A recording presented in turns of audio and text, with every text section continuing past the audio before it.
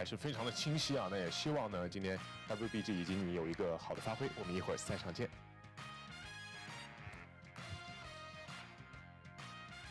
好，欢迎来到我们前彩，我们请到了西安 W1 的上单选手 Cube， 欢迎跟大家打个招呼吧。大家好，我是西安全 W1 战队上单选手 Cube。好，欢迎 Cube。那首先也恭喜啊，昨天拿下了首胜嘛。那拿下之后，其实你昨天的发挥也非常的亮眼，比如说那把安贝萨让我还是记忆非常深刻的。那昨天赢下了之后，心情怎么样？包括对我的士气有一个很不错的提升吗？昨天赢下的话就肯定非常开心吧，然后我们士气也都比较增加的比较大吧，因为毕竟从0到1是最难的。确实，从0到1最难，但是现在拿下了这一把之后呢，肯定会有更多的一个信心了。那第二个问题，今天要面对 WBG， 如果想要拿下可能这紧接着的第2胜，你觉得要做到什么内容非常关键？我觉得就是保持昨天的气势吧，然后把平常经常犯的失误稍微改掉一点的话，其实感觉今天也是比较有希望的。明白，保持气势，敢打敢操作。那也希望你今天在赛场上能有一个好的发挥。我们一会儿见。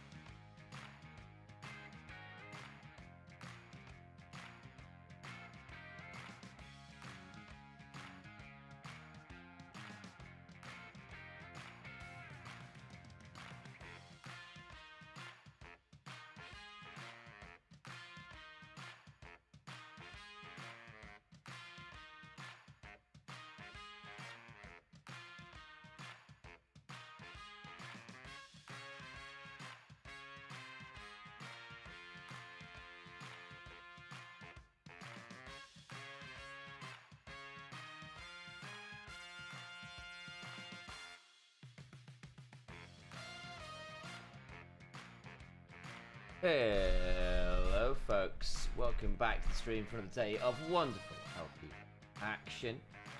Got ourselves some cool old games today. The Wayboat versus WE first up. Be an interesting one because of course WE just got their first win the other day, which should be a significant one to track. The Hank is allegedly playing as well, which should be a fun one to check in on. 看2026英雄联盟职业联赛第2赛段，名客通过英雄联盟客户端，掌上英雄联盟及英雄联盟赛事官网 LPL.QQ.com 虎牙直 LPL, 播、 on the other 哔哩 hand, 哔哩直 have 播、 been doing it a 腾 little 讯 bit 视 more 频、腾讯体育、 consistently. 新浪微博、微 little 信 bit 视 more 频号 recently. 进行收看。 Teams on 电视 slightly 机前的 opposite 召唤师 trajectories 可 there. 以 Makes 通 it 过 quite an 百视 interesting 通 one. 平 MIP 台 will 收 want 看 to 全程 undo 赛事。 some of 上 their 京东搜 recent 京东 woes. 电竞直播，赢1000元耳机和游戏手办。扫描上方二维码，定制 Yeah, LPL of 队 course, 服 we'd 队 like 员 to prevent ID that。from happening for obvious 开 reasons. 局 Hello, 吗？ hello. 开就 So, 开 see you all. 感谢提供全场保护的杜蕾斯，今晚持久战力开一局。Sky Motor 手机电动，快人一步，稳赢一路。TCL 全屋智慧家电，峡谷英雄敢为不凡。2026 LPL 官方指定家电产品，更受电竞用户喜欢的能量饮料，醒神好喝，当然站吧。傲风 G7 LPL 官方指定电竞椅，想赢做傲风。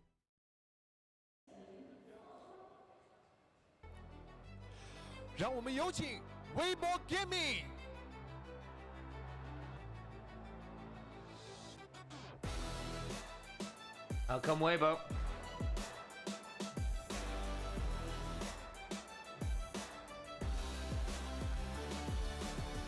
Xiaohu leading the way as ever, the captain. Behind him.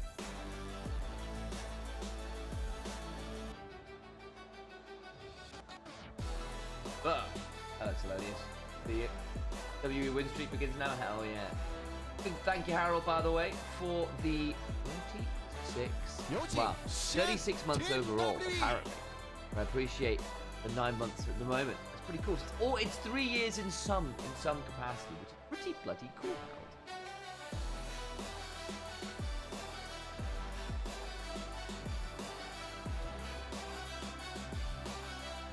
There's Monkey leading the way for WE. Back in action, led the team side the likes of Karis to their first victory this split just yesterday.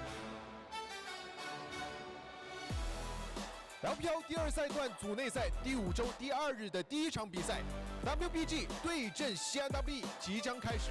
LPL proper now. 进巅 Getting 峰 into。that relatively soon once the formalities are done. Fist bump through the captains. Who knew? Xiaohu versus Monkey.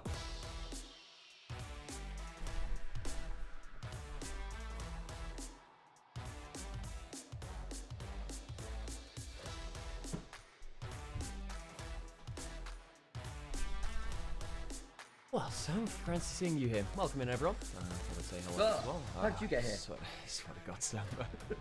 Swear to God, get out of here with that. Yeah, I mean, WE fighting their first series win of the split yesterday. Incredibly important game for them. I'm going to turn this up a little bit. Because I think, on the whole, that whole game thing has been a little bit difficult to manage. WTF 2 Sefton. I swear, we went through that arc as kids. Wow, you twins? Do you know how difficult that is, to form a sense of identity? Yeah, we did have a whole routine. It's like, no, we're not twins. We're 40 months apart. Yeah. Watching KT versus DK, so we're back after KT. Hopefully after KT wins game 2. We shall see. I mean, KT, I think they're a wonderfully coached team, but they are one of those teams which continually keeps you guessing. Go with our blessing. Tell us how it goes. Oh gosh, that's what I can do here as well. That will help. Okay, right. Let's get ourselves close towards game 1. WE against Weibo. The Hank starting for Weibo. So they have a new support. Hung is out. To be honest, I thought that trade was always a risk. I thought there was a chance of that leading to genuine disaster. Because Hung has had some very, very low lows. Even though his domestic summer last split was very good, Hung was a player who I was always worried about. And sadly, that reality has come to pass. I think the thing which really adds salt to the wound here as well, turn the camera as well. Hello, everyone.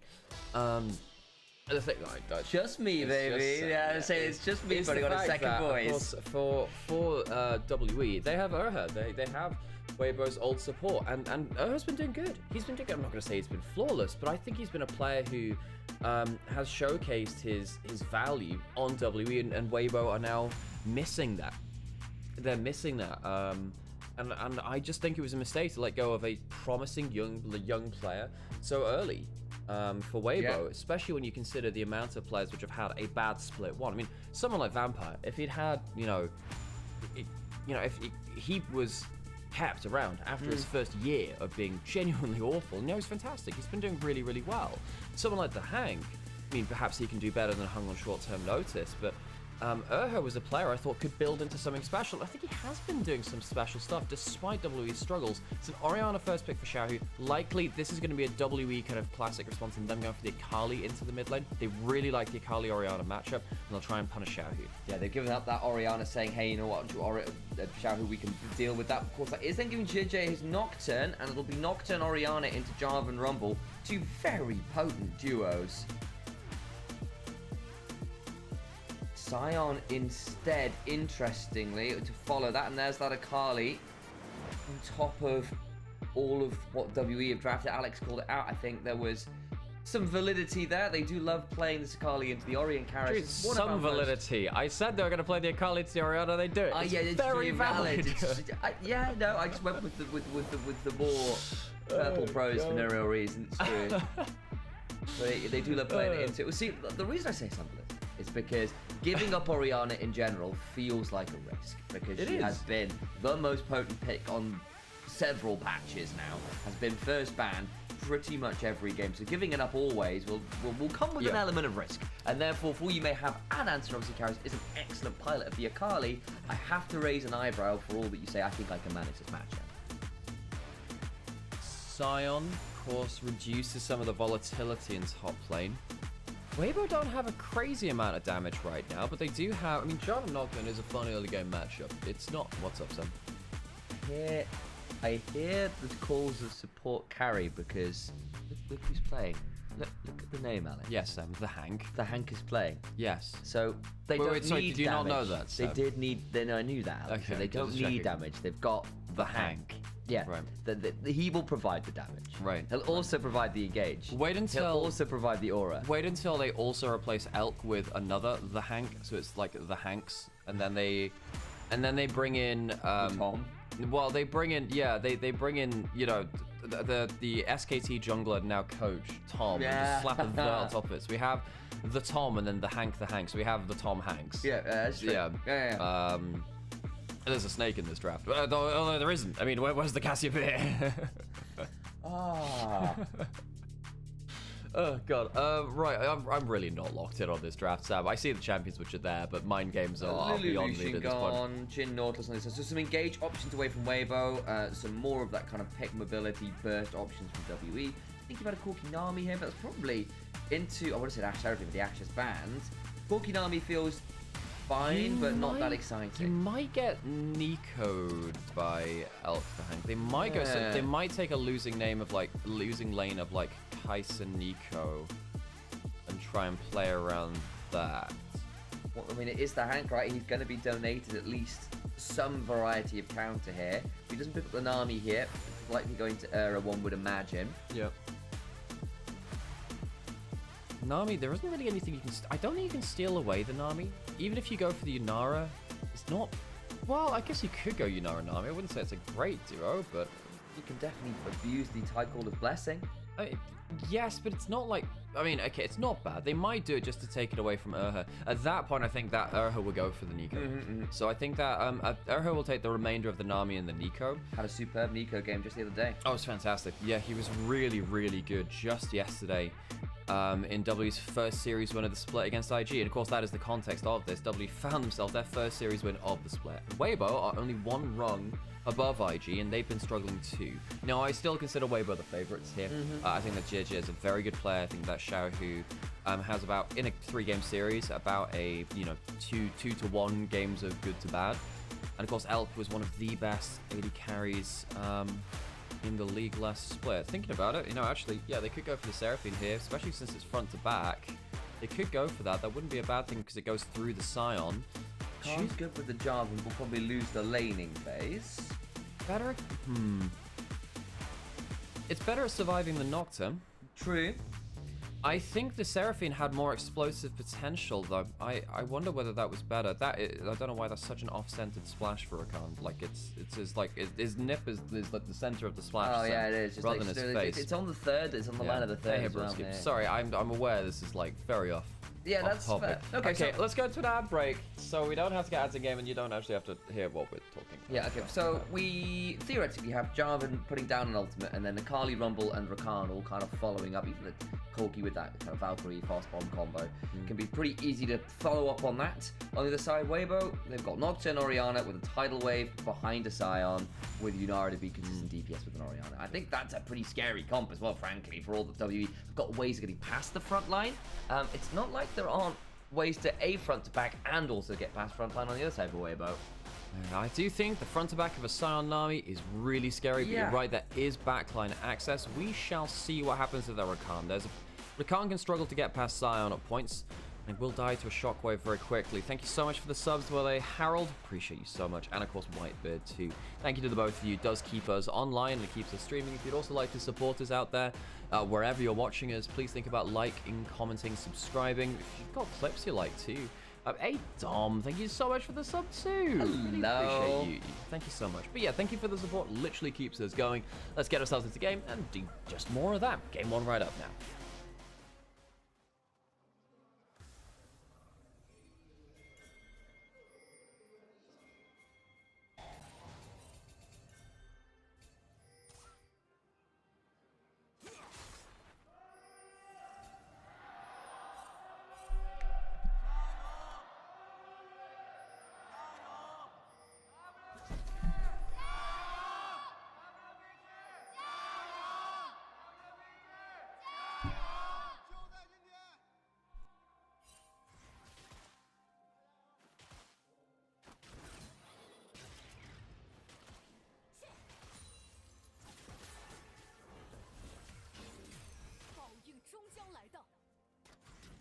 Well, we're on to the rift. Sorry that we just had a headphone malfunction, so we had to go sort that out real quickly.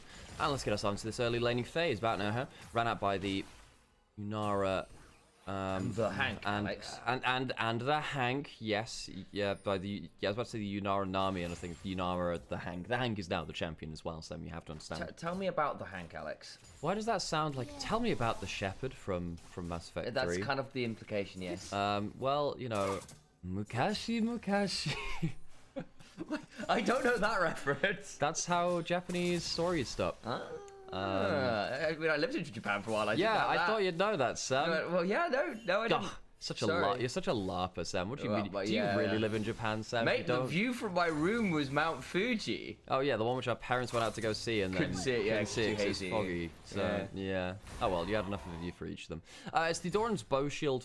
Doran's bow start for Elk. So he's got himself the extra attack speed item. We've seen a bit of a flex between the two. Yunara's very attack speed reliant, so it makes a lot of sense to go for something which is effectively like halfway between a dagger and a Doran's blade. Getting pushed in or about Noha, but I suppose they're just waiting for, their time to kind of fight back. They're okay to actually, in this case, lose a little bit of prio and then try and fight for first skirmishes of the game. Shahu with the early show. In fact, just general early priority here from Weibo. It hasn't actually allowed JJ to do too much at the level 1. Sometimes see that from the Nocturne. Karis left quite low, but does manage to get the level up, clear out the wave, and not be under too much threat knowing the cooldowns.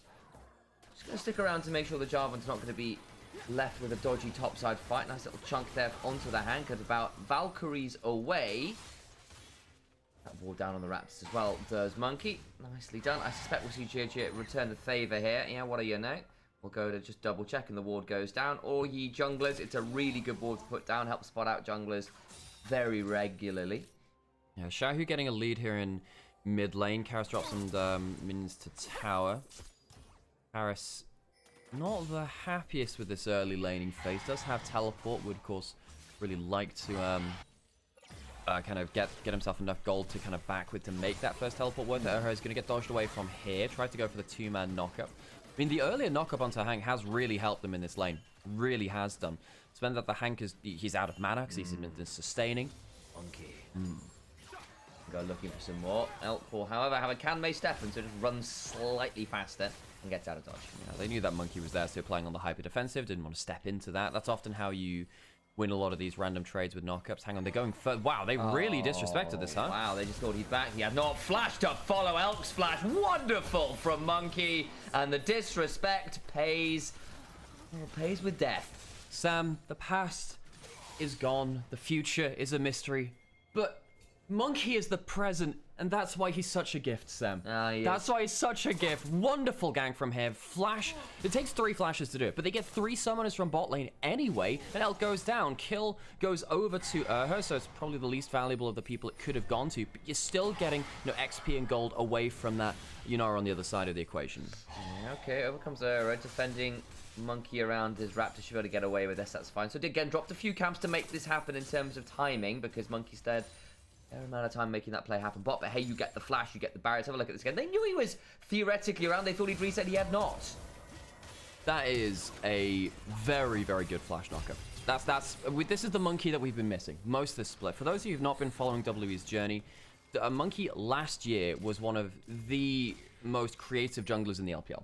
And he was very aggressive, and his early game pathing was one of the best parts of watching WE. Now, of course, it was with Vampire too, who just kind of full send it with him. They made a style of like Vampire being on full engage, and both of them just kind of hard engaging the entirety of the way. They're going to go for it against him. There's no flash on Elk. If they get in here, this is huge. The flag and the drag is through. The Gatling gun's already rolling. Valkyrie to fry some eggs on top of his corpse, and Elk dies again. Monkey's on a mission, and it is to make Elk's life hell with his new support.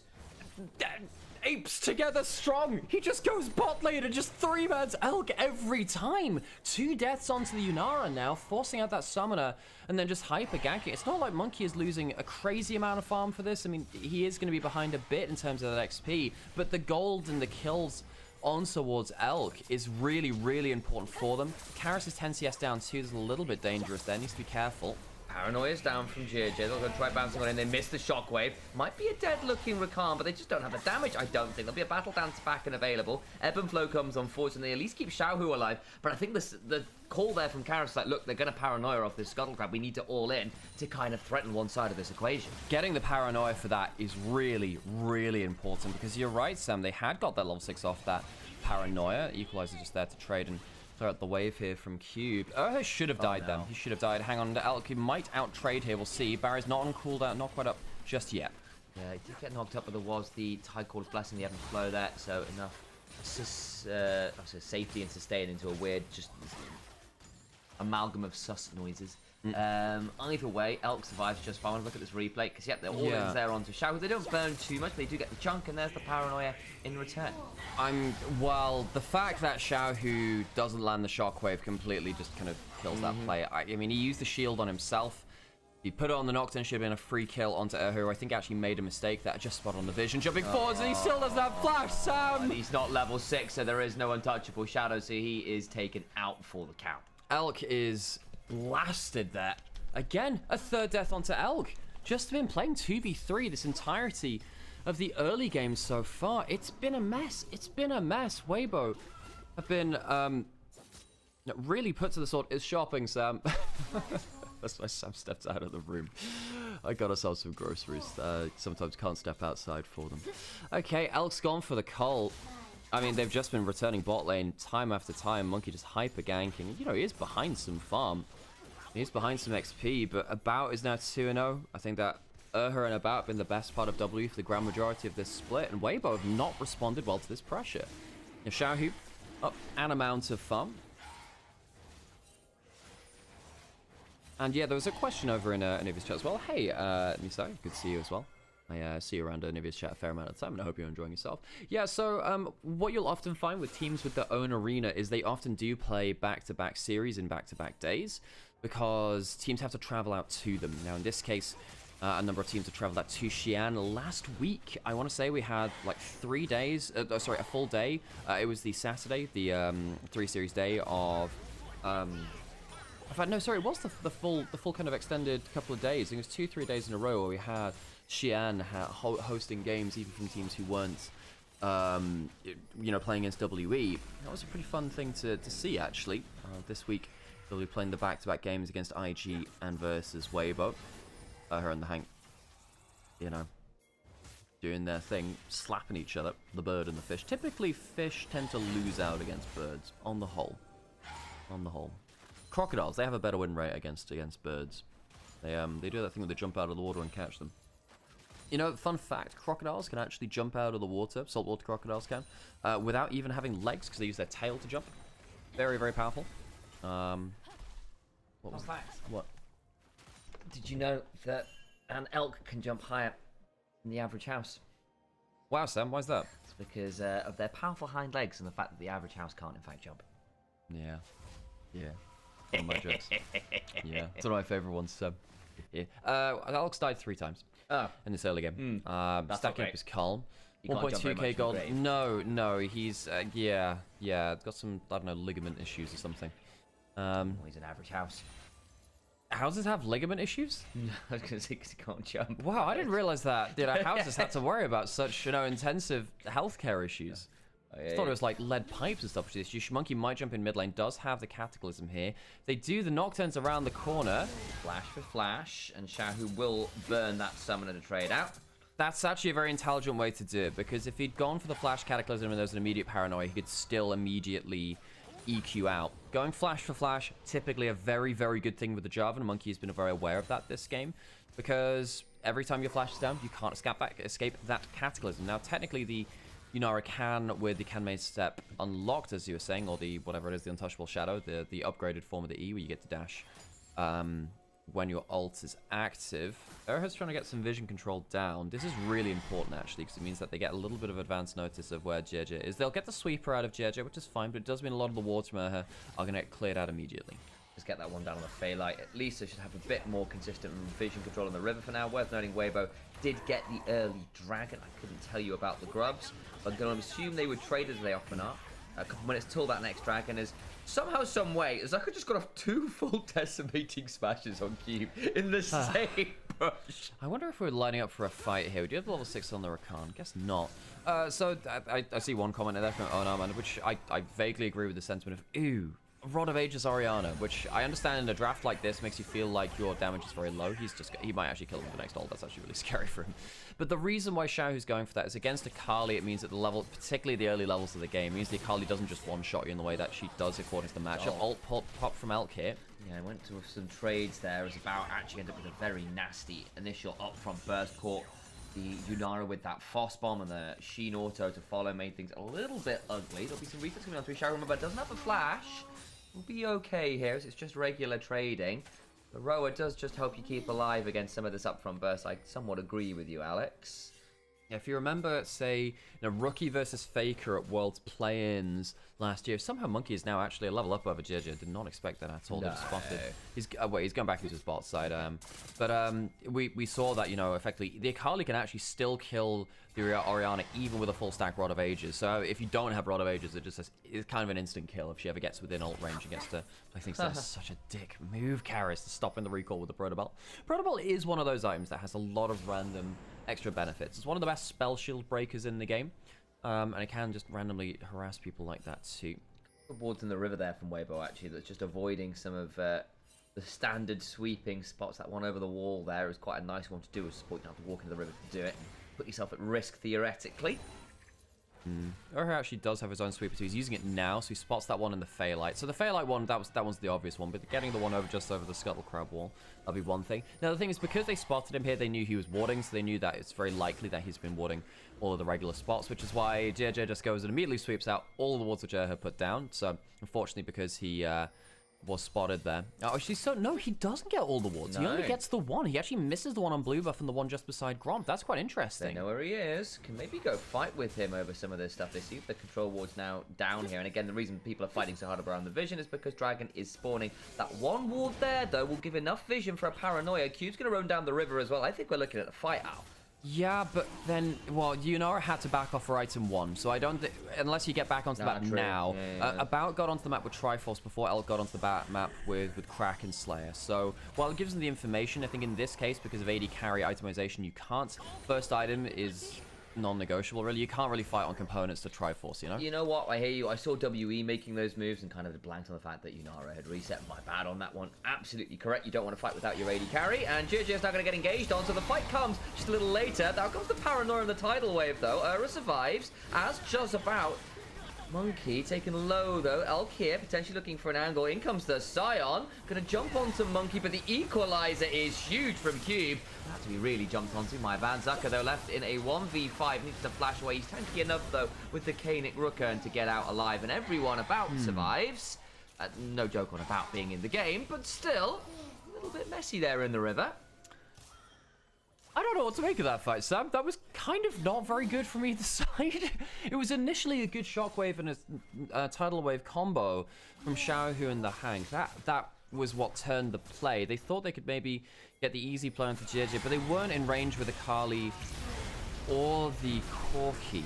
Now, that meant they was effectively jungle support trying to one-shot. They do get, you know, eventually flash out of Scion.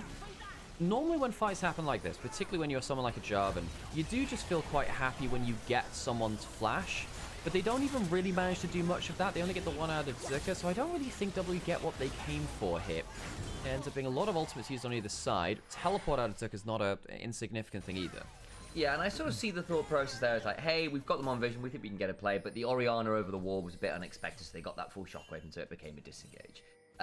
The other thing, of course, is Zucker went for this big play, and actually, credit to Cube, he buffers through his CC by just equalizing the rest of Weibo, so they go, yeah, I can't come and follow up on this Iron ult because we're on fire. Oh, gosh, almost lost that skull crab. Very badly burned. I'm very badly burned. I'm still alive, though. I've broken my leg. I think it's gangrenous. It's going slightly green. Oh god, those some of the recurring segments in Austin Powers were very, very funny. About to get himself to that second. Well, he's not close to the second item, but he's pretty well stacked up on the tier because he got that pretty early. Herald is kind of just being leashed and let go again, so it's not properly started. Hear ye. A little scuffle over the river may well be occurring. She did get hit by a flag, but there was no drag to follow. The Dragon Strike remains off cooldown. Rather, that's the way around that particular phrase should work. Zucker continues to build magic resist into lots of magic damage. That makes some sense. Paris, Chile within Paranoia combo range, but they're not going to pull any triggers here. It's just resets coming on through from the mid jungle. Yeah. Coming in. So for those of you who missed the early game, because I see a couple of confused comments about why is Elk 0 and 3, Monkey hyperganked him. Like Monkey just ran bot 3 times, forced the flash. He had a fantastic flash predict with his flag and drag. So he had a flag drag flash to follow, rather. Technically not a flash predict, I suppose, but ended up getting the flash out of Elk in an early gank and then just ganking him twice over. It was really, really nice from him, in all fairness. And now you've got About that's picked up a lot of that gold. Not that far ahead because the Cull was cashed in by Elk on the other side, but Porky still has a lot of that early gold to, you know, stack up that tier, get towards a really bursty part of his game. Worth checking on. So at first I haven't checked in on the runes particularly yet. Worth noting the Orianna, who was a big phase rush abuser, not really necessarily make the Storm Raiders feel that good in the early game, so instead has gone towards... Oh, he has no flash. There is no flash on Zucker, so he gets caught off the equalizer. He's pretty tanky though. Will manage to just TP out to his own turret. I mean, you'll take an ult for a turret for a teleport there, Sam. That's actually very worthwhile for Monkey. He's been playing the summoner economy very well, or cooldown economy. Sometimes you use a lesser skill to get a greater one, at least within the importance of the game. In this game, flashes are really important for Weibo. If they ever manage to conserve them in a fight, it's a big win for them. W will be looking to force them. Monkey certainly has been so far. Good stuff from him. And Cube, you know, there's been a lot more carry play from Cube this bit. And at first, we were judging it fairly heavily. JJ might look for the knockwave combo. They have flash and barrier. They were hunting for them. If About was a little bit further forwards, potentially could have led to something big there. Barrier flash in the Valkyrie, so it would have been a very deep dive from the position he was in, so they did need him to step forward. He didn't. Elk now towards the mid lane himself. When's the next dragon? 25 seconds. One apiece, so I wonder whether we'll see finally a bit of a contest over that objective. Nocturne just hanging around the bot river. I'm really worried about his first ultimate. Well, not first ultimate, his second ultimate the game would be at this point. About pushing up. The vision control from WE, not fantastic to see where it's coming from right now. I think that Monkey's been ganking well, but his actual vision hasn't been doing that much. It's been Urha that's really been trying to put down the vision. He's not really been able to keep them up because Weibo have immediately swept it out. Herald is still up, by the way. No one managed to claim it after that last little look in the topside river. It will be around the dragon. Instead, we turn our attention. Potentially turn that into the double objective mark. It'll mill Battle Herald. The immediate Cataclysm forwards. The Knockwave combo should blow up at least one with the flag and drag out. The Tidal Wave knocks one up, but all the while Ura in the middle of everywhere gets a bit dangerous. But Q TP's in and absolutely fries the Hank. Gets himself some fish and chips. Goodbye, Nami. That is the cooked. He's the grilled, the roasted, the flame charred. The Hank has been well and truly served up here, as they didn't have a teleport on Sam. You can't fight that, knowing that there's potential teleport from the Rumble. I mean, the Sign is going to be getting a top lane plate here or two. It's still good gold over towards Zuka, but I mean, Cube gets himself a kill. He's not losing on the individual matchup here. It's a very good teleport from Cube, who we've been asking for an improvement from for a while. To be honest, Sam, I thought this might be the last year that we saw him, because last year it wasn't good, and this year was a continuation of quite a poor level of play from him. You know, the Jarvan flies in, Knockwave comes back. They don't have quite enough sting behind it to make the difference in the fight, and the damage is taken by the jungle support. It's not onto the actual people doing the damage. And the Hank, who's, he's not really done much this game, Sam. You know, first game in as a new player coming in towards LPL, you know, you're playing quite a significant role in terms of support in the tier 1 macro game. He's not really had that much opportunity to impress. Laning phase, of course, was just dunked on by Monkey. Couldn't really save Elk, and then in that play there, realistically, what can you do once you've flashed away like that? The Hank not really getting that much conclusive data on him. No, not yet. 2,500 gold and 2 dragons and 3 grubs to the good, though. It's a pretty conclusive advantage for WE here as we head past the 20-minute marks. Hear ye, Baron has spawned. I don't think we're seeing an early rush of it. We're not in the T1 Baron kind of era of League of Legends, but still, worth noting over the next 5 minutes, especially after that next dragon. A consideration has to be brought to mind about that possibility. Monkey will see JJ around. May need to hold onto his flag and dragon to say, hey, I can't contest this Scuttle Crab. Worth noting it's the Protobelt second for Orianna. Really wants to potentially escape something like the Shuriken flip or the Equalizer. In this kind of game, it actually does make a lot of difference. There's a good chance that it can help you survive like a game changing skill shot. Do have the Muramana in for about just completed. He's also got a 2-level advantage over Elk for now. It's like a level and a bit, which allows him to have that individual 2 levels at a short moment's notice. Erhan might even look for an engage here. Actually jumps over for the knock-up, uses the charm afterwards just to make sure that he isn't comboed after. Went for a bit of a blind one there. Ult down, not fantastic from Erhan, but he doesn't die on the retreat. No, he doesn't. Gets away with it. Zucker will claim a plate or 2. That will be... And now, a couple minutes until next true objective.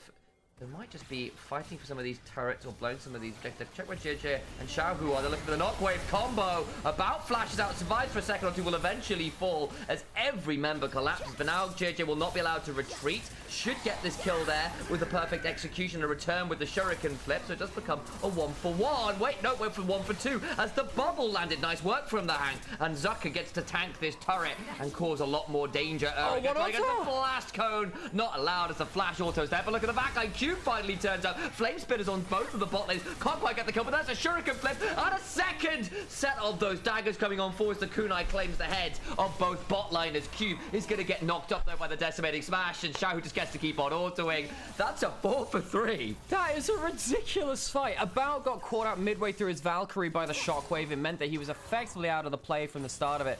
It's terrifying for WE now that it's the Orianna which gets the gold. I think that both Monkey and Erha had kind of failed engages there, not the best from them. A lot of the gold which they've been garnered just taken away from them. And they do have the dragon advantage still. About is powerful on the Gorky, but until he gets to a 3rd or 4th item, and I think in this game he kind of has to go for Shojin Black Cleaver. I think he has to go for the extra HP to survive a combo like this.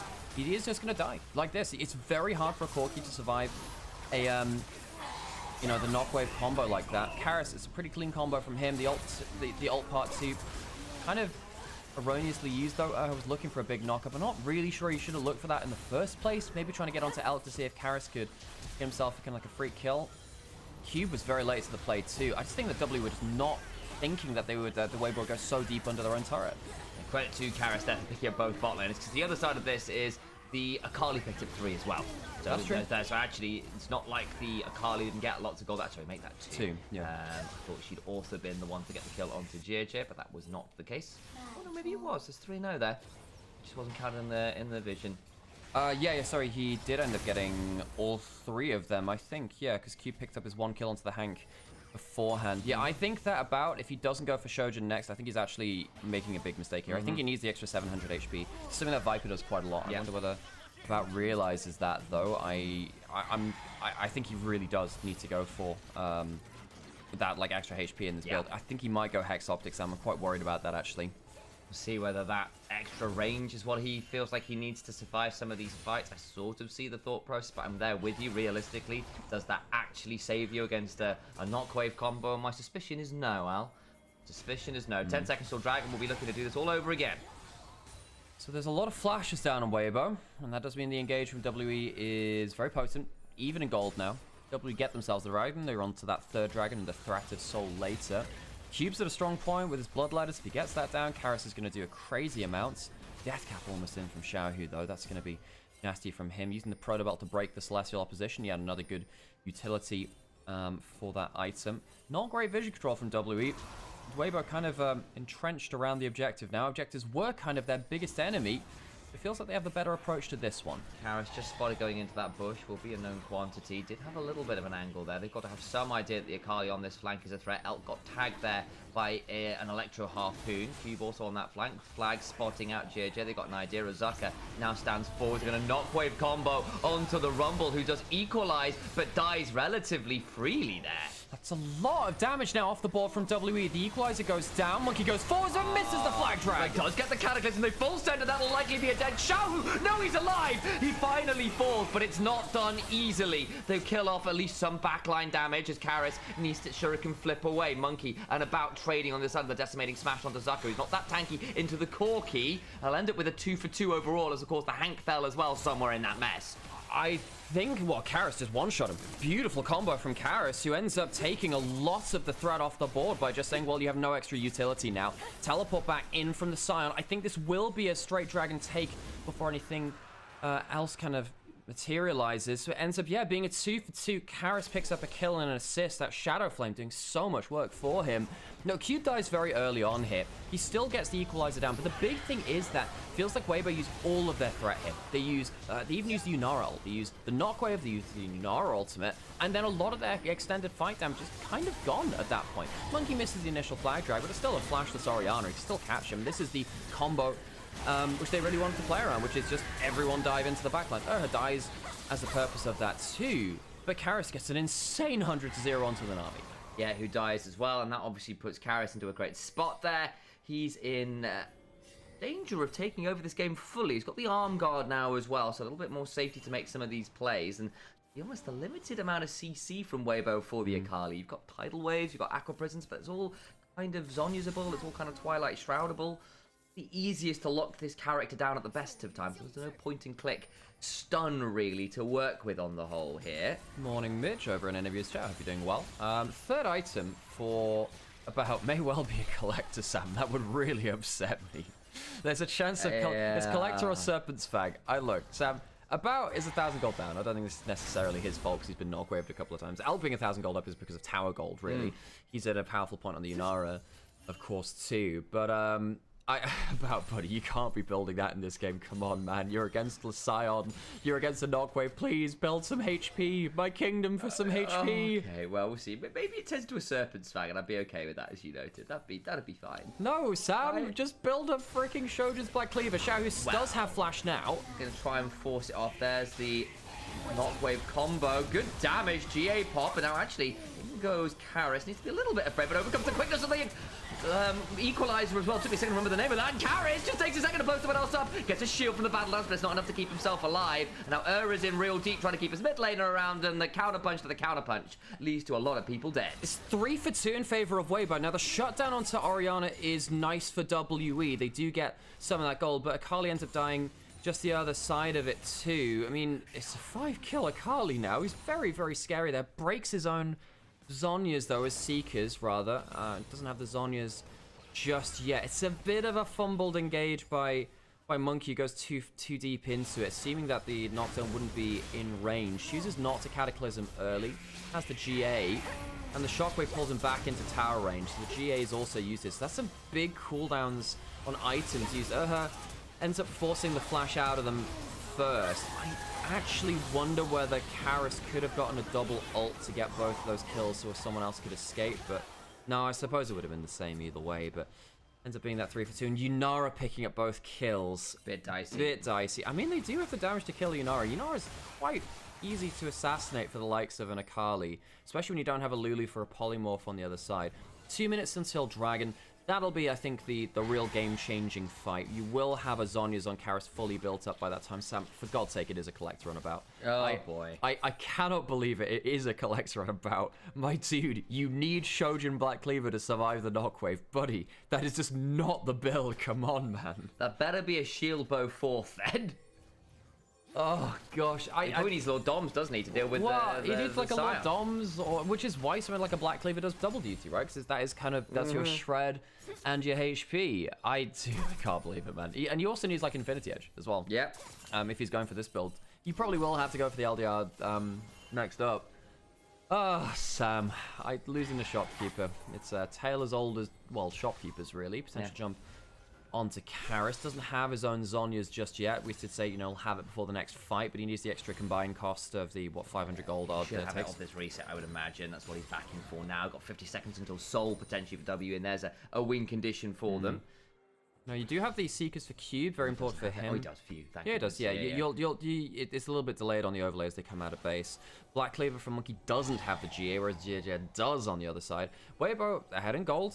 WE, though, I mean, this Akali can just shred. I know the 700 gold behind. That's somewhat fake. This is a really fair Akali. And against the other team, he has been getting access into the backline to get a very large amount of damage done in these team fights. Cube on the flank. The vision control's not bad from WE, actually, for one of the first times in these Dragon fights. If Ura can get onto the backline too, it could be a big difference for them. I'm just trying to threaten Zucker here a little bit. Did now potentially look for that knockwave combo, and he goes too deep and doesn't land. And now JJ's in the Raptor pit. No!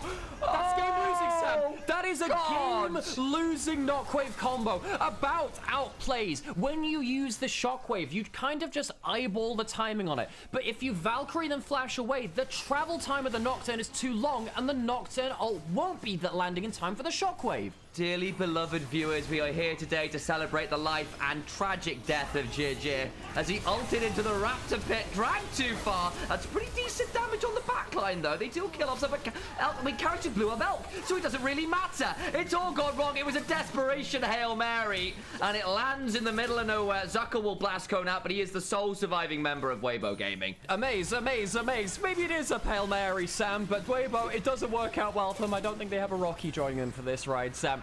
And they'll have to find some more fuel for their way back home to the fountain. That's Infernal Soul.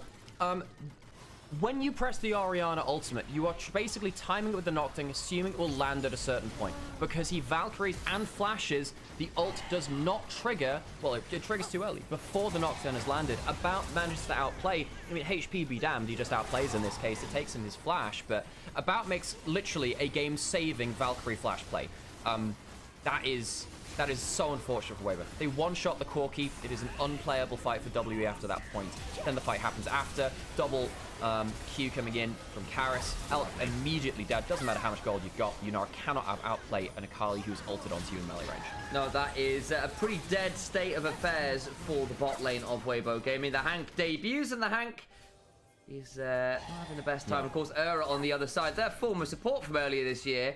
Just having a little grin. He's doing quite well this game. Infernal Soul now for WE. Up again. They're going to make this knockwave combo happen, but Shura can flip over the wall. They'll jump onto Ura. The moment I speak about him, he dies. And actually, Monkey might fall as well here. The decimating smash will be timed, and they'll kill off two members. They can turn to Baron. Yeah, I was about to say, I actually think that Ura's been caught out a lot on his engages, and he's been struggling with some of the vision control. Weibo are going to get Baron off this. Of course, the Infernal Soul is still there from WE. They have that permanent objective.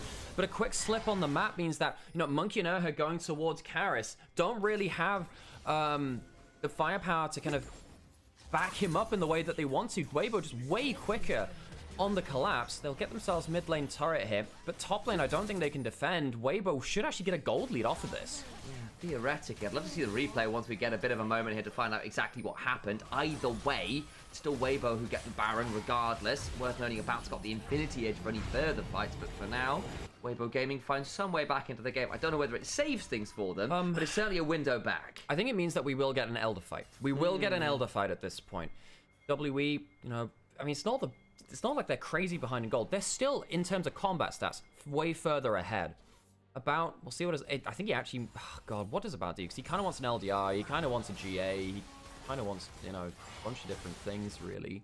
Xiao, who doesn't have enough gold for his Zhonya's just yet. They're bush baiting, trying to stop the Baron buff from coming through in totality. There's no blue trinket available. If Elk walks too far up, he doesn't have flash. He's done it a lot this game. Oh, he's gonna, he spots him out with the W. Nice. I actually wonder if they should have gone right there. Here comes the knock wave. Gonna try and jump, but there's Karis going golden. Them use the tidal wave as well, so he just slides away. So that's a lot burn to not pick someone up. Monkey, though, a little split off. Gets the Cataclysm down as JJ. Flag and drag on the other side. Potential angle for more damage as Cube now TPs in. And maybe equalize here as required. Everyone around and about in this bot lane.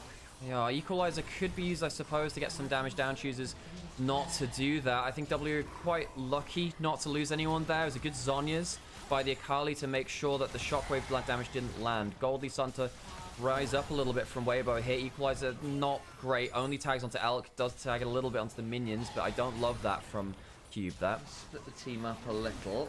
That'll be that. splits them up for what? You know, what does it do? I mean, they literally just wait for the Equalizer timeout, clump back up together, and they'll kill the turret. Next jump into it. Monkey on an extended flank. There is Shockwave back up and available, and the Knockwave is actually up in a couple of seconds. I don't think WE respect this. They can still look for the play. Here comes that damage onto Zucker. He's now left alone. Karis in the back line, though. They're going to potentially threaten as the Paranoia is down. Look at where the Akali is. She's obliterated. And they've lost another OWE. This is looking a little bit foolish suddenly. Double for Elk, who's going to keep throwing out more and more of those prayer beads. That's and game. perhaps this time the prayers are answered indeed. Despite the Infernal Soul, despite that into the Raptor pit, Weibo Gaming will find their way a massive shove down this bot lane. That's game. That's genuinely game. There is an Equalizer to maybe wave clear once more, but I think that they'll, with a 30-second death timer, I think that they can just end the game. WE did not respect the fact that the cooldown of the Nocturne Orianna combo was too low. They will equalize the next wave. Will that save the game? The one turret, I think, will fall. Besides that, Cube goes golden, does manage to flame spell to Shadow, puts him really low. Monkey with the Cataclysm for a second or two. Nope, the next that's time it. falling. That will still be gained. Where WE, from the jaws of victory, snatch defeat, and Weibo Gaming go calculated.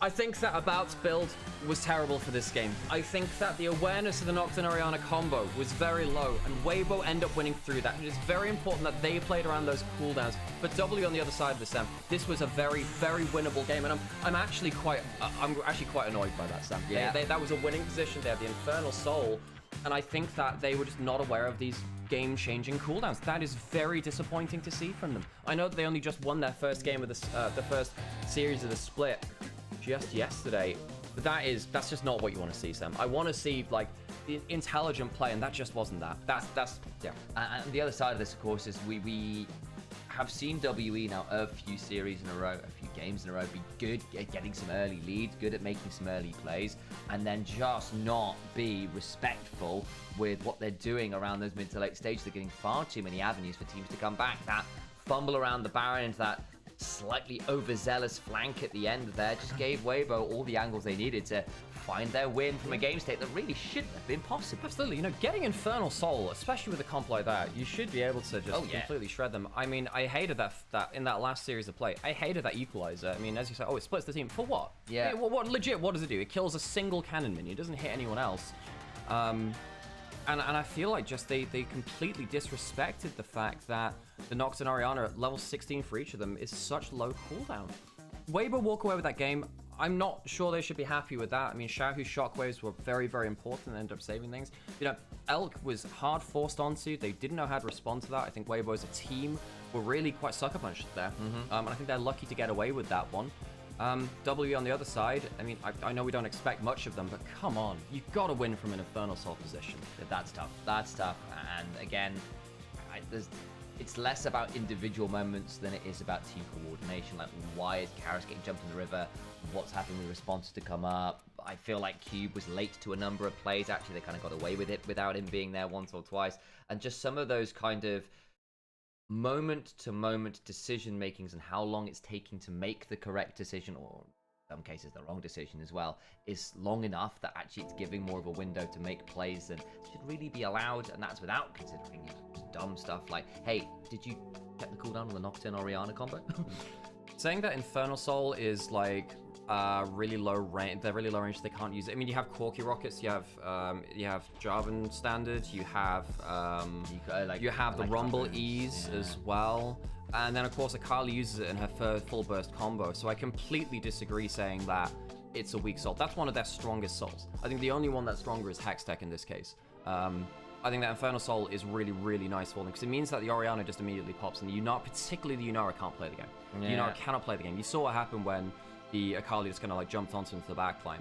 Even like, you know, the Rumble Equalizer gets a huge amount of damage down there too. So you say that their range is low because you have stuff like Jarvan Standard, which is actually very long range and actually it procs the Soul very well. Very, very useful in that game.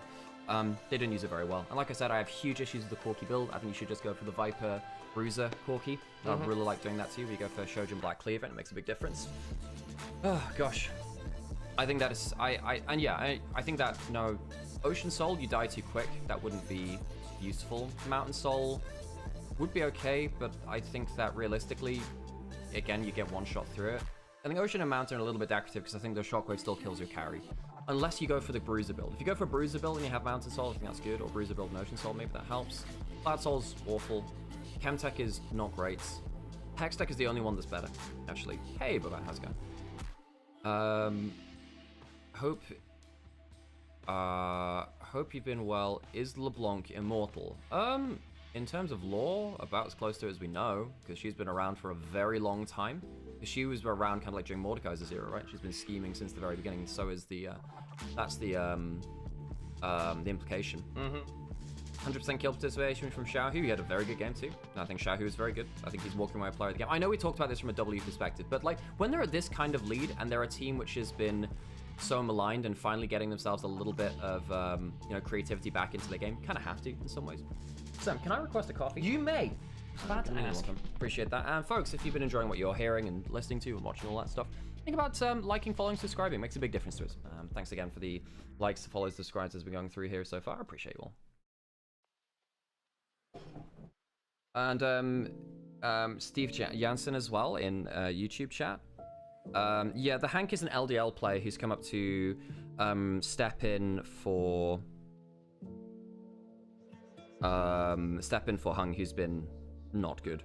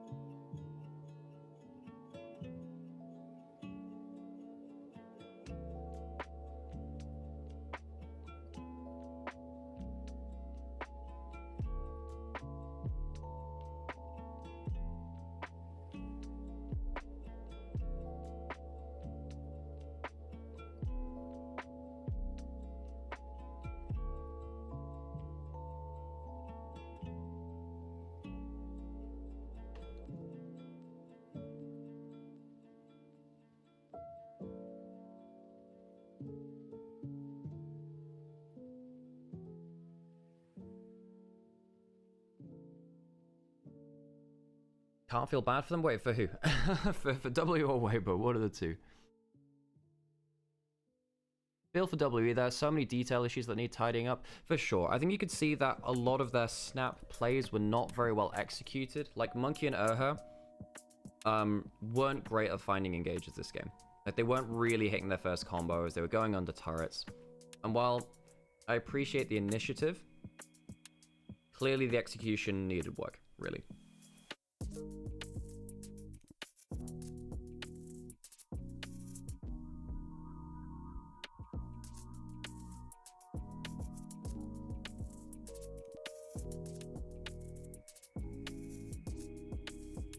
Zuka gets player of the game on Sion?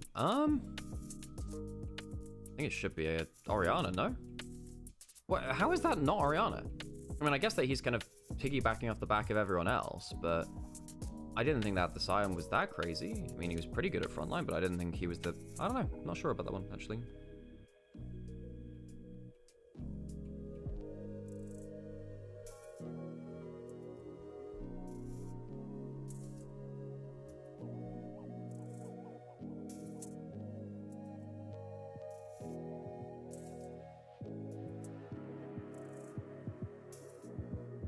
I'm surprised he got MVP for that.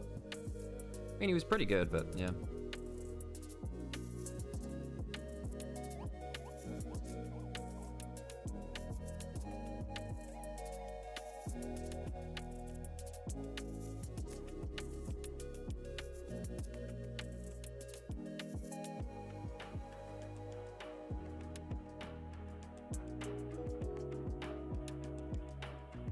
Oh, I gotta turn the camera on for this. I gotta put on ad breaks as well. Thanks for watching the stream, folks. We appreciate you. Real LeBlanc died. All that's left is illusions. Creating more illusions. Is that... I mean, I thought the theory was... I mean, there was a really fun theory before that. Like, a lot of very important champions were actually just LeBlanc. Like, Jarvan was actually LeBlanc. But they've changed the lore a lot now. So, it's pretty hard to draw a bead on the actual lore of things.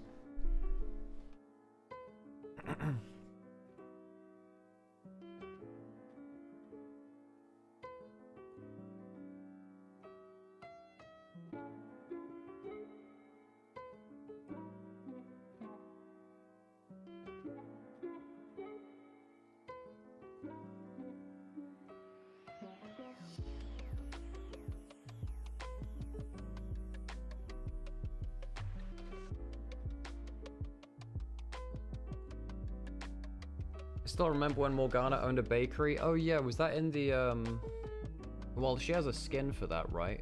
And was that in the Summoner's Journal, whatever it was? Ah, I can't remember what it was called. There was that one, like the Journals of Justice. Was that it? Journals of Justice. That was it. Yeah. God, that was a long time ago. Long time ago.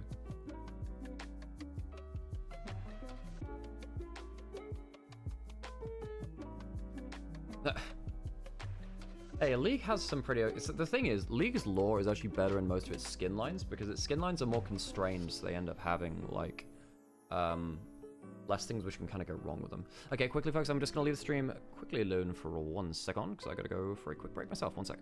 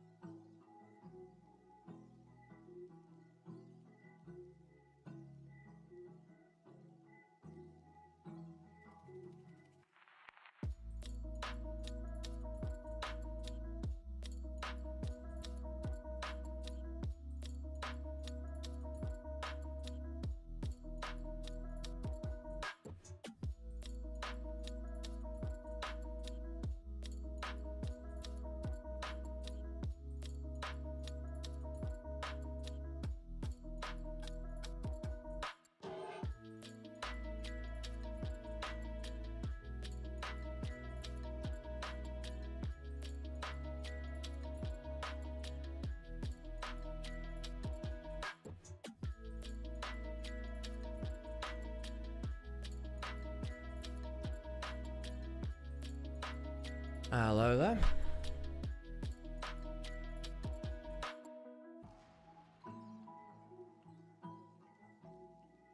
What the heck are you talking about in chat? Huh?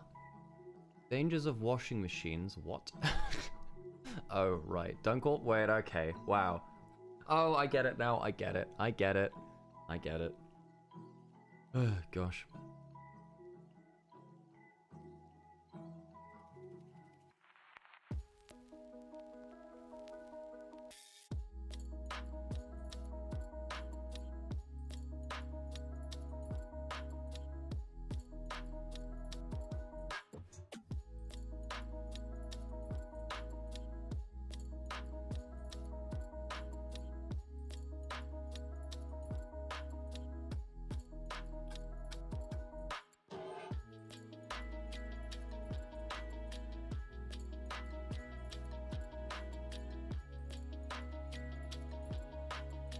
Harold, what the heck? I swear to God. There are some... Y'all need Jesus. Y'all need Jesus. Jesus. Ugh. Okay, so Weibo, walk away with the game 1, but to be honest, I'm not that enthused by their performance there. Yeah. I think that, you know, there's a bunch which, Weibo need to fix. I mean, obviously the early game, not great there. They didn't spot out Monkey at all. Monkey was allowed to do some very inventive ganks. And then he ended up catching back up in farm. So it wasn't even like JJ took over from, a CS or experienced lead. It really came through that late game team fighting, which they just about managed to get away with. And it was just about getting away with it. It wasn't pretty.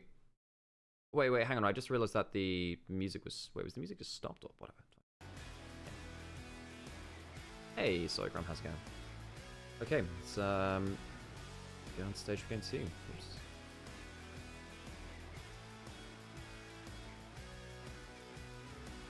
Get rid of that. I hope that wasn't a Windows sound. I apologize if there were Windows sounds briefly. 11 straight races. Wow, hang on. Whoa. If you're doing 11, whoa, my dude. Get ready for those stats downs. Did you... Yeah, there are some people who, like, have, like, a really bad run, and then they, like, do, like, a punishment run to be, like, you're running 47 races in a row for my amusement, pretty much. Like, what? God, crazy. Like, poor horses. I think most of my runs have about... So I think actually for Manth, for Trackblazer, you probably want to be running about 32, I think. Somewhere between 30 and 35, a little under 35 I think is probably the sweet spot, because otherwise you're not training enough to actually make use of that stuff. Of course it depends on what aptitudes you have. If you have sprint and long, then it gets a little bit different too. So if you're something like a King Halo, you can run everything. Okay, let's see what Game 2 has to deliver us. So, Viband away from Monkey. We still have Pantheon. We still have Shinzao. Of course, we have Shinzao with Dusk and Dawn. We did see Dusk and Dawn Titanic from Tien the other day. Oh, I was playing an arena game with Dusk and Dawn on hit Shinzao. God, it was broken. So broken, man.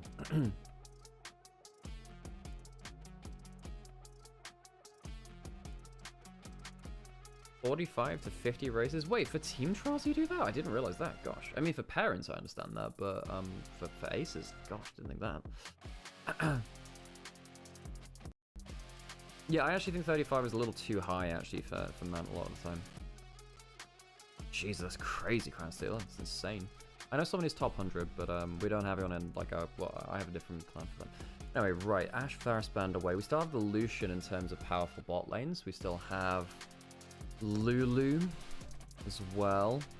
Although Lulu without Yunara has not been as popular. It's typically, you know, it's been a bit of a Yunara bot, really.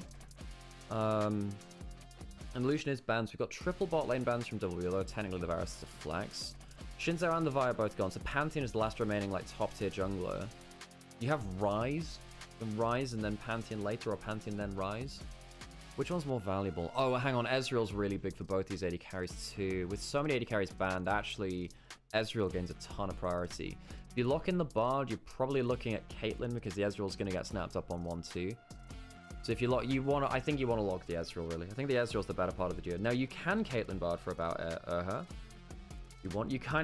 think you do need to take the Bard. I don't think you want to give the Ezreal the Bard. I guess they can Nico still. Thank you, Sam. Appreciate that. But I don't think you can allow Ezreal Bard to go over. I think that's a step too far. Do you go, well, outside thought, do you go Pantheon, Bard Pantheon, or Bard Rise? One of the two. And then you pick your AD carry on 3. I guess you could Civ it, but you can Jhin Bard, right? So you probably Jhin on 3, actually. That's the best, like, laning one of the 3. Of the other ones that we've suggested, anyway. Pantheon will be taken away then. And I do wonder whether Xiaohu goes towards this Cassiopeia immediately, or, well, goes to the Annie. Annie's not actually that bad a pick into the Rise, in fairness. It's not that bad a pick. Then do you... Oh, do we get Monkey Skarner? I mean, if you don't go the Jhin, don't you... Look, I think you have enough junglers. I think you have enough junglers. You have Nefiri, you have Skarner, and you can figure out a third, I think. You could go even like Maokai. Well, maybe not Maokai for this, but I think Rise Lee Sin's fine. I think you need to lock in the Jhin, no? Otherwise you lose the Jhin. I think Jin's kind of important. You lock in Lee Sin, so Monkey Lee Sin. Did get a win on that the other day versus IG. Rise Lee Sin, powerful combo, can fight the Pantheon early. Pantheon's not great versus Lee Sin early. Zanzara said with Dusk and Dawn mini rework, you can just buy it on hit bruises and go full tank. Well, basically because of the healing, it means it's kind of like old Conqueror, where you would go for like Divine Sunder into full tank, pretty much. Where Divine Sunder will just give you all of the healing and damage you needed. Seraphine banned away from the Hank. Jin's banned away. What else do you ban away? Like Caitlyn or Sivir? Caitlyn, I think you're fine giving over, actually. Sivir is a bit more defensive. Yeah, so now you feel like you're forced more into the Caitlyn. Caitlyn doesn't really fit the comp. God, Caitlyn doesn't really fit the comp that much. Gives you lane pressure. You'd be playing it very much in like a T1 2024 sense, where you play for the early pushing lane, but just so the Bard can roam better. Misfortune probably fits the comp better, but Caitlyn's better for the early game. I'm thinking about it. Either one is quite vulnerable to Pantheon. They go Caitlyn. They want the lane pressure. And I guess against a new support, you do want to be punishing them in lane. That's a really cool Pulsefire Ezreal Elk. That's really cool. Hey, Angie. What? A 270 watch streak. Crazy, Angie. Get yourself a partner like Angie, folks. Very supportive. Appreciate you. Nico locked in for the Hank. Give them some powerful engage opportunities, especially with the Annie as well. So now you have very large engage kind of pile on. Zerka might just blind pick the Renekton just so you can't get something like an Ambessa from topside. Cube might go Cassante now. What else could you go? You could go Gnar. Gnar would be fine.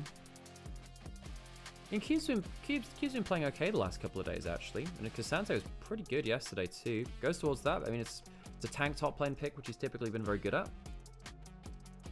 Okay, so we see ourselves full compositions. Very bursty mid-jungle from both sides, actually. Now, the Rise Lee Sin, very bursty. Annie Pantheon on the other side is 2. Weibo, a bit more snap engage. WE, a bit more frontline. A bit more X-Factor with the Rise ult and the Lee Sin playmaking. Bard ult 2. Quite a difficult comp to play for WE. If you get onto the Caitlyn, dies very quickly. Gonna go into an ad break so we don't get ads during the game. And then we'll see ourselves how it works out there.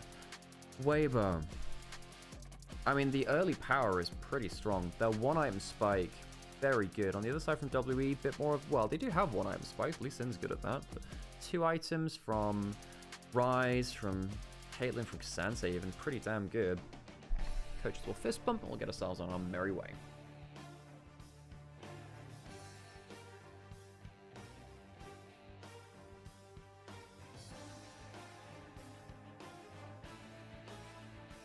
Hung got benched. Yeah, we believe that Hung got benched. We don't know exactly why, but to be honest, look, I don't think Hung was that bad in the last 2 series, but you could see that JJ was not looking very comfortable playing around the map. And I wonder whether it's just jungle support synergy. I wonder whether that is as simple as that.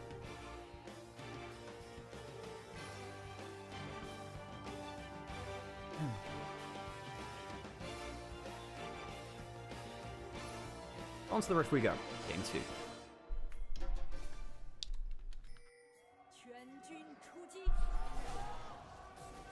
Hang on, stun onto her. Oh dear God, flashes away early. Will just about live.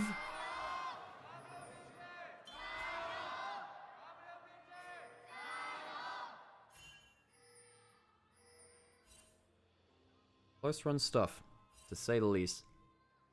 Her down. Summoner now.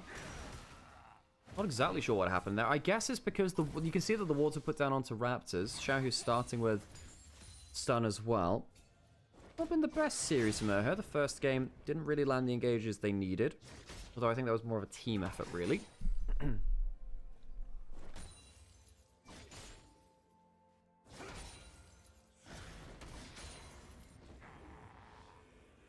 Monkey heading over the back of the pit.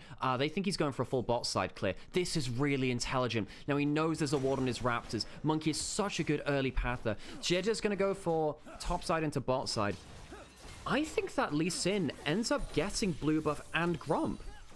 I think he ends up getting both. In fact, he might even hit level 3 and gank bot lane with this. If he gets blue buff and then ends up going towards a bot lane gank, he could potentially get himself to level 3, get the hit onto the Hang, maybe. Depends who's...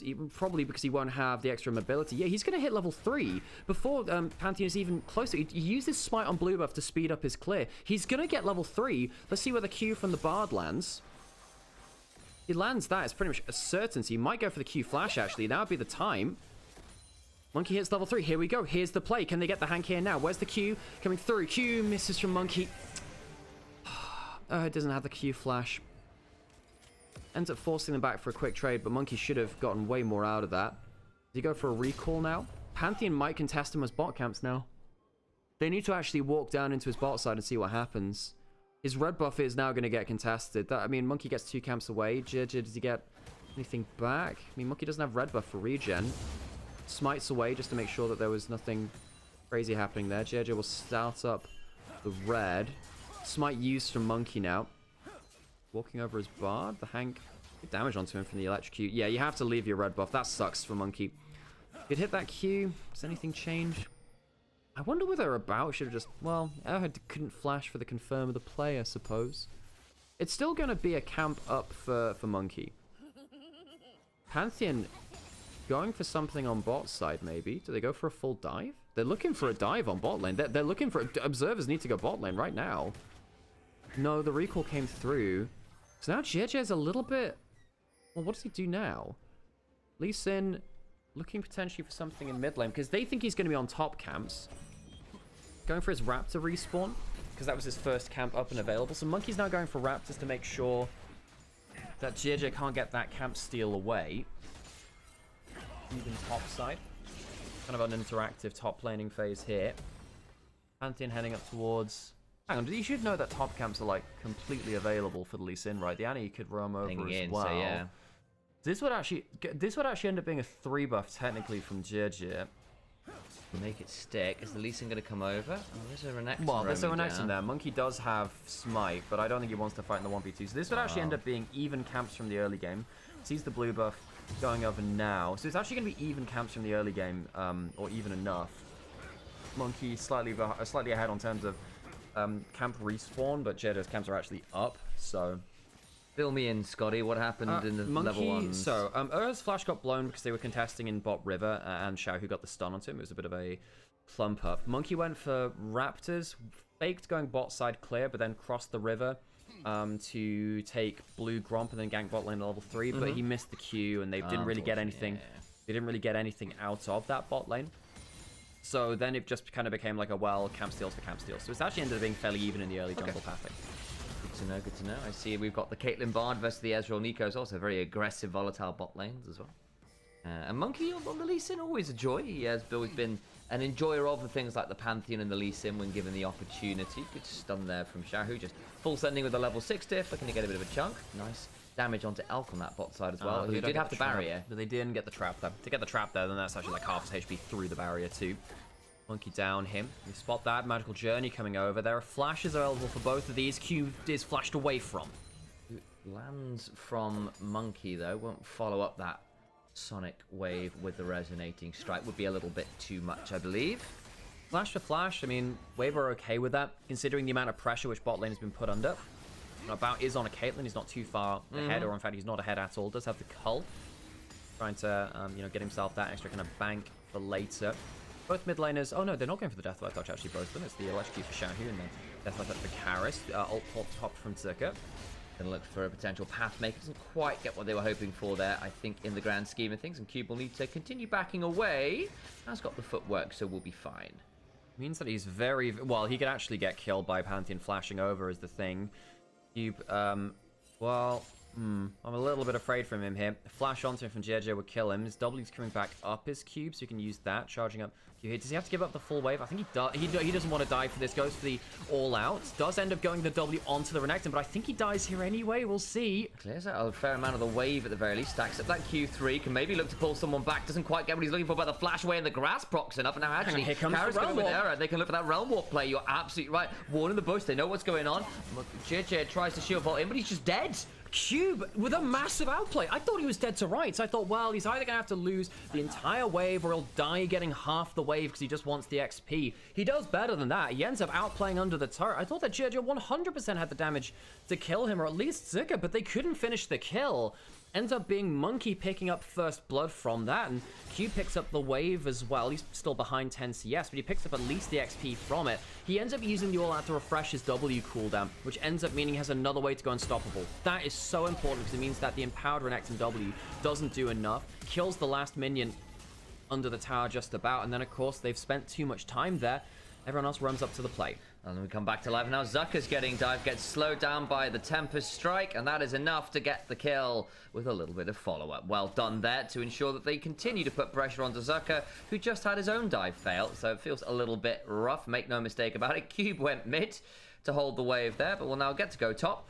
And Karis can go back to mid lane, and they'll shake hands and exchange roles one more time. Hey, Jonas. Yeah, we still have a couple of people who still try and go to the underscore link, and that's my fault for not updating the overlay as well. And plus, it's just we were streaming on Nymaera underscore. Who is Nymaera underscore? Never heard. For like, you know, 2-3 years odd in terms of LPL stuff. I mean, Monkey did end up getting that kill with the actual ult as well, so we kind of, it was like the drop kick from Era Mayhem, where like you execute people under a certain amount of HP, and they go flying, they do.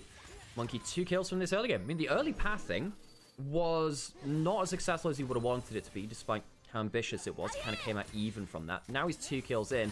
And the Lee Sin has a lot of people he can kind of one-shot later on, Sam. Yeah, he does. That could get a bit dicey to keep an eye on. Make no mistake about it. JJ is going to think about coming into the enemy jungle here, but won't find all that much. Puts down a control ward, and that'll be the end of things on that front. Dragon's 2 minutes odd away.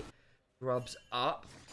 I mean, in terms of on the map, not that foods are here. I'm sorry, guys. I didn't mean to lie to you on that front. But either way, a relatively interesting early game. But it's WE's come in with the early kills and find themselves with this early lead off the 2-place top. Comment in Twitch chat. I think Monkey's been fine most of the year. He's just not had a great team to play with. Well, I think that's true in terms of not having a great team to play with for most of the year. I think that you look at the start of this split, though. Monkey was bad, folks. He was bad. I mean, one of his first games, he messed up a Xin Zhao basic clear where he reset Wolves. Meant he was 5 seconds slow on his clear, got bot lane killed, and the whole game fell apart from that. He was getting a lot of basics wrong earlier this year, and he wasn't as creative as he is now. I feel like we're now seeing a lot of the better parts of him now. Hang on, this could be a big play. The bard's roamed up. Yeah, it has. Goes the all-out, the dominance proc. There's a flash away from Zucker, but slowed down by the Untofo. So will be fine. But did end up causing some trouble there as Era magical journeyed into the river, finds JJ here alongside Shahu and the Hank. Though the Tempest Fake denies the Annie for a second. Where's Era going? Does get the Cosmic Binding. The pop lost them though. Will land onto 2 characters coming around. I don't know whether they wanted that fight. Finally overcomes Monkey, makes it the 1-for-1. Make that the 1-for-2 actually, as Era can't quite escape. Neither can the Cassante. Messy from WE, but Weibo have to burn a fair amount to secure the kills there. Yeah, I actually thought that was going to be a winning fight for WE because the Bard Q stopped Shahu Xiaohu from getting his big combo, but the Hank gets a good Nico combo. His first real big contribution to the series, really. He's kind of, you know, a new player in for Weibo. I suppose it's still going to be WE walking away with the 3 grubs. They're happy with that, and Monkey gets the kill. It's a trade down in terms of overall kills, but getting the grubs, not unhappy with that, I suppose. We'll watch the replay again as Karis kind of intercepts them in the river. Doesn't quite get the CC in onto the Hank to stop him from going for this. Look, I thought this Q there from Erha was going to save them that entire fight, but they can't quite stop Nico from getting up to the play, and Lee Sin's a little slow to the play too. I wonder whether if Monkey had been realm warped in, perhaps that would have been the difference there. Minute till Dragon now. I think we're going to see a contest over that too, because the one item spike from Weibo is really strong, but W, I don't think they'll want to give that up. Yeah, I somewhat agree. In goes Monkey, gets a decent chunk down to JJ, interrupts the back while the Blast Gun should be able to hop away. Is anyone roaming over? The Nico is, but the Hank without heal and without flash might be in a spot of bother here. See whether they can get the steal on that Gromp. No, a little early there, trying to see whether there'll be a Q smite angle happening. Doesn't quite happen. Q just sticking by that wall. Always a bit of a scary proposition, because if the Cassante finds a way to get behind you, you just get dragged all out towards your own turret, and that can be a bad time. Yeah, Zuka getting a bit of a CS lead up here now against Cube, who, as you said, played pretty well in a lot of the individual moments, but I mean, problem with something like Cassante versus the Renekton is that it's just kind of like a slow bleed matchup. Dragon now up to WE want to contest this. They did get the first one. We said, well, we might see the contest here. I think with Caitlyn recalling, they don't. I suppose Caitlyn must have pretty close to first item. They get a Dirk on that recall, so not quite actually about going towards the collector build. This game, it's actually fine. I think it's fine this game, because there's no one who's going to be huge armor stacking. I mean, you're going to get a Tabby at best, really. You're not going to get stuff like, you know, Thornmails, Deadband plates, and, you know, what have you.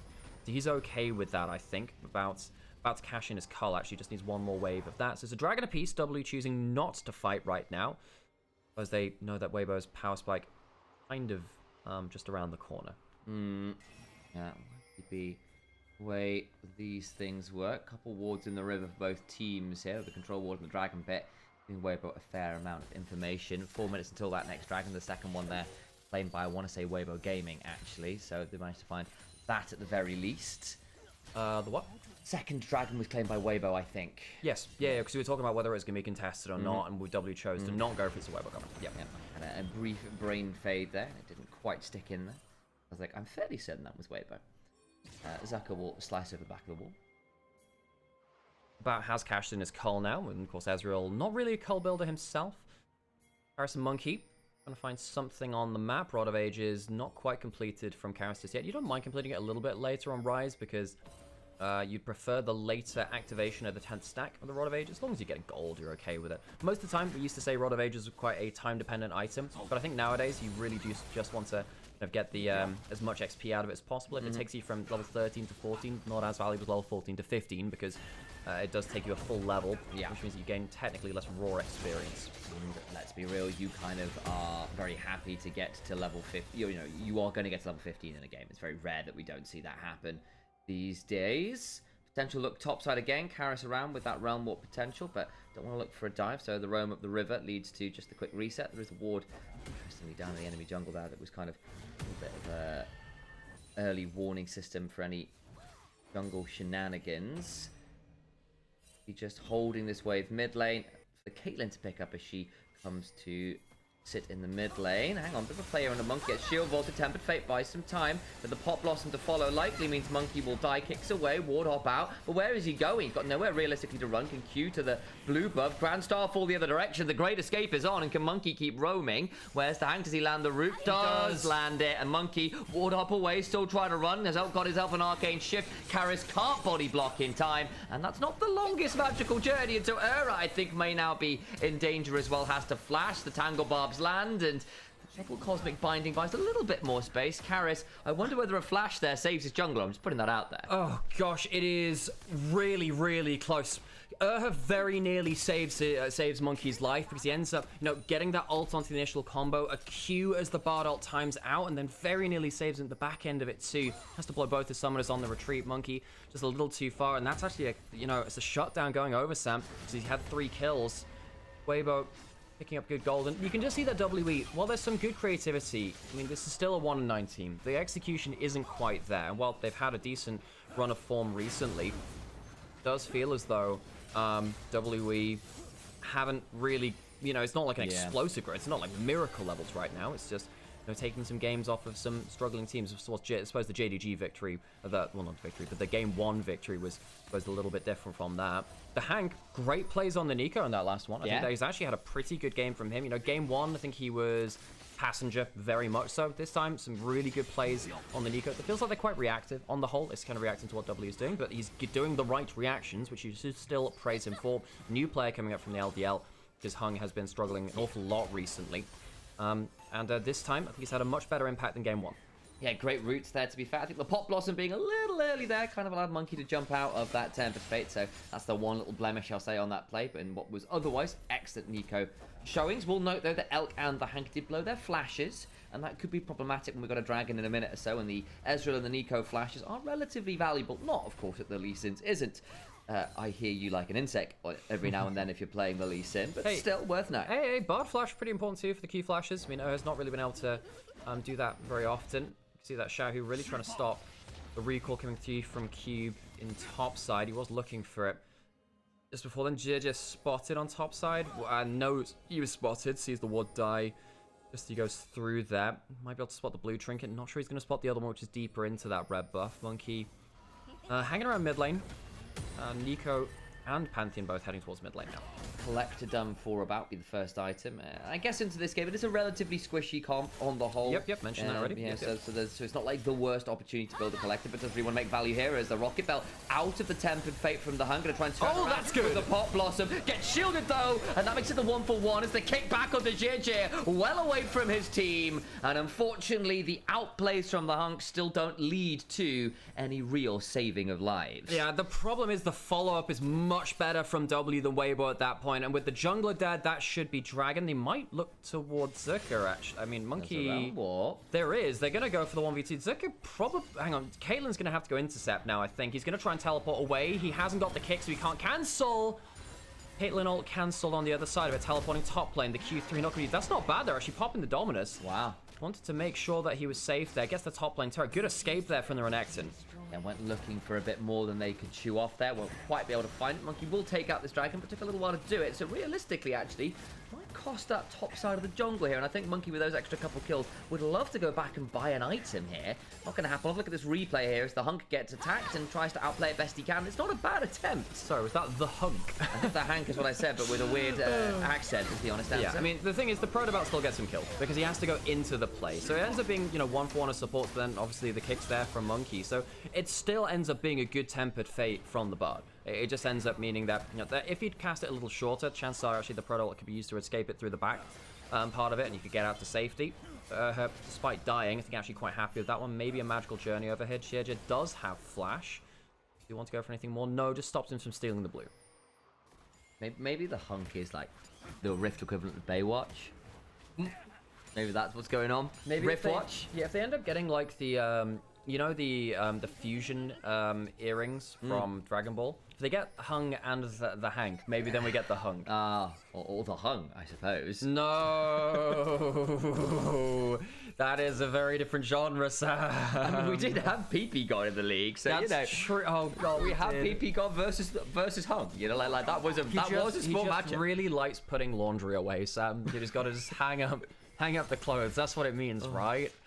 All right, W have 2 dragons. They have a decent gold lead as well. A lot of that gold lead is on mid-jungle. And I don't think Cassante minds being behind too much gold. Bot lane, I mean, you'd like it on the Caitlyn, but at least they've got some control. 2-item Ezreal is scary. I mean, this is a game where an Ezreal can carry.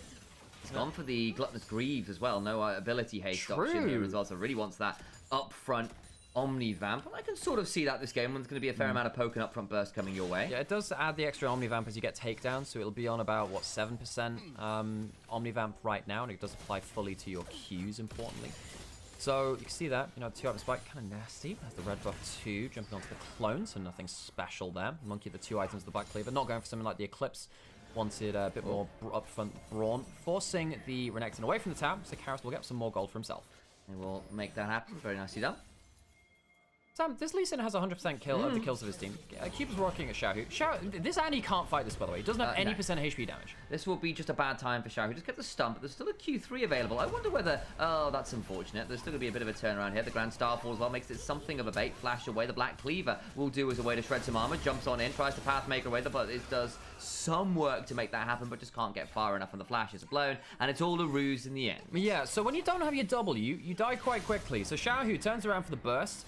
Maybe they go down with a play here. The teleport's coming in from the rise. Use the Tempered Fate to stop the charge of that Herald onto the towers. They don't get that. And remember, they've just used a lot of abilities down here. Monkey's going to get stunned up, though. Gets a shield, flashes in for a lot more damage, and we'll get that one. JJ with the Age Stopper kicked away to prevent him from shield vaulting to follow.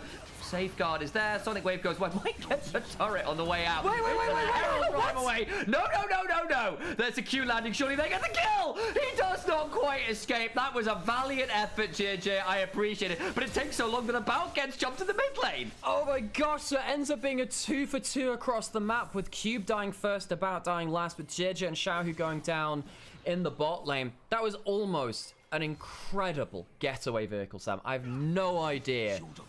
I have no idea how that ended up being just the car crash situation that it was. W going to keep funneling gold over towards Monkey and towards Karis. And Karis gets the first kill not on Lee Sin for his team there.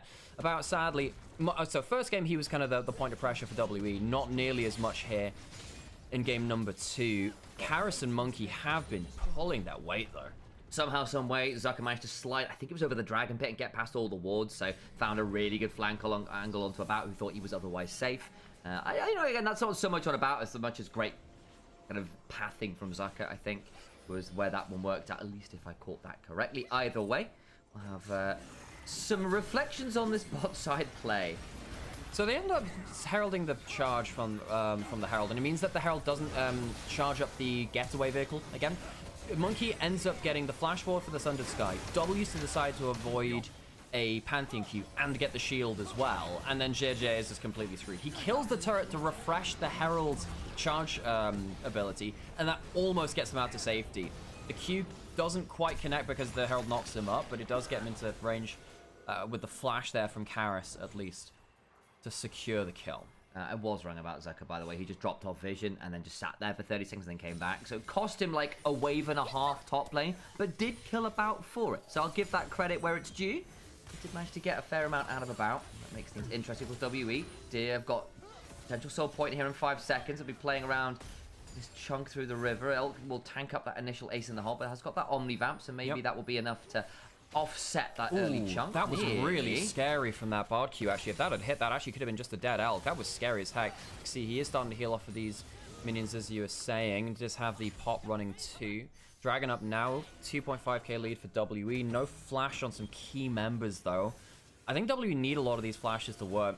It's quite hard for them to play the front to back. Teleport coming in from the Renekton. And I think that Annie would just win this fight. So instead, they're going to stick and push out mid. Instead, they realize that this Dragon is gone. They don't have the position. They're not going to get attacked, because obviously that was already down, but they are going to stop a wave. Well, they're going to push a wave in towards this mid lane turret, get a plate or two, and get pressure in mid lane. They can then just cascade this to a play top, as they've got that wave shoving as well. They want to try and shove there's no wave in there. tower, so... I mean, it was there briefly, but Cube just reset, so yeah. Not really enough there. Karis is going to get his Rod of Ages now. There you go, level 50. They're really starting this on spawn. Wow, okay, this is going to be a bit bold. JJ's around Farsight Alteration right now, but they're going to don't know this at all. This is bold as hell. A bit too squishy. I think now the blue trinket comes over. Okay, so they spot it now. It does end up being Elk's blue trinket. They don't waste too much time on it. One of the problems with taking an early Baron like that, sometimes you waste a lot of time and then you have to peel off it. That means you kind of lose like 30 seconds to even a minute on the map sometimes if it goes really long. Weibo, not getting the most out of that last scenario, actually. They lost the Dragon, got a bit of a push in mid. At least they didn't commit to a losing play. Yeah, WE not having the most fun with that one, it must be said. Forward's coming on down. WE now just trying to set up around this Baron instead. Great having the Lee Sin, great having Monkey with this early lead, but at some point it's going to have to translate to other roles. I'll note that Karis might well be that other role. Hasn't got Actualize a third, has gone towards the Zhonya's, which, considering there's a fair amount of AD damage, considering there's a fair amount of burst damage. Attack damage yes. Sorry. Yeah, it's just because everyone says AD and AP damage because it's just nomenclature. But you're right, it is. Yeah, DPM per minute. Attack damage. I like attack damage, Sam. It's just to make it's just to make sure that people really know it's damage. It's like I know where you're going with this. Yeah. Gimpy trees. Yeah. So in Aboriginal language, if they really want to say something like with like intent, they say it twice. So Gimpy tree is a kind of plant out in Australia, and it means the pain tree. And if you wipe your butt with those leaves, it will send you to the infirmary. Literally, it is that much pain. It has like, hypodermic like hooks on it effectively. Yeah. Which, really nasty. So basically, be careful of wiping yourself down or whatever with leaves. Yeah. I mean, they're nice broad leaves. One would think it would make for a good replacement. No, it doesn't. Yeah. That one has been. Yeah, it's bad. It's like it's one of the there's that one guy who's kind of got himself stung by every kind of thing to create a pain index. That's kind of like topping out the chart of that. And there are things literally called bullet ants because it feels like getting shot. And this thing is right up there. The only other thing which I think would be up there is the irakanji. Yeah, which is a give you a heart attack. It's so painful. Yeah. It's a kind of tiny jellyfish which is in the Pacific, only on very specific coastlines. Australia and Hawaii. Yeah. That is very, very scary because it's only a tiny little jellyfish, but if it stings you, it's bad. Hey, Parky, good to see you. If that sounds like a challenge, I mean, if you do.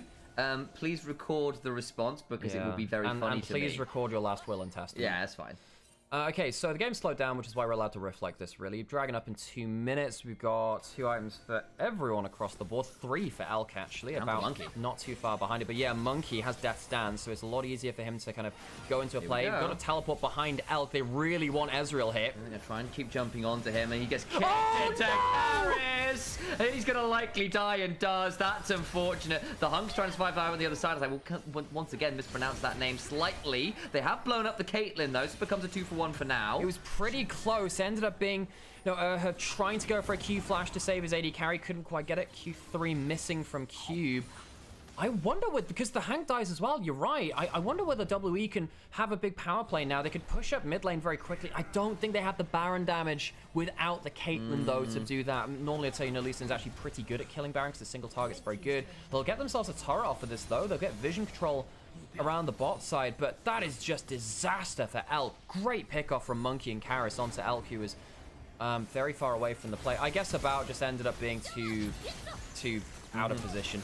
Now, Hank ends up getting onto the Caitlyn. And again, he's actually had a pretty good time. He does die on the other side of it. The Caitlyn does do a crazy amount of damage in return, but the Hank's actually had a pretty okay Nico game. I've been happy with his performance in Game 2. Game 1, I thought he just he was just there. It wasn't really that impactful. This is much better from the new support of Weibo. Worth noting at this point that Karis, that's the way I was going with this, has managed to pick up an Actualizer, stopped off on the arm guard rather than completing the full Zonyas. So we'll have a lot of damage coming into what could be a very significant dragon fight in 20 seconds. Okay, so we've got ourselves a bit of a stutter on the feed there. I'm just actually going to quickly refresh this because we do have a very important dragon fight here. It'll just ping forwards very quickly.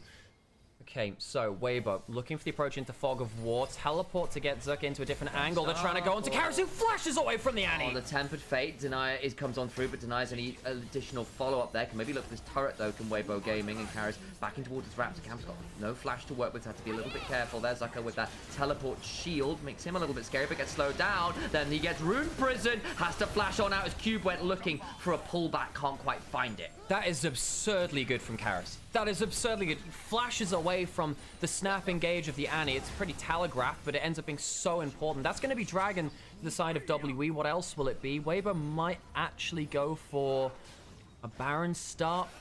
Blue Trinket used to spot that out. WE should be able to go down towards the Dragon, and indeed they do. Lee Sin will solo that out, quite happy to do so. Resets come through. That flash from Karis is game-changing. If he gets caught there, it's probably both objectives going down. I mean, Xiaohu's Annie has been banned away from him a ton. I know he's down 3,000 gold, but that's mainly because Karis has been fed so much across the map in terms of assists and tower gold as well.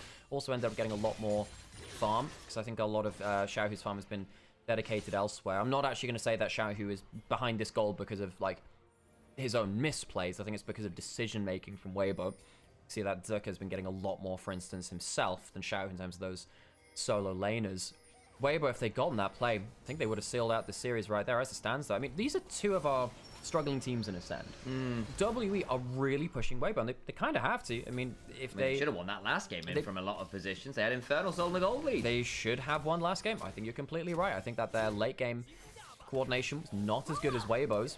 And even though Weibo have had their own issues around objectives throughout this split, we thought that they would be more than enough to swing through that. I don't like Caitlyn ults onto people with too much regen. I really don't like that about him. He's just going to heal it up with the Endless Hunger. And there's Greaves. Wait, we'll leave Elk needing to hit things for a little bit. He's got the Endless Hunger, right? But again, you need to activate that. It's not always permanent healing. You need to have gotten the kill involvement to get that to your name. But with the red buff, the chunk really doesn't last very long at all. But Cube now threatening Elk.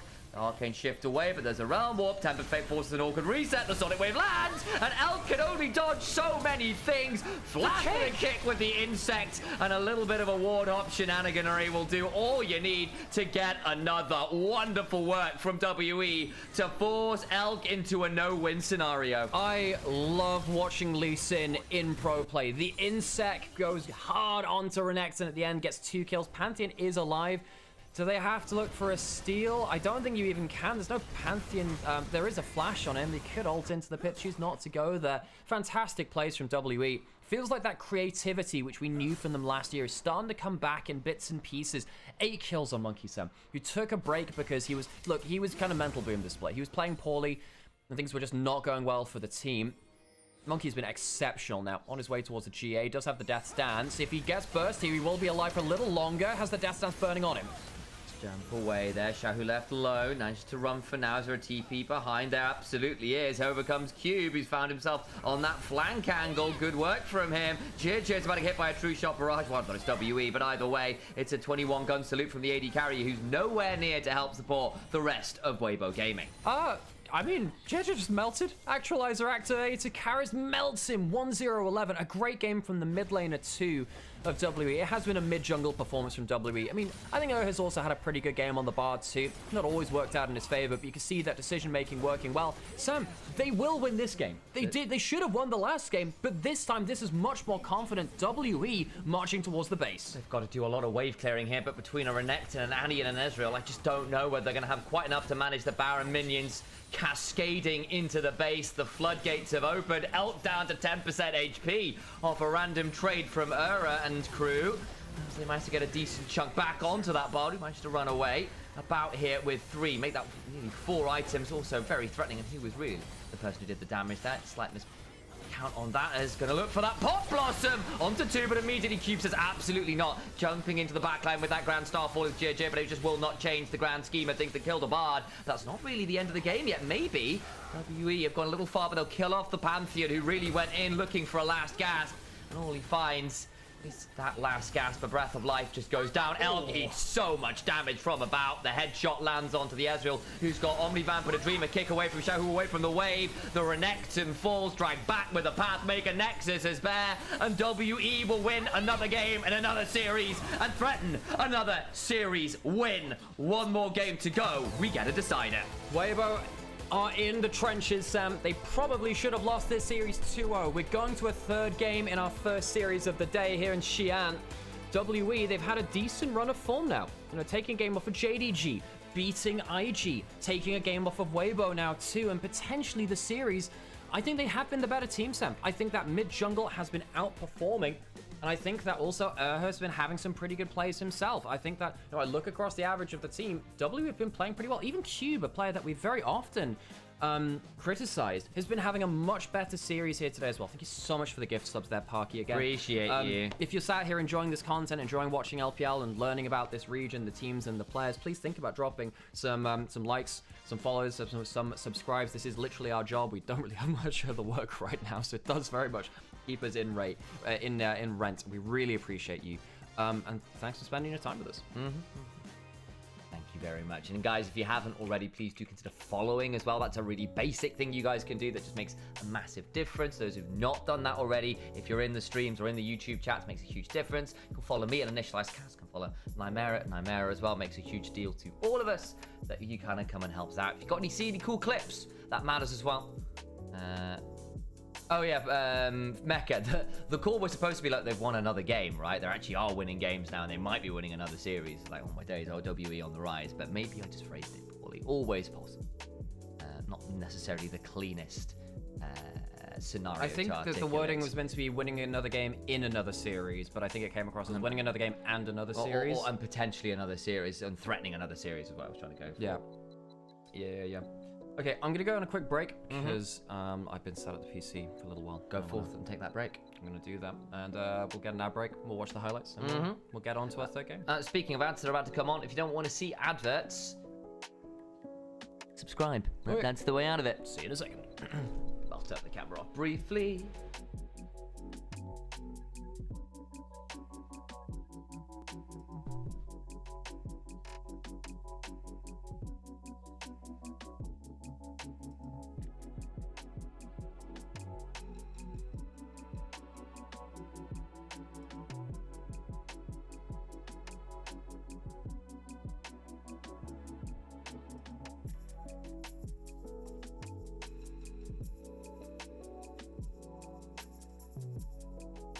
Oh. The wording on that is about as sus as your pronunciation of the Hank. Yeah, that one mispronunciation kind of caught me there. Oh, my A's and my U's coming through in a bit of a northern vibe for some reason recently. I don't know why.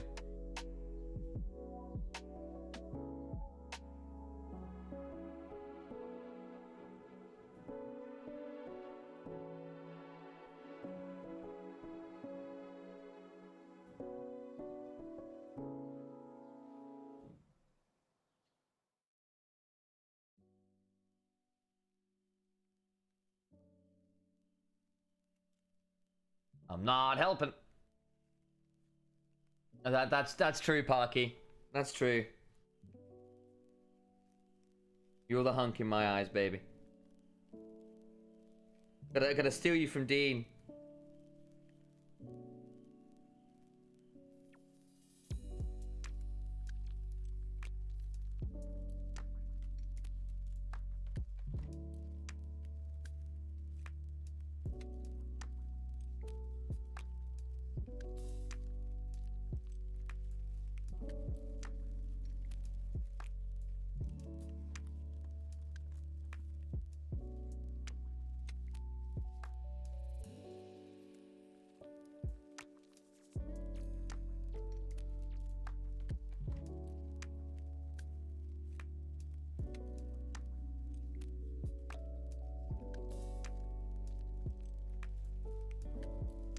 Have we changed the audio over? Yes, we have. Fantastic.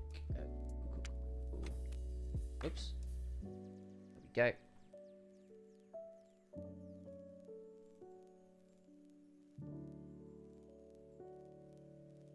Can we honk at the honk? I mean, maybe. Dean is a friend of ours who, there's just a joke about him, basically, Amber. Or maybe it's not a joke, maybe it's just very serious.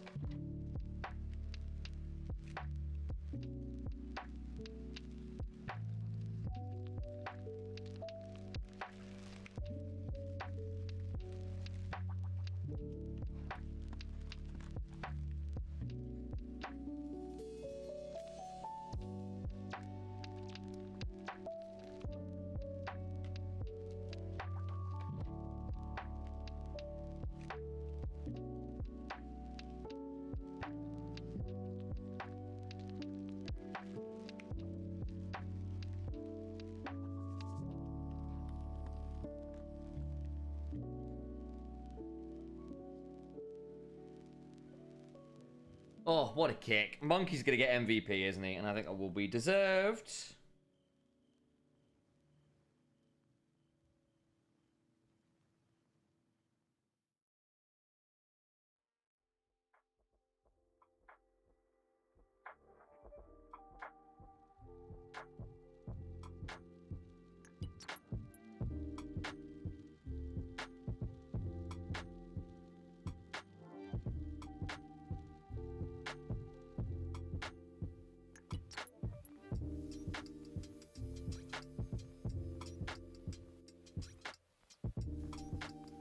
Monkey 1,000% deserves MVP. Yeah. W is playing so much better out of nowhere. I mean, basically, Monkey coming back in and winning a game, just giving them a bit of purpose. They're not perfect, right? They've still got some serious flaws.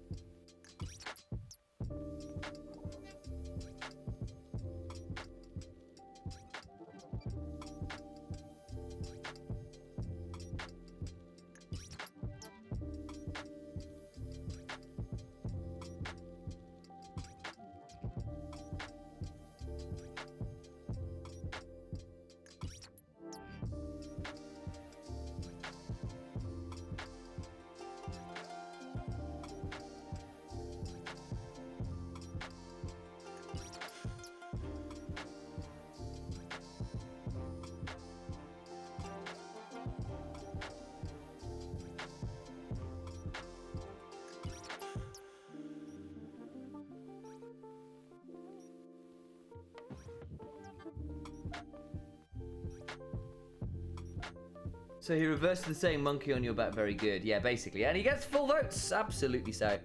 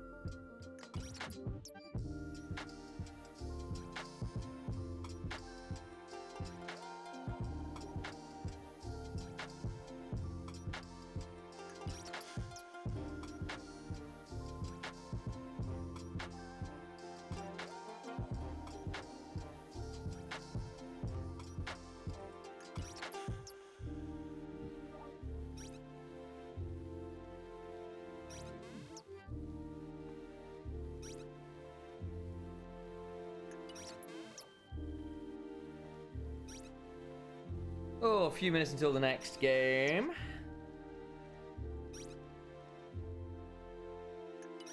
Can't lie, thought might be the end for, yeah, can't lie, it might be the end for retirement home. Yeah, no. When do we do more A-Ramp? But say I can play tonight, mate. I did throw out a call into the group.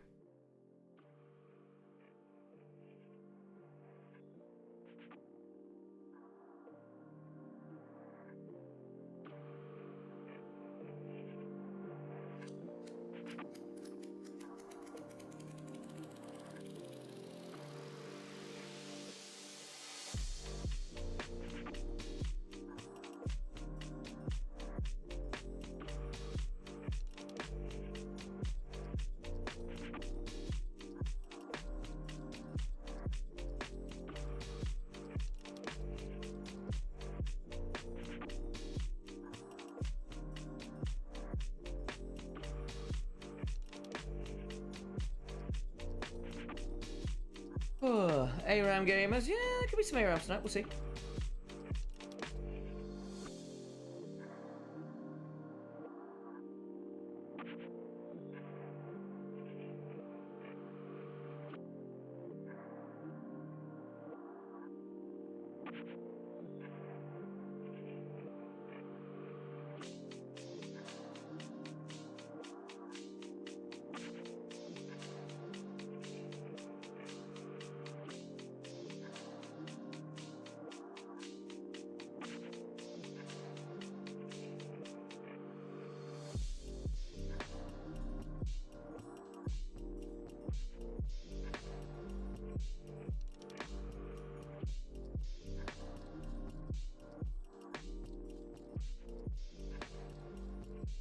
Oh yeah, I might play some bass and do some IRMs to know in fact. Yeah, no, go for it. Go have some fun.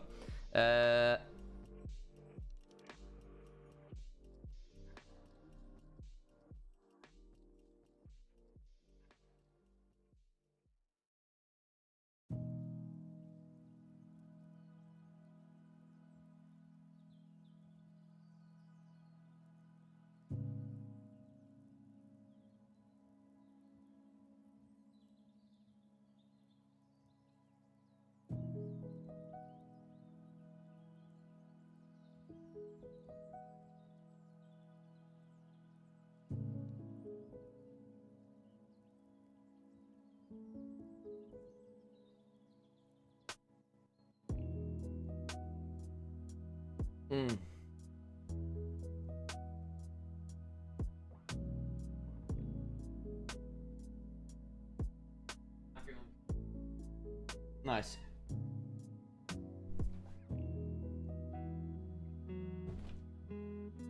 Maybe I add like kimchi pots to like our regular shopping, so They are quite cool.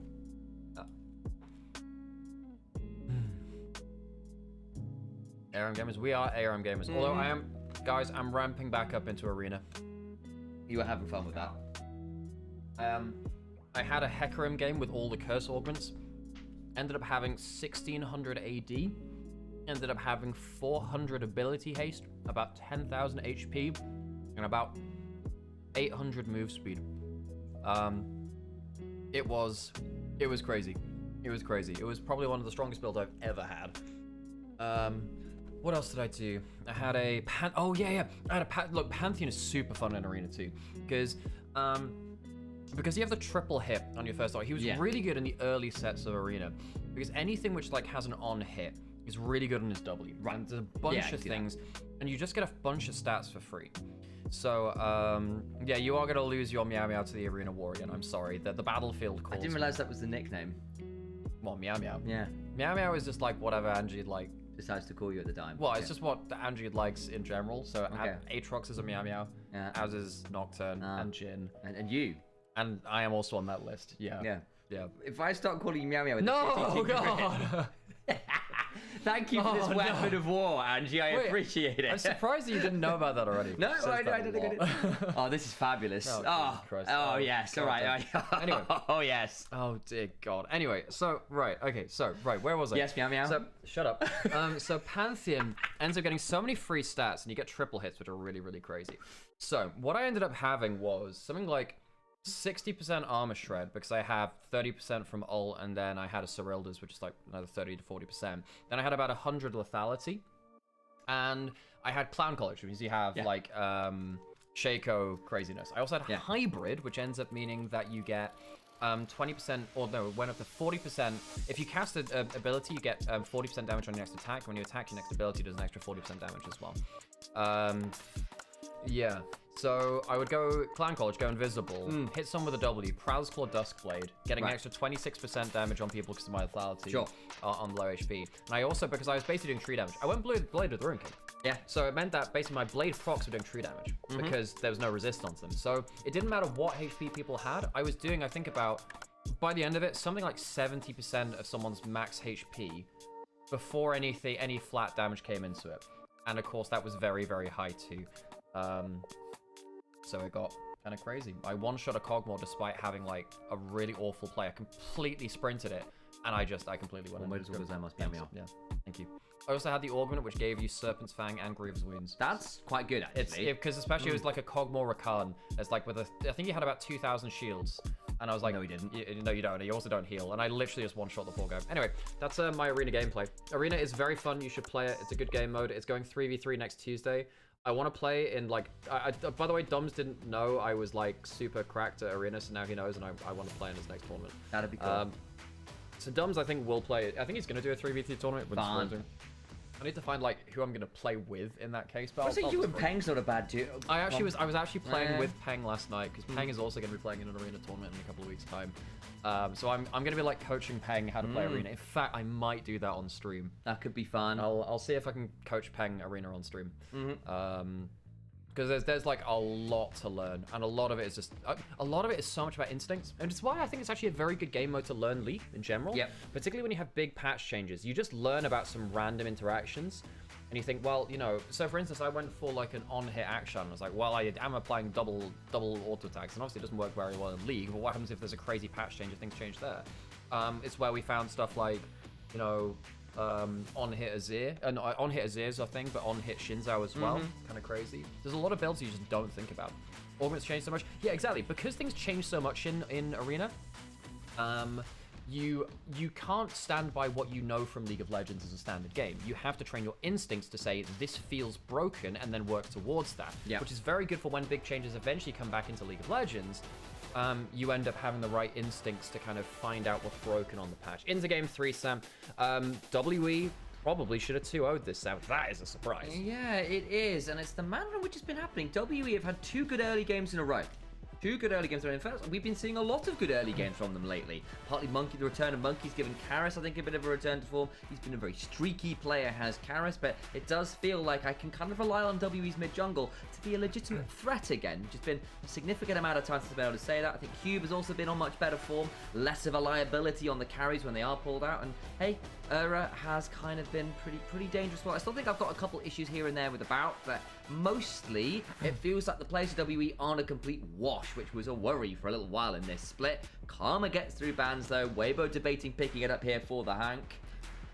And if that happens, do we get a Lulu lane on the other side? What are our there's a Lucian lane. It's Lucian Milio probably. I think it has to be at this point, actually. Seraphine is the other option, but yeah, Lucian Milio would make sense. With the Ashe gone, I think Lucian Milio is better than just a Seraphine pick. Yeah. Now, the problem is, that means is not on a playmaker. And I think that's actually quite big for WE. I think that, I actually thought the Bard was pretty good last game. I thought that the Rakan bit hit and miss, but I appreciate that he was part of that, that first punch in a team fight. If you go towards the Milio, it's on About. And I think About has been actually very good for W for most of this split. But I think if W are going to win, I think it's actually through jungle support. I agree. Mid-jungle, that was very good last game. I largely agree with you there. Karma now, as we noted, locked first for Weibo. They'll probably want to pair this up with something. Jhin. Karma is quite obnoxious amounts of early poke. Jin's also relatively safe from the Lucian by virtue of being able to run away quite quickly. And also he has Deathfire Touch. Now, one of the reasons why Jhin is so good with Deathfire Touch is that he gets so much AD from his passive, it funnels back into his runes. So if you have any kind of AD scaling, Jhin goes through the roof. So adding another scaling onto it hurts like hell. Imagine if you had like an AD Ludens, right? He would get some of the most value out of that because of his multiplicative scaling on that, as opposed to many other champions. Blind cast, but it does feel like that's been rising in priority. We saw Honky on it the other day. Yeah. The theory here, I suppose, is the fact that the Lucian dives in, gets miasmas, has a bad time. Yes, you can cleanse the initial bit of CC, but it's not necessarily the simplest. Jace would allow you to potentially try and outrange here. Cube's had this banned away from him a little bit. We were dubious on it earlier on in the split, but hey, they're on better form and playing better through the early game. I see the thought process here in this draft, at least. Cube has been playing a lot better than he was. That's a big thing. I think that Cube was very, very bad for most of this year and most of last year. He's actually been pretty good this week. This week, I started to see him be better in the 1v1s, trust his, finds better angles, trust his team to come rescue him on weak side in a way that he wasn't before. They'll ban away the classic counters to the Jace, the Yorick will go away. In terms of other stuff, you might ban the Vayne actually, because that's actually a pretty scary matchup sometimes for the Jace too. Vayne can kind of just roll out of your skill shots and chase you down. And lane dominant picks from Karis taken away too, the LeBlanc taken away. Maybe they let him have a Victor, because I think as we've seen from Honky, I don't think the Victor likes playing against the Cassiopeia right now, so maybe they just let that one go through and they don't care as much about that. See what the thought process ends up kind of converting into with reality. With the Renekton gone, the Ambessa becomes a more valuable ban. She's been less high priority since the nerfs to her ultimate, which even really so, feel quite big. They are pretty significant, but she was in fairness quite impressive, so I see some of the thought process. It's not that you can't play her, it's a little less just slam dunk than it once was. I really want to see what her play rate's been like from patch to patch actually, because things have changed quite a lot for her. It feels the last like. ban here as well. Let's go do that one. I think Karis wouldn't have minded an Aurora here. It's not bad into the Cassiopeia. We've got to be a little bit careful with things like the across the veil and your alt wall can sometimes get a bit blocked by that miasma, but still. We are Victor instead of consideration. We saw this matchup the other day and Honku mashed it early on. It would leave counterpick jungle for Monkey. If you go for this, I mean, I think you would potentially get Sin. You would potentially. I don't really like the Mel here. I'm not sure I like that actually. I mean, it has the E. You can reflect the twin fangs, which is something. Can you reflect the petrifying gaze? I'm No. assuming it's too much of an area. It's not quite reflectable. It's not a particle. It's not a missile. Yeah. So no, it only works on missiles, so that will apply to anything which has a travel time, basically. So Jin is actually a weird one with this, because technically Jin W doesn't have a channel time. It doesn't have a travel time, rather. But certain wind walls will block it. Some ones won't. I know. It's been weird with that. So Yasuo will block it, and the Vayne does come through. We're worried about that. Okay. So Wind Wall blocks Jin W. Samira W, the spin wall, doesn't. Because they've been inconsistent with their ruling on that one, which is where I'm annoyed. If it's like if Jin W travels instantly, is it a missile? Well, it's got a particle-like one. It doesn't travel like it, though. Last pick for Monkey. What's he going into the Trundle? Could be fun. He is a massive Graves enjoyer. He's one of the things he used to play all the time in LDL, won't pull it out, goes to the Neferi instead, which is because good fun. Like, Voltaic Cyclosword is so broken on Graves. I actually thought that was a proper hover there, but it's really I think it's too dangerous into the Cassiopeia. I think it's too dangerous into them. So the Trundle, actually very, very dangerous here. The Neferi locked in. We go into an ad break, so we don't get ads in games. So join us on the other side of the ad break. See game 3 of the series. I think it's very squishy comps, and I think that Vayne, Cassiopeia, Jin, they love this kind of comp, man. Vayne can just duel everyone on the other side of the map, and I mean, W have basically no CC. They have I really don't like this draft from W. They have a bit of range, that's it. They have to play poke. It's so hard to play, though. They have got very good target access. I'll say that between the culling, shot blast, the Neferi full send, Mel's ability to press the R. You do have target access, and with the amount of damage to a squishy comp, there is a real world where what you just say is, you know the hardest CC, Alex? Death. And I wonder whether there's a world where you could just full send at a Vayne on repeat, full send at a Jin on repeat, and just absolutely tear their heads off with just the raw damage, and the fact that you will be able to hit them, just if you won't be able to CC them, per se. Dude, if I'm a Vayne and they full send it at me, I like those odds. I like those odds this game. I think that the Vayne has so much outplay potential against all of these champions. I think as long as you don't roll into a Mel E, you are right as rain. I think that Weibo come away with a very threatening comp. Jin kind of twinning off of like Trundle Pillars and Cassiopeia Poison. They have plenty of poke themselves. It's not like they're true outranged. I mean, stuff like the Deathfire Touch on Jin and Cassiopeia, just hitting one skill shot can really, really hurt. I think that Weibo get away with a really good draft here. I was very surprised to not see the Vayne ban, but they thought that the Ambessa CC was potentially more dangerous. Trundle Vayne, really good last two there for Weibo in the context of the draft.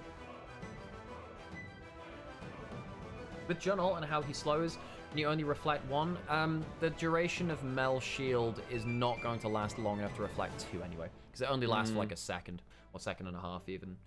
As long as you don't roll into a Mel E. Mel E? Yeah, basically Vayne, as long as she doesn't tumble into CC, which there's literally one bit of it basically, you're fine. I've been playing a lot of Vayne top recently. It's been fun. It's been fun. Look, Vayne top is not fun for your opponent, but it is like abusive to everyone else. It's very fun for me. Yeah. So I'll take that. Looks like we've got a bit of a delay heading into the stage anyway. I do kind of get. I've been very surprised it's taken so long for kind of more of these kind of more lane abusive champions to come out, considering that lane swaps are gone. Like I get that you are more vulnerable to ganks. You're obligated to get a lot of shove. You are inherently more fragile, less good at weak siding, all those kinds of, or rather, it's riskier weak siding because the way you play weak side is having so much pressure that even if people turn up, your opponent's so weak it doesn't matter. Have a schedule. And two of them. Oh. Well, you'd be glad I'm a benevolent streamer, Sam. I'd have smote you where you stood for that. True. Like a minion. Yeah. How would you like that? Probably not very much, would you? Feel very bad about it, yeah. Yeah. What's the phrase for things like there's like what's the things like what's the you know in the Mos Eisley bar, like it's like, oh, I'll be sure to tell him. I was like, it's like, I'll be sorry, you'll be dead. That guy is 100% a glove shitter. Like, I don't know what his story is, but like he will have a story somewhere. That one bloke in the bar that Obi-Wan cuts the arm off of, he will have a story somewhere. his scene is too famous. What you'll notice in Star Wars is that if someone has like even a relatively famous scene, they will have something happening with them in the rest of the Star Wars story. They are not immune to, well, no, not immune to it. They are like the primary enablers of a nostalgia base. So. I mean, there's been rumors going around from various sources that they might be doing some weird stuff with timelines in Star Wars. Well, with the World Between Worlds. The thing is, though, people have been reporting on something like that for a while. I'm not really sure how much truth is in that. No, I'm not sure either, but it's an eyebrow raiser. I don't want them to go like full Marvel What If series. I mean, technically, they've already done that with Star Wars Visions, because some of the animated stuff is technically within its own world, which is a real shame, because like stuff like one of my very favorite pieces of Star Wars media is The Duel, which is the Kurosawa-inspired animated short in the Visions thing. If you haven't watched that, by the way, go watch that. Absolutely insane. It is effectively Star Wars Samurai, but Star Wars is effectively a samurai/Western movie anyway. And for those of you that don't know the history of samurai and Western movies, they're effectively the same thing anyway, because they both came around in kind of like the mid 20th century, kind of like between the I guess it started in the 40s, really, in post-war. That's when it really went hard in terms of a lot of the films filmmaking then, and they basically just took notes from each other. So stuff like Seven Samurai is very similar to a bunch of different westerns that came out at the same time. And what that means is that Star Wars came in the context of that. So, and in fact, he wanted Obi-Wan to be played by a Kurosawa actor. And in fact, George Lucas, in some ways, ended up relaunching the very end of Kurosawa's career, because Kurosawa, towards the end of his career, he was actually, it's a very sad story, he had started losing his vision. So he was a filmmaker, he was going blind. And yet he would basically sketch out what he wanted to see on the director, and then he'd hand his notes to other people. But he was kind of seen as like uncool and a little bit failed by the time he kind of came round, like the end of the 70s, so I think it's like 1978, 79. And George Lucas was like, yo, you have to fund this guy's movie. He ended up funding one of his last movies, in fact, or getting Hollywood to kind of like approve funding onto one of his last movies. So Kurosawa actually has a lot to thank George Lucas for, and of course George Lucas took a lot of notes from him too. Samurai and Westerns, they are, if you've never watched Samurai and Westerns, yes you have, because you've watched Star Wars. If you've watched Star Wars, if you haven't watched it, then maybe you haven't. And particularly the original series, right? Because the prequels then got more inspired, more like the Kung Fu movies that kind of became their big things. The Matrix and that kind of style of more choreographed sort of action and stuff was really cool. And this is why I don't have as much faith in the sequels, because I don't think they had that kind of like font to go towards, because not that you have to be inspired by that original form of cinema, but it is a really good set of references to go back to, which is why when this is one of my biggest gripes about modern media is fans of a series making the series. Because, you know, once you get like 20, 30 years on, you've had people like grown up with the series, and then they get into actually developing it. So when you have people who are fans of Star Wars making it, and they're just kind of rehashing what Star Wars has already done, you end up kind of forgetting the original inspiration, much in the way that, you know, in Avatar: The Last Airbender, they learn bending from the animals, and they have to go back to learn from like the lion turtle at the end of Book 3, which is where Aang goes to learn the bending technique to seal people's bending. Crazy. Yeah. Yeah. Anyway, yeah, if you're a fan of a series, make sure you actually understand what the series is actually inspired by. So I think this is applied to Warhammer. I think it's applied to Star Wars. I think it's applied to stuff like Jurassic Park. You know, all of these kind of series which have been rehashed into remakes over and over and just kind of continued out infinitum. It does make shows like Andor even more important, because Andor is effectively inspired by spy movies and war movies. So that's really interesting, because I think that did have that, like Rogue One into Andor had this very specific kind of inspiration too, which is again very different from the samurai westerns of and Flash Gordon of the original trilogy, and then the Kung Fu of the prequels. Yeah, Andor, by the way, was the most watched Star Wars show on May the 4th, Star Wars Day. It was it's didn't have the biggest release, but it's got legs. That's the big thing. And I think that while a lot of people said that the numbers weren't very good, it's continued those numbers, which has been very impressive for it.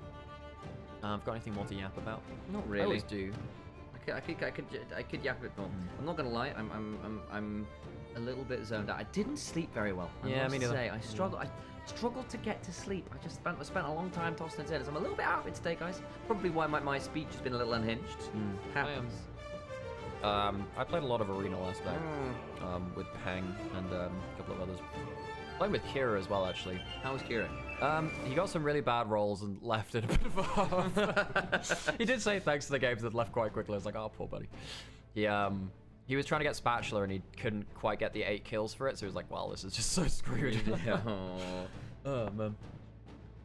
Were you stealing the kills, Alex? No, I wasn't on his team. Ah. He was light on his team. I was just like, we had a so I was playing with Pang, and I was watching Daniel and Kira play on the other side of it. So they had a Garen Morgana comp. They actually beat us in one round because it turns out playing Darius into a Morgana is not really playable. Yeah. And Morgana with Infernal Conduit, I'm like, well, he's just gonna have like a million Qs, and I can't really run at him because I rolled like tank Darius. Oh, God, it was so tough. A lot of the is Trundle because of the characters without dashes? Yeah, you pick Trundle into a mobile champions because it sets up for something like a Jhin.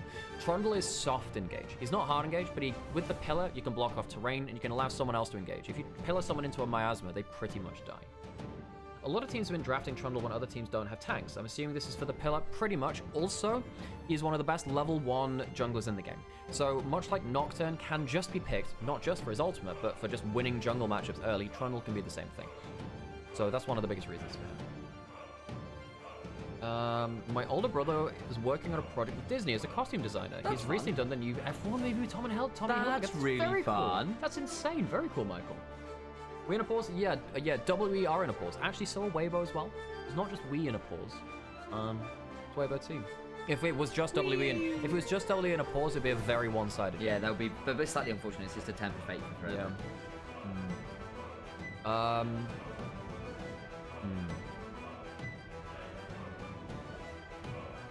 I have a bone to pick with Warhammer against them. Oh, do you? Yeah, I do. A couple of times. Okay. Because they've taken all of the special rules from Eldar, and they've given them to other factions. So now the Space Marines now have, like, one of the re-embarking rules, which Eldar was special for.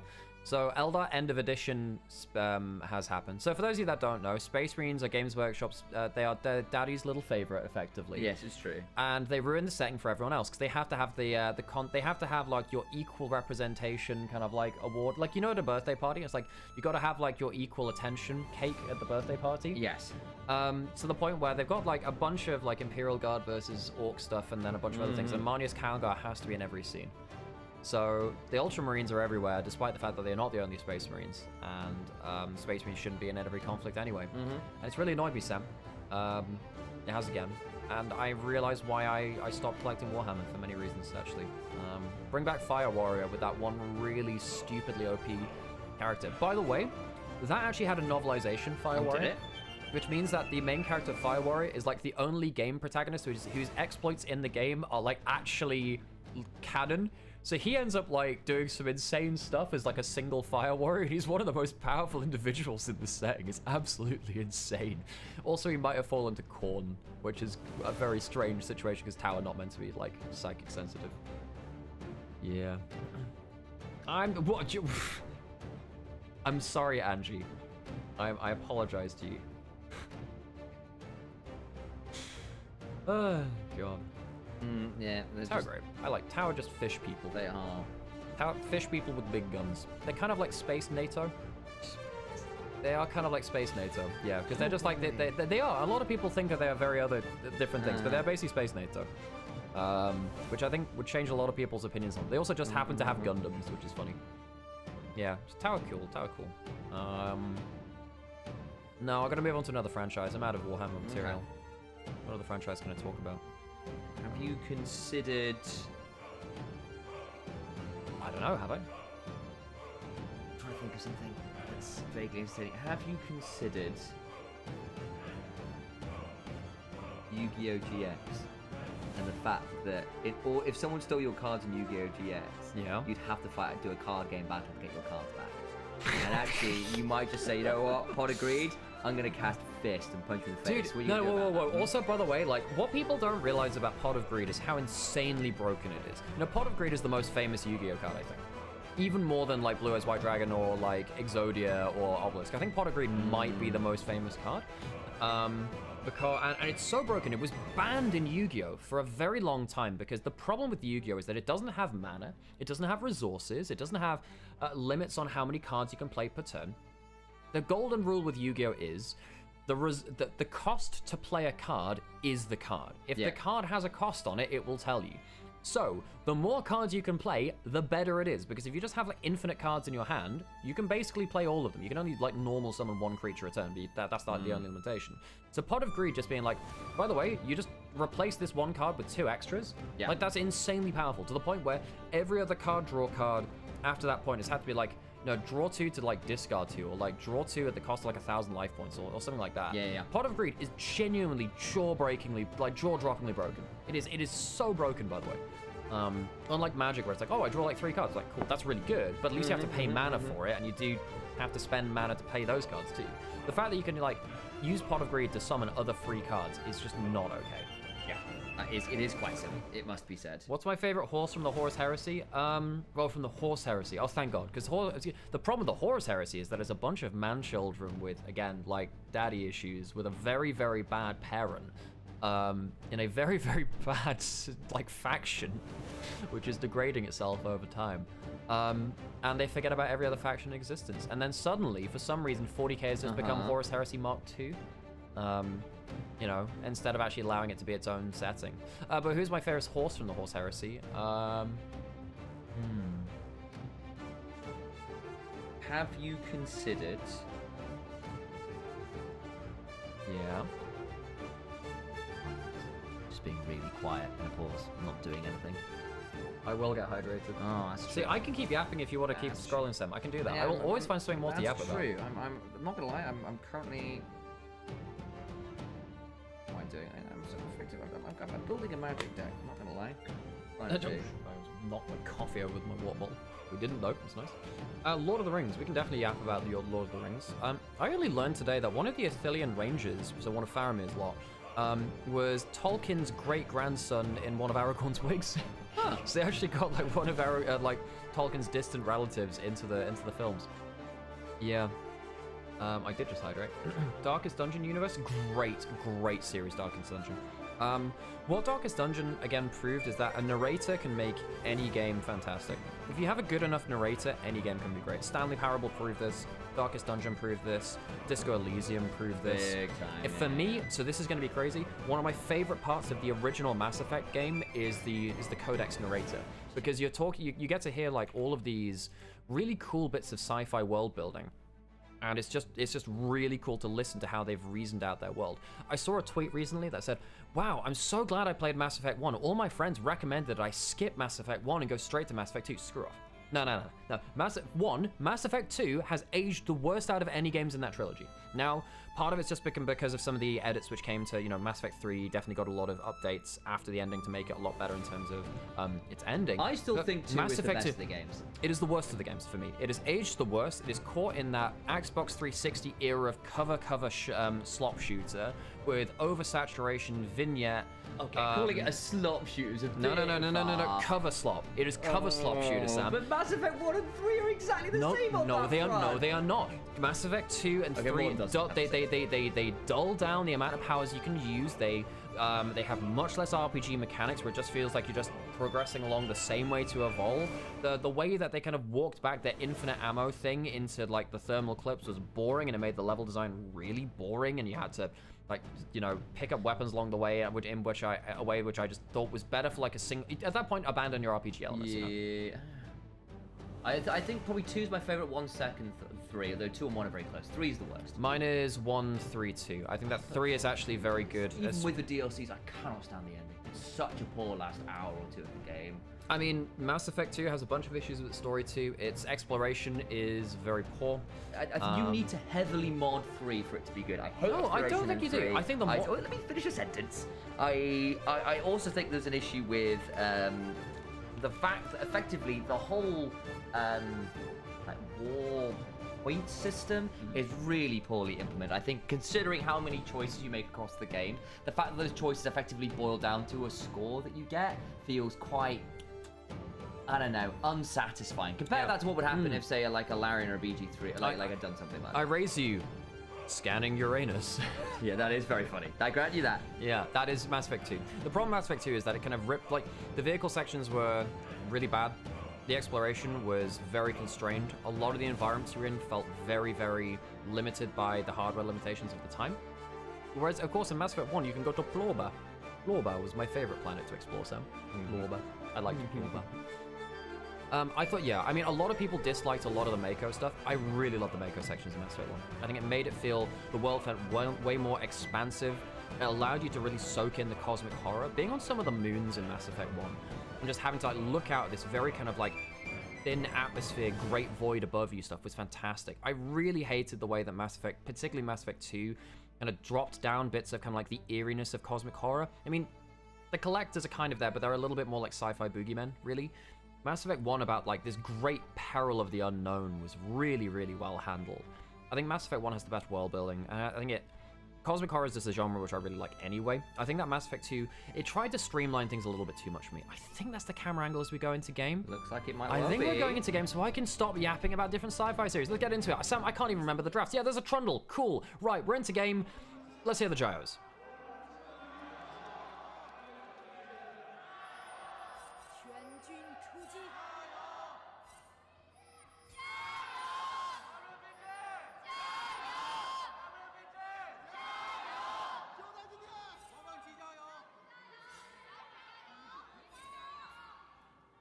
In here as Weibo begin to look into an early invade with the Trundle. That's remembering, guys, the comps were pretty fun ones. Don't know what the delay was there, but Monkey's going to go for the invade. Trundle's going to trade that on the other side. They know that that's happening because they warded the red buff, so it will just be a split map. But splitting map away from the vein could be a bit scary here. Of course, you could theoretically punish something like the Milio. Doesn't have a lot of ways to deal with an early pillar, so I think About and Ura are just going to be losing the shove, which was kind of guaranteed anyway into a Karma. Difficult to beat that one. Thank you for the follow, by the by. As we just got into the game, I appreciate you doing that one. Yeah, damn, I didn't even yap about Halo, Sam. That's my other, like, common yap topic. It's been a big one for me, because, wow, I have some issues with that series now, because despite the fact that Combat Evolved is my favorite game ever. About started with the Q, not the W. Not sure I like that. W is better for kind of particularly champions with just about outrange you. It can be a bit of a problem there. Good Q there from the Hank. Early shoving, as you said, but at least they're getting most of the minions. They'll still get the XP. You're expected to lose the shove versus the Karma early on, especially as the Milio. Q pushing in, or rather getting pushed in by Zucker in topside. Campfire here from About as About level up the Q or the W. Oh, Monkey's gone for a very interesting play. Both gone for the invade. Wow. Zucker is over pushed. Neferi's on top side, flashing away from the Neferi. Good chunk there. They'll get some good damage down. Both summoners blown by Zucker, and again, they don't have a TP. The shot blast after is kind of scary too. And that wave's not looking great for Zucker. No flash, no exhaust. The call of the pack. Flash for the Eviscerate, Darkin daggers, and Zucker, even with the condemn, gets nothing. Both junglers were going for invades, but I don't think Weibo had the information to know that Monkey was going to be there. A kill and both summoners off of Zucker. That's hell, because the wave is now frozen against him. Now what can happen is Monkey can go clear through his top side, he can reset onto the map, go for top scuttle maybe, and they maybe even regank Zucker as the wave is frozen. If memory serves, Monkey was on vision when he went onto the Raptors, so they knew he went for the invade. I just don't know whether they knew he went for the full quadrant clear. Yeah, and they thought maybe he would go back towards his own camps and top side. Now what we see is JJ's going towards top scuttle. There is going to be double buffs from Monkey, level 3 to level 3, so JJ's not going to have the level 4 for this play. Doesn't get the double daggers onto JJ. This will be top scuttle. This stops Zucker having worst case scenario of Monkey just kind of walking up and causing all sorts of hell for him in top side as the wave is frozen against him. Teleport back up to top lane from Cube. He's gone for the double daggers. He's also gone for the electrocute. It's part of why it was so bursty a little earlier on there. 26.9. Oh yeah, they keep talking about this. This is the I'm actually not sure what this particular patch change is, but worth noting that there is a patch change there. Hang on, you can't walk into a 1v2 like that. He just tanked both bot laners at once. That is like one of the core tenets of TV2. You always make sure that if you're hitting someone, that you're not in a 1v2. You never allow yourself to get hit by both enemy champions at once if your other lane partner is also not in range. That one sucks. Double scuttle for JJ. So it's the kill for Monkey. And he's been really prioritizing these early ganks. It's the kill for Monkey. JJ gets the double scuttle. So it is going to be a camp up for JJ. Monkey's down in XP. We see Shun playing like this occasionally too, where he'll do this on Kiana or Neferi, where he tries to go for these very early plays. Of course, that Monkey's been doing this the entire series, where he's been doing it on the Jarvan and, well, everything really. JJ, one of our, great junglers here within the LPL. He is a world champion out for the EDG in 2021. He was the main jungler when Junja was the substitute to him in that 2021 EDG roster, and Monkey on the Neferi has been doing very well in this early game in terms of getting that impact. Impacting that top lane role is so important, particularly in a meta where we think that jungle is kind of the be-all and end-all in terms of laning advantage. It's a good reminder that, yeah, when you've got such volatile top lane matchups, it can be a big problem there too. Proccing the electrocute there with a hypercharger, nice from Cube. His laning's been good today. It's been really good. Yeah. And now he's ahead of the Vayne, who's lost the flash and the exhaust. Not that Cube doesn't have his summoners either, but now he's lost those. It means that Zerka can't just open up that lead, which then allows Vayne to really start taking over the game. Yeah. Problematic. Getting that early advantage is nice for Cube. And again, if there was a way for WE to win, it was probably through just having such huge amounts of damage and burst, having Monkey basically able to dive on whatever lane he wants and annihilate whoever's there. JJ is now bot. Monkey will spot him out, will eviscerate away. Hank threatening with the soul flare. Will not quite find it as Monkey manages to call the pack well enough and throws out some Dark and Dagger. The dogs go bouncing on in. Of course, they do trigger Trundle passive when they die, so that can get a little bit interesting sometimes. But the Trundle passive only gives you healing based on the target's max HP, so it really doesn't do that much. Yeah, that's true. It can help. You're right, can do. Especially if you get stuff like Tiamat, sometimes you can play through them quite quickly. Dunk there from between Xiaohu and Karis. Early shove from Xiaohu that's been good. Damage onto the Hank and Elk. There's a heal burn. The Deadly Flourish will force a flash out of about there. Because they saw JJ around the corner. If that W had landed, JJ might have been able to do some flash chomp combos. Didn't want to take that damage. I mean, the Lucian Milio is starting to put out some really good damage here. Elk and the Hank making some errors in the 2v2. You gotta feel for Elk. You know, Elk for Weibo has been such a powerful player for them. I don't think he's had the easiest time with Hung or the Hank, really, in the 2v2 lane. Because having to recall here does have the level 6. Cancels his recall. There's a Shock Blast landing. They can maybe think about it. I mean, without the level 6 on Monkey, a bit tougher. They'll back away on it. And again, Monkey is down a few camps here, actually, in the grand scheme of things. So probably just wants to get through some of his own farm here and back away with that level 6 and a reset. The Vayne had ults, you can go invisible. That's a problem. Also had the exhaust backup. So no real threat there, I don't think. And that's why he cancelled his recall and thought, okay, I may as well get that one back up. Monkey's going to have a full clear available to him. You can see that her just putting down, just making sure that no one's invaded for the red buff. You can see that's actually quite good there from her, making sure that Trundle's not in their jungle making a mess of things. And make sure that your camps are protected as well. Cannon lost by Zucker in this top side. So Cube is very, very happy. And, you know, even just a couple of weeks ago, I would have said, Cube, it's not worth playing carries for him. Just don't pick carries. He needs to be on tank duty. He has been so much better today, Sam. I hope he can make the most of it here. In Zucker, you know, he's been pretty solid this split on the whole. This year, even on Weibo, coming over from LNG in years before, where he was very, very truly a yellow held on the whole. And he's just about dying here from WE's wave. Bot lane fairly even. So as it stands, slight gold lead to WE again in this early stage, really. The jungle's got a slight gold advantage though, JJ, with the farm advantages earning him about half a level, but Monkey should be able to clear up these Krugs and be at an okay point of power. Note that JJ's managed to get into the topside bush here to try and offer a little bit of assistance. Can't quite sneak that Shock Blast onto Zucker behind the minions. Wave crashing in, so Cube might be able to hold this. It's probably going to hit the turret anyway. So it's going to go into turret and they'll slow push back out. He'll be safe from the jungler for now, though, and Vayne can't really walk up to this.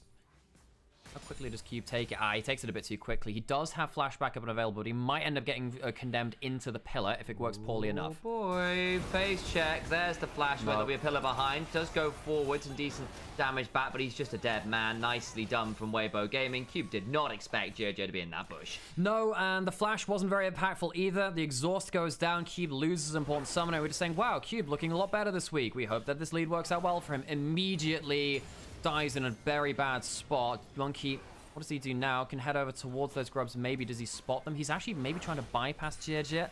Ult from JJ was used, so that big subjugate was not there in terms of combat potential. Cassiopeia coming up the river. The pillar buys a bit of time. There'll be a smite for the second one. Monkey gets at least one of these grubs. I suspect JJ will have that second smite, so if they want this, Monkey will need to fight for it. If they lose that second grub, it can maybe run out the Trundle all the while bot lane. The Hank is really low. The double shot's there from that Vigilance passive, and now Elk needs to run, reloading, piercing light into another set of autos, another auto or two. The curtains now get called, though, as Elk survived with a good barrier play, but the body blocking from Era will ensure there's not really a lot to be done for poor old Elk, who's going to lose a number of these minions. We'll chunk out Era at the very least, who had to tank up the minion. Hang on, top lane though. Monkey. Yeah. Zucker doesn't have ult, so he can't go invisible. No, he can't. Does get the condemn away for a second or two. Decent outplay. Drops the tower aggro. Cube should get the kill. Can he escape? Will just about get out because the third shot doesn't come in. Calculated. I thought that minions would kill him. I was certain Cube would die. Monkey resets the aggro. Neferi, one of the most broken tower divers in the entire game of League of Legends. So how did this 2v2 go?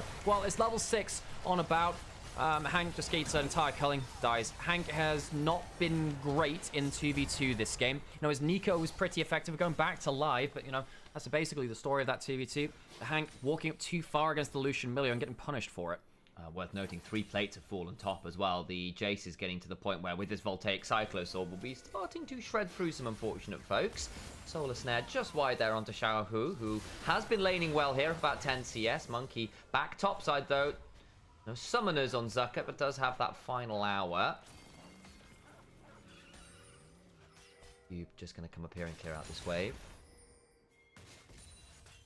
Much to be seen there. We'll see the invade potentially onto some wolves or a wraparound gank here if JJ can get behind something. Like that ward's this. about to. Oh no, the ward's timing. He doesn't have flash. He might just flash over this to kill him. This is a problem. That is a dead Jace. Okay, he's going to jump onto Zucker and try and wait for the thundering blow. Just get a decent jump, but the condemn back makes it just too hard work, and the invisibility is potent. Nice play there from JJ to really force Cube out of the lane. There's not really a lot you get to do there, is the Jace? No, you have to see it in advance. I mean, he had no flash. Playing up at that point in the lane against the Trundle is a problem, and this is the power of the Trundle. Very good at punishing these immobile lanes. So the gold lead is basically even. Monkey is going to get into the bot side jungle. Both of these are now, both the junglers have impacted top lane matchup.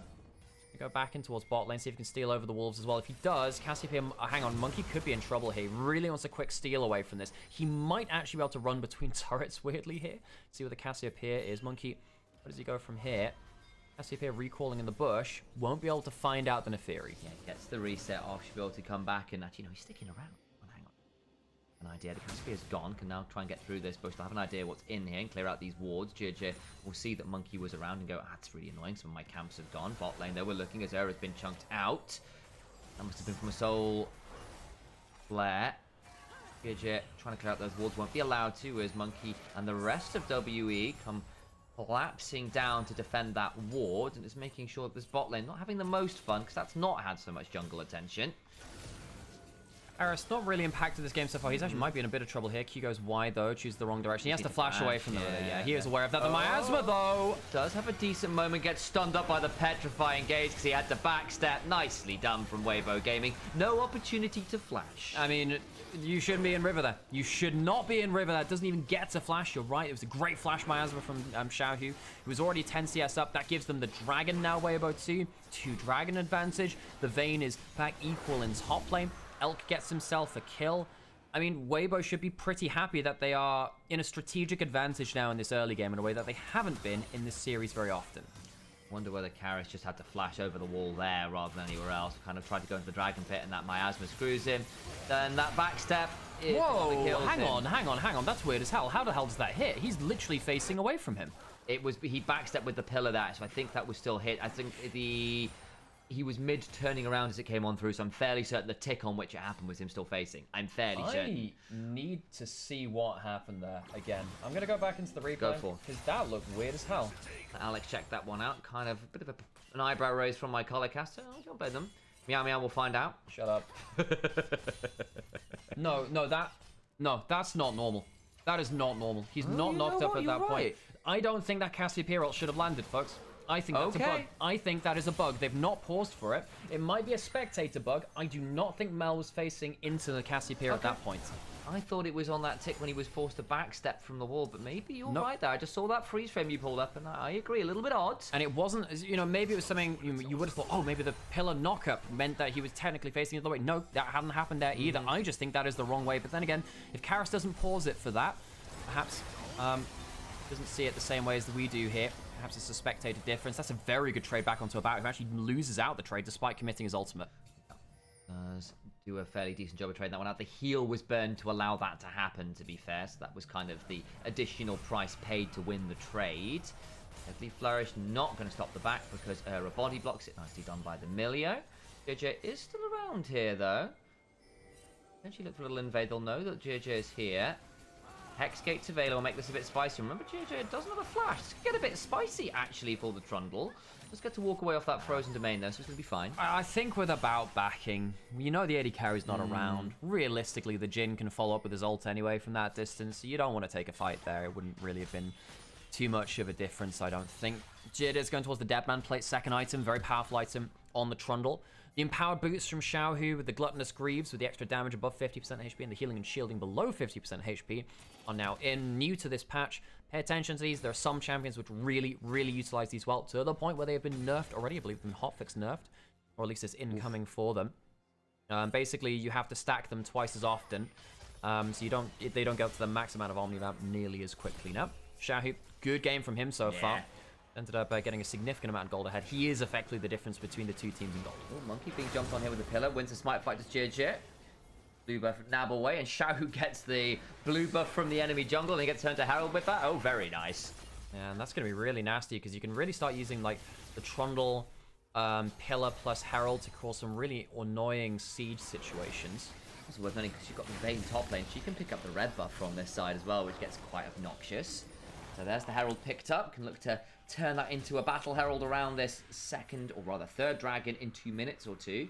Karis going to see this TP. Or Solar Snare, pretty nicely timed there. Chunk Zucker out for 20% of their HP or so. Zucker pops the ult though. Karis reflecting one thing, good E. Does indeed get that, but still going to keep running. There's flashes over, but hang on, there's a Jace. They've gone too far. That is very, very clutch from Cube. Had to flash for it. That is one auto attack off death.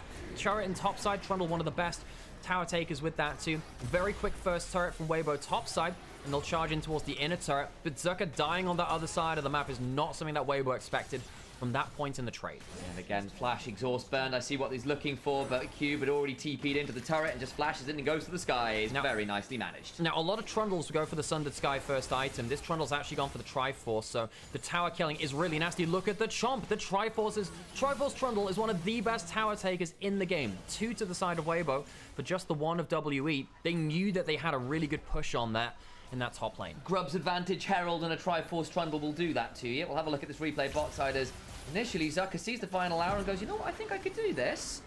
Gets to tumble into flash and think he can play this by flashing over that Radiant Volley, but here comes Cube and the flash to the skies makes it a bit of a single-fighted affair in the end. It is very close though. Again, literally half a second off of killing Harris on the other side of that. He's actually going for the Seraphs, this Cassiopeia, because they're afraid of some of the damage that can come towards them.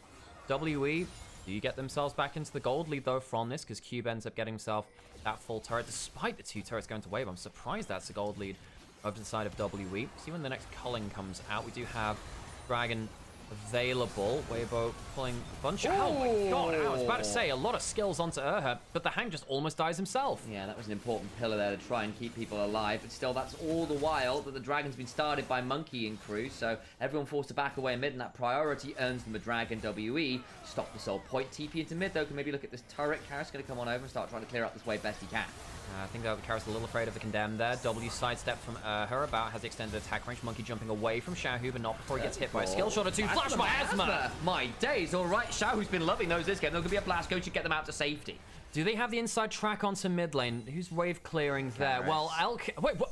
Elk's died. Oh, Karis just one-shot Elk. That changes everything. It wasn't on screen. I didn't see it. The Jhin goes down. That saves the mid lane push. WE, they can now maybe find themselves a power play. It's a backstep, but the pillar's not going to be that great. We're going to go over the wall. We are with about. Gets that Ardent Blaze. We'll be able to follow that up with anything more. But yeah, by the looks of it, Karis flashes and just one-shots the Jhin even through the barrier. I thought that Xiaohu had made the killer play with the Flash Miasma. I thought that was going to be it, but I think Elk standing in place for the ultimate gets himself killed by Karis. I think that's what happens. I think him standing in place for the ultimate leaves him at the mercy of the Mel. You know, Karis has been so important to this team. He opens up the ult. Karis, I guess he doesn't wave clear. He just walks up and eats him. He must have been watching the bot side play. Thought he would die. Thought he would survive. Flash for the auto brings him to execute range.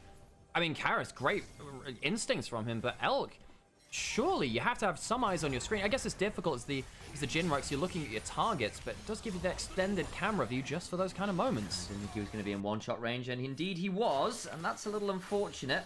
Nicely done from Karis, got himself the rocket belt here as well for a little bit more mobility, a bit more catch potential. Double voltaics from the top jungle here from WE as well, where 30 Monkey has gone to that variant with the Hubris as well. Now Hubris has a couple of stacks on it at this point, so you remember that kind of stacks up as the game goes on. It kills and assists, you get more AD, so it's very good kind of pseudo reset value. Comes that Radiant Volley, which has Karis being very, very annoying here. We'll see what happens with this reset for the next few minutes, because actually WE, actually once again with a little bit of a gold lead. It's a good spot. The Jace being ahead gives you some threat, because that doesn't require you to find engage, it just requires you to hit squishy members, of which there are quite a lot. And if Weibo then feel like they're outranged and then they have to force the engage, the game changes. Because it's not about you engaging at that point, it's about you kind of absorbing Weibo kind of rushing towards you and you having to DPS check them effectively. When you're Jace, you do have that now, you're right. Now, the Muramana's not transformed yet from Q, but he does have a decent amount of stacks on that. He's got the Voltaic, which is now kind of like the bread and butter lethality item. You hit an ability while the energized auto is up, and it will give you like 15 lethality. Squad JJ heading over here. Here comes the ult from the Nefir. He really wants this. And they're going to try and 2v1 this, condemn away from Zucker, but now JJ be forced to retreat there. Was there a TP burn there as well that I saw? Yeah, from Karis. Yeah, Karis teleported down. So Cube all in Zucker to make sure that he can join over the play as well. So they both kind of went for their individual 1v1s. The Subjugate was also burned. A bit of trading back and forth. Solar Snare, Radiant Volley, Xiaohu left at about a third, but the the Curtain Call does cause a fair amount of damage back onto About. Monkey doing his best to land some of those Dark and Daggers. Can't quite do it. We'll try and heal up the camps instead. Yeah, it is the fleet footwork, Jim. We did mention that before, by the way. Or maybe we did. But we did mention that Deathfire Touch is pretty good on that champion. Hasn't gone for it here in terms of the poke value. Karis, to be a bit careful. He doesn't have flash. Pillar into Condemn in the right situations can be a death sentence. That could be its own kind of like build your own wall stun, effectively. Minute and a half till Dragon. Weibo, they got that. Would be at threat of Soul later. So they really want to win that fight around that point. If they get onto the objective and then can use Pillar and Miasma, Cassiopeia can burn down the objective, as can the Vayne, and they can maybe keep WE at range before the poke comes in. Be the idea. Karis just wandering towards this bot lane. It's just slowed down a touch since some of the madness.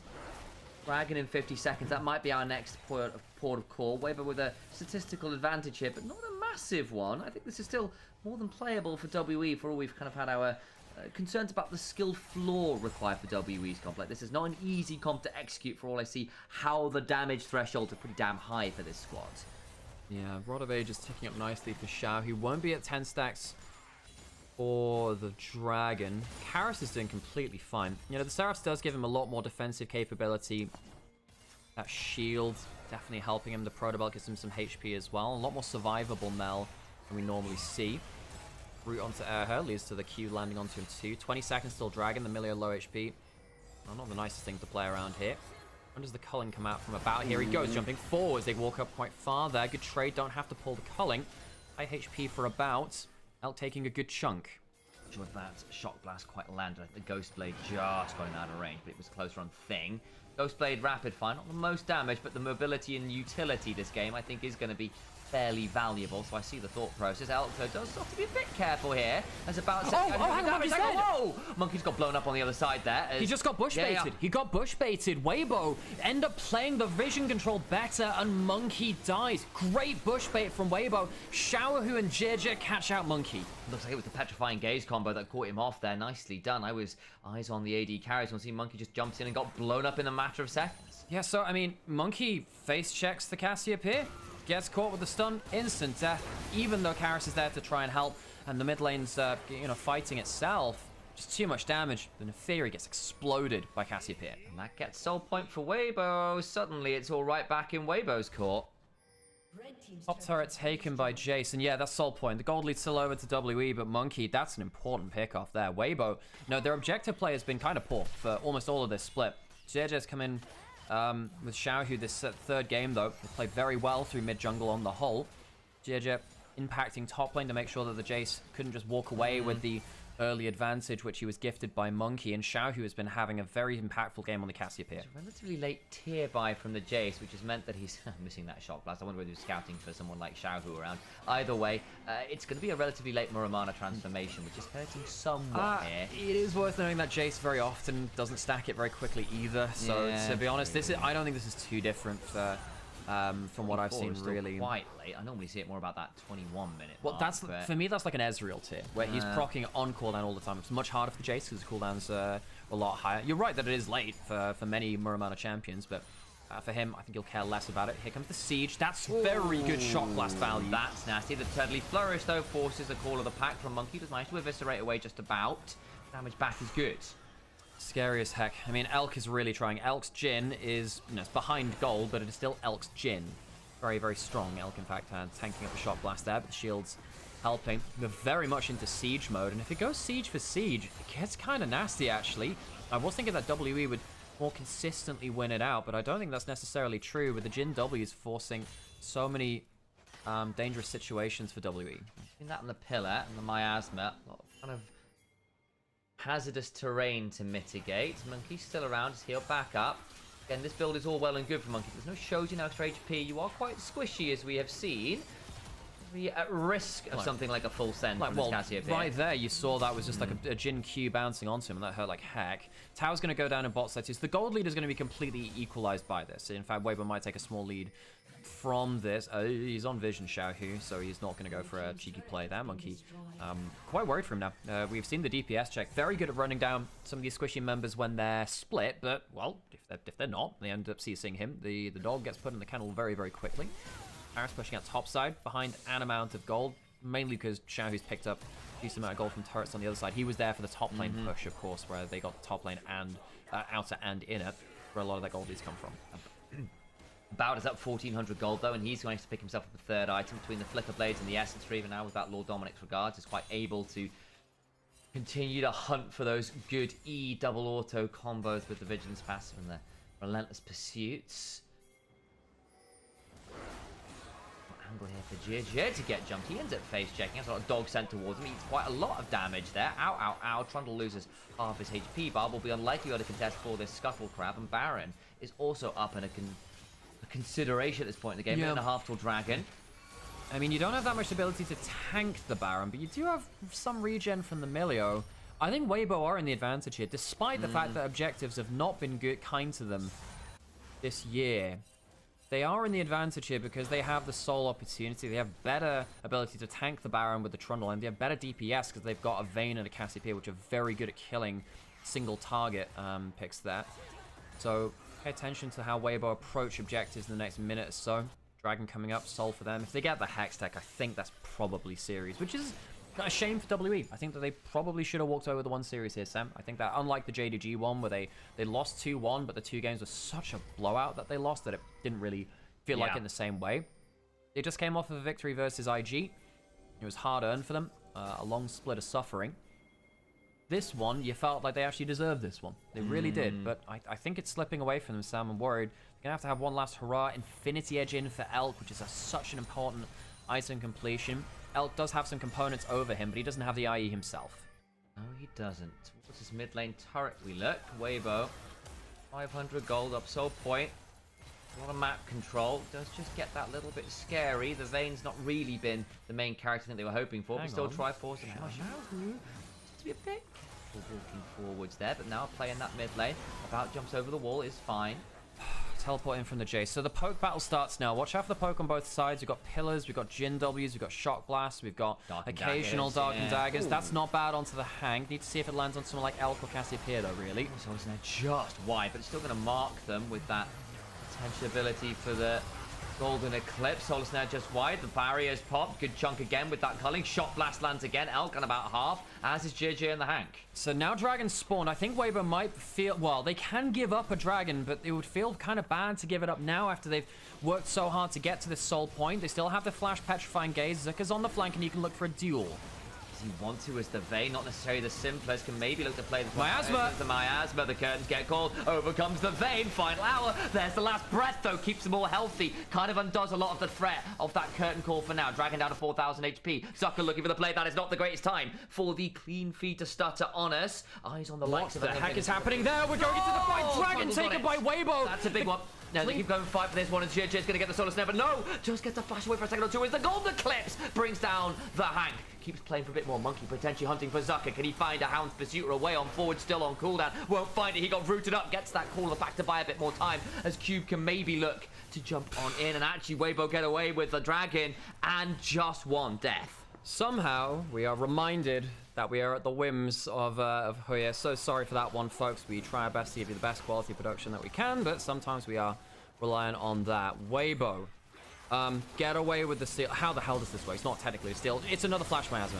Shahu's been doing really well to force W on the defensive like that. Zerka rolled into the play from what it looks like on the back of here. They try and jump onto him. I guess, I think they ended up, I don't know. I think Cube maybe, I don't think they should have jumped onto the Vayne like this. I think that's a mistake. Jumping out of the pit, I don't think you can afford to do that. I think that's a mistake by Cube and Monkey.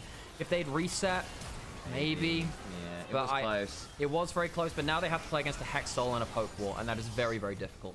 Yeah, that's a difficult one to give up. And all the while, they only get the one kill back. Maybe if they'd gotten a load of kills, they'd return it to Baron, they might have been able to kind of just break the game open a little bit more that way, but that's just not going to be the case. I think this game's now slipped away. The Hex Soul is so big in these ranged battles of Poke. Even in the duels, right, the Vayne can do a lot of work with the Hex Soul. Yeah, it's like having like the old Storm Razor, which slowed you, right? Or something similar to that. You never escape them now. And the Cassiopeia too. If you ever hit by the Miasma or just like, of course you hit the minion wave, it'll chain lightning off that too. WE, I mean, JJ's dancing on him. He knows what's just happened. That great smite from him really, really helps him. And Monkey, you know, that pick off before fourth dragon, so the one just before this one, that's a killer. Losing to that petrifying gaze when W felt like they were fighting quite well really hurt them. Hope that W don't get demoralized by this. On the other side, Weibo, it's a much better objective fight than we've seen in quite some time. Xiaohu, great game on the Cassiopeia. He's been using that flash miasma to really force the issue a number of times. Look at that Hex Soul damage there too. Baron started. Vision controls against them. They're afraid of someone being in the bush. They use the blue trinket. Can they walk forward and look for a steal? I don't know if they can. Elk! He nearly gets annihilated. Flash gets the kill. Well done from Monkey. Hound's Pursuit potentially able to go forward. Down to 1400 HP. JJ gets it, but Monkey gets another. 3 members for Weibo. They got blasted by that lethality. Looking for the double shot. JJ with a healing the subjugate. One more auto does it. Can maybe look for more with the flicker blades. 3 dead from Weibo Gaming. We just had an insane DPS check from Monkey. Completes the Sorildas and uses it to stab into the heart of Weibo. Because 3 are dead, I mean, it's effectively a negative power and power play already, but that's going to be mid lane turret falling. It might even be 2. There's a chance that if Cassiopeia and the Vayne defend too hard that they lose another kill here. Monkey's almost back up on his ultimate. They want to keep going for this. Where's the good shock blast? If roots land, this could be a huge play for WE. The wave clear is so short range at this point. They've got to be so scared. Walking forward, Spectre goes is wide. Zaka does look to go forwards, just tumble on in, and they're going to have to back away on this one. Unable to get too much more here. A little afraid of overstaying their welcome. Yeah, the bot lane's respawn. Well, that's the Cycler Sword as well. Basically, when you jump into a play, well, when you hit someone with your first skill of combat, when you get your energized attack, you get 15 extra lethality. Now, you only have 10 base now, but it means that you have 25 lethality from one item. That is absurd against targets with, like, you know, like 100 to 130 armor. I mean, Xiaohu's got an extra 50 armor from the Zhonya's, and he's only on 138. I mean, having 25 lethality on single item is utterly disgusting. Oh, just gets destroyed. Bit of culling damage onto it. Flashes reacts a bit beyond that. The Hank tried to flash, instead just ends up getting himself killed by flashing over the wall. Poor play from him, sadly. Monkey very nearly wins them the game off of that. Yeah, I think if they manage to get JJ a little bit more cleanly, then run at Zucker and Xiaohu, we might be at a different point, but the Hex Tech Soul slows end up being a little bit too much. Back to live we go, and Weibo Gaming try to recover some of the gold they've just given away. Zucker still could be a little afraid there of things like the Solar Snare. Overcomes Cube, the Colin comes on down, turret gets chunked a little bit there, but the wave is dropped quite quickly. Xiaohu losing about a third of his HP bar. But he still had the Zhonya's, still had his kind of miasma up to defend a little bit too. on those timers. Top left of your screen, by the way. Elder in a minute and a half, and I think we are getting an Elder flip out. I think because of that Baron fight, we get an Elder flip. I mean, there's a death cap on Karis, he can one-shot. An Infinity Edge on the bout, he can one-shot. We know that Monkey and Cube can one-shot too, but it's not quite as simple as that. You have Zhonya's, you have some very slippery champions like the Vayne to get out of the play initially. And of course, you got the Miasma to stop a lot of that coming through too. And the Hex Soul stopped you from quite as easily finding those angles. Minute Till Dragon now, walking up, but be careful. There's Q to spot a bit of that. A bush out, safely puts a ward down. Been a while since I've seen one, but that's a sabotage from Monkey. Yes. So now that means if you get a kill, your next attack on target's nasty. It also gives you first attack. Hang on a second. Oh, God, Shadow is really scary coming out of the teleport, actually. Level 18. Jib eats a Q from the Neferi. Ow. Yeah, that'll hurt. That's one Q doing that, by the way. That's crazy. Yeah, and Trundle's not the best into kind of DOT like that. There's no one really for him to subjugate this game. Then again, Monkey just took one auto attack, and that's from a Jhin too. But I guess the Neferi has a W to defend himself, so it feels a little better on that. He's waiting for the Raptor so he can heal up. JJ's doing the same off of Wolf. Sometimes, hang on, Shadow got out! Next looking for the damage, does get the bedrock into the cleanse! Allows them to run away, but about gets dropped! Caught by the pillar! They tried to kill the other side, but the curtain calls are there. Monkey needs to run, but over the back line goes JJ. He's beginning to bonk away the chops. The clobbering time is in, and they keep on autoing for some more. Zucker with the final hour, and that's exactly what it is. A valiant effort from WE will still lead to disaster. The late game picks go in the favor of Weibo. Xiaohu saves Weibo. It's something that's been said many times over the years. They'll rush top lane. That is series 2-1 to Weibo.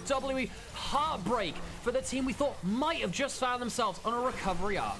They tried so hard. That game 1 was winnable. This game 3 was winnable. But Weibo Gaming too wily, too clutch. And in the end, too much for WE to find a second series win. Weibo to 4-8. Heartbreak for WSM. It is utter heartbreak for them. I felt like they would deserve that one. Game 1, felt like they probably should have won that, but some misplays on their engages and late game hurt them. Game 3, I mean, a couple of great picks from Xiaohu. It's a very close game. Weibo come out on top of a close contest.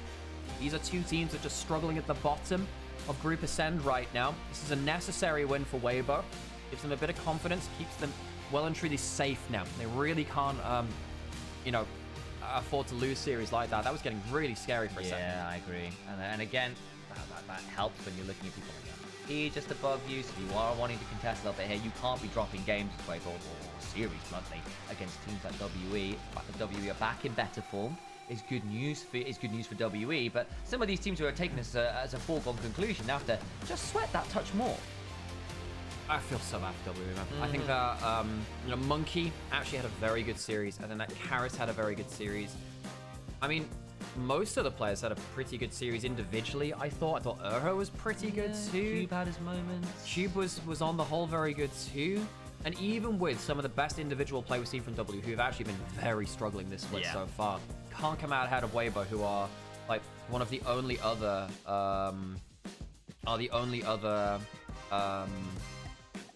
like bottom teams here in Ascend. It's a big loss for them. I mean, let's be real. The way I would put this is the issues with WE now are less obvious in terms of it's not so much about individual play. The level has raised. We are seeing good moments from in the early games.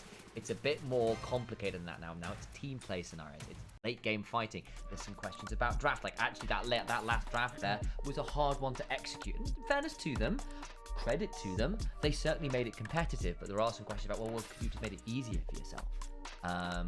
What's going on around some of these fights and like vision control around objectives that you're kind of then walking into traps and shouldn't be, having to set up traps that get caught out and then fully going in without checking cooldowns. That kind of hurt them with the Akali into the Ori Nocturne combo later on in those games where they actually did have winning scenarios. And basically what it is mid to late stage games giving up advantages from winning positions and not being clutch and closing out games when you need to. Gosh, I want to see what happened in that last fight, actually, because that last fight was crazy. Complicated, yes. I'm going to run and get us some food, because I'm not going to lie, I am struggling a bit here. So I'm just going to take 5 minutes to go make us some food, make sure we're all eating, and get things rolling. Do you want a cuppa or anything? Chat, you need a cuppa? I'd love a cup of coffee, Oh, that can be arranged. Pass me a mug. I'll get that sorted. If I do another egg sandwich, you're gonna hate that. Is that gonna work? No, it's good. It's good.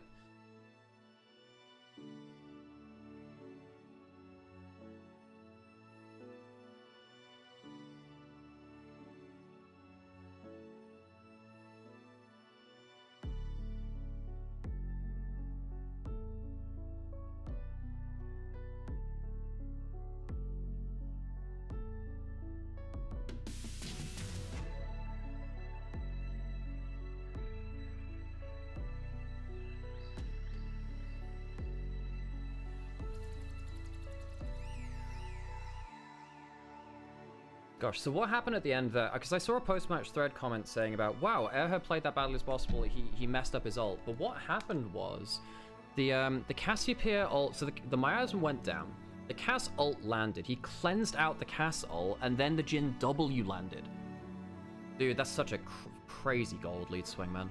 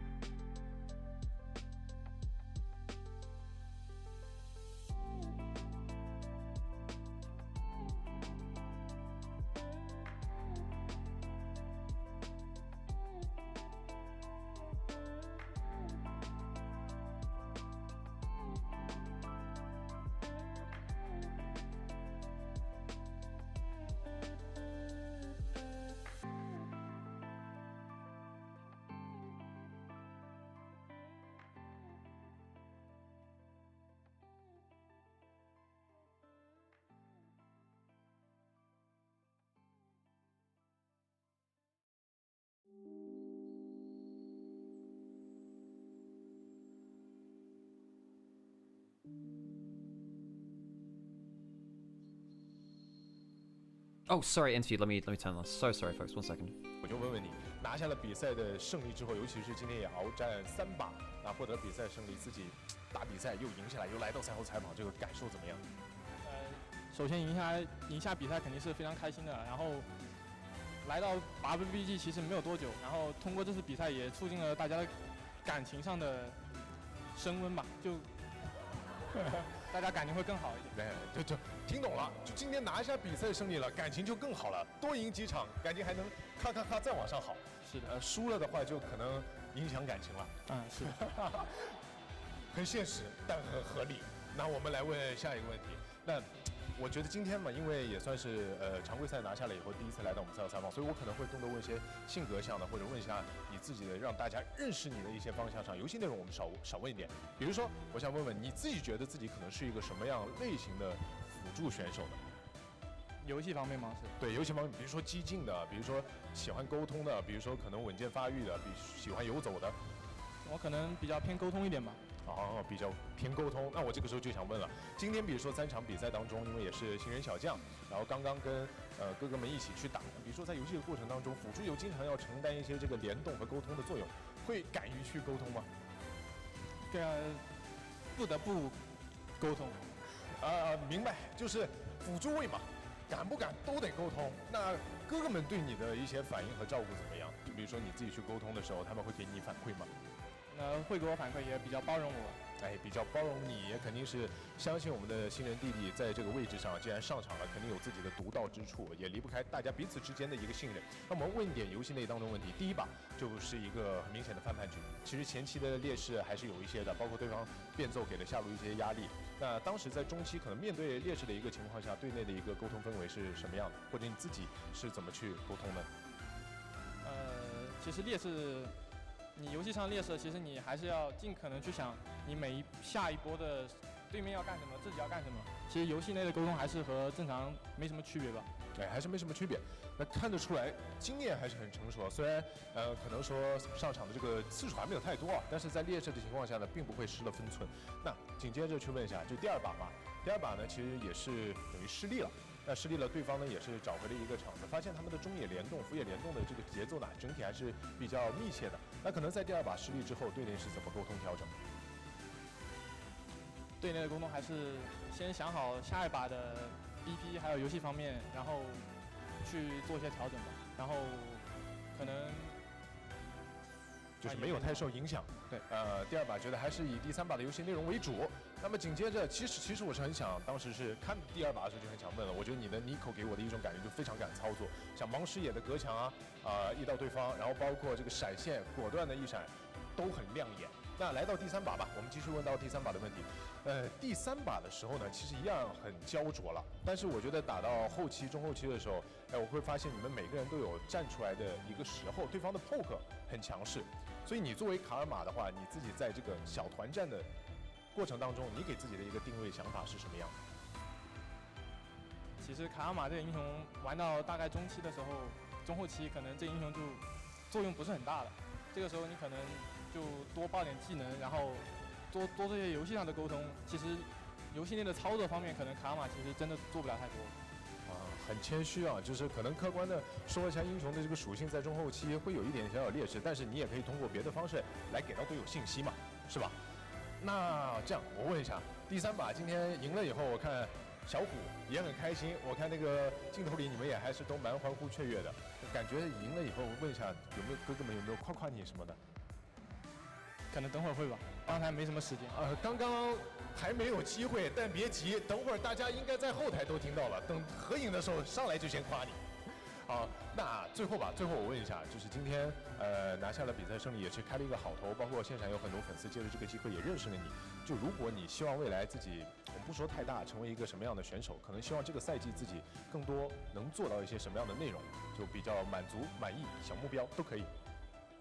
给自己一点期许和话语的分享。这个赛季吗？对，先这个赛季。你说我们算上第3赛段。算上？对，整个。保证第3赛段有工作吧，现在。哇哦，肯定有工作。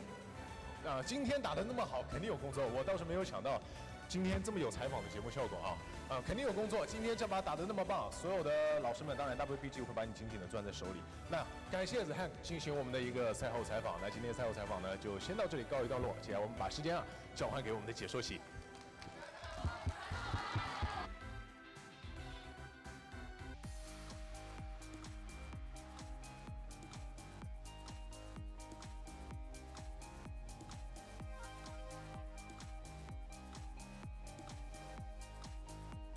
Well, there we go with the interview. I'm not gonna lie, folks. I'm gonna take it easy in the background. Like, I'll still be responding to chat and stuff. Don't worry. But I'm gonna take it easy a little bit, just because energy's just a little low today.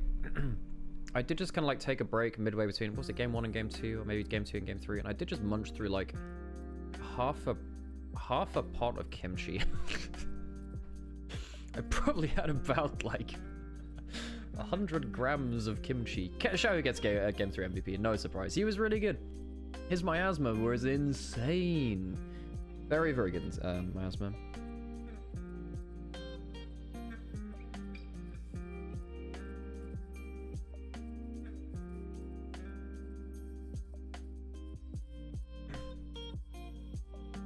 I mean, Xiaohu's one of those guys who I think he does have about like 2 good games and 1 bad game in a series, you know?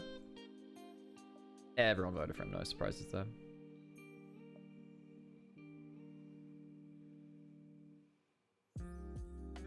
And now we're on to a second series, NIPIL. This one should be pretty fun, although Tarzan, the thing is, Guwon is so important to NIP. Xiao player of the series as well. Yeah, good series from him. No surprise.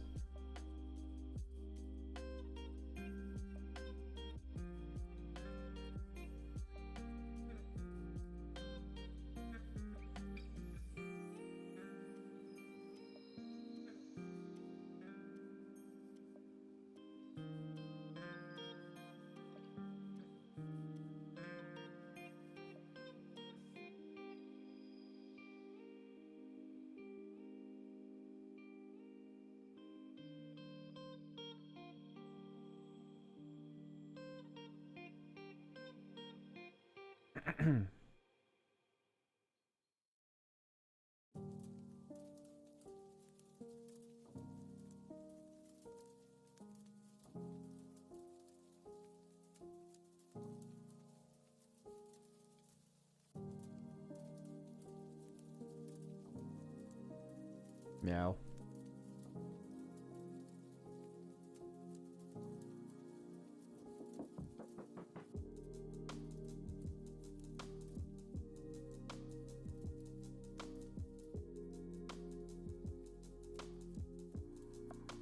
I like trains. Yes, you do.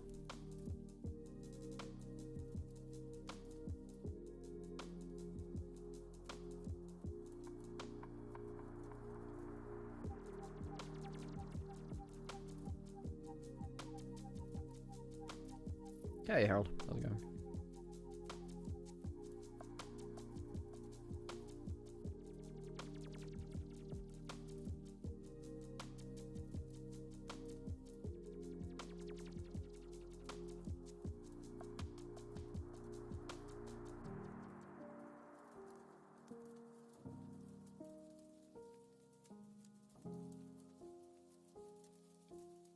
You slept 10 hours in 7 days? Harold, dude.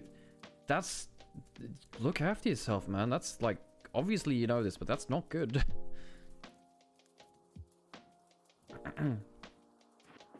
So peaceful? Yeah. I mean, yeah, Sam and I don't know, but neither of us, like, had the best sleep recently.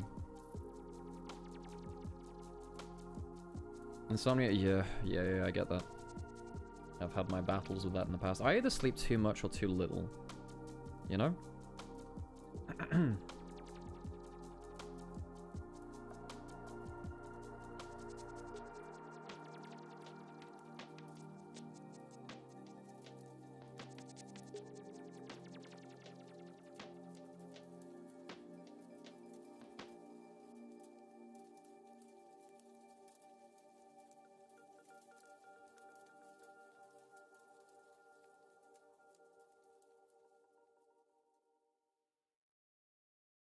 Jeez, really?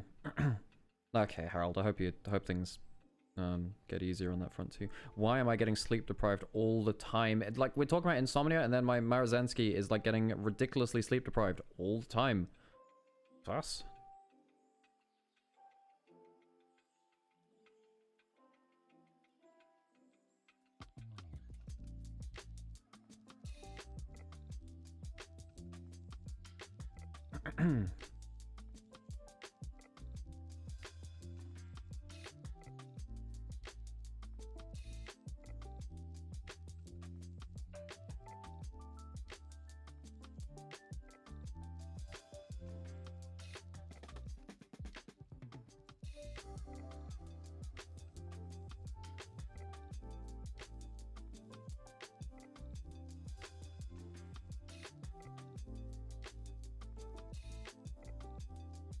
Harold is Marozensky confirmed, maybe. Who am I to say?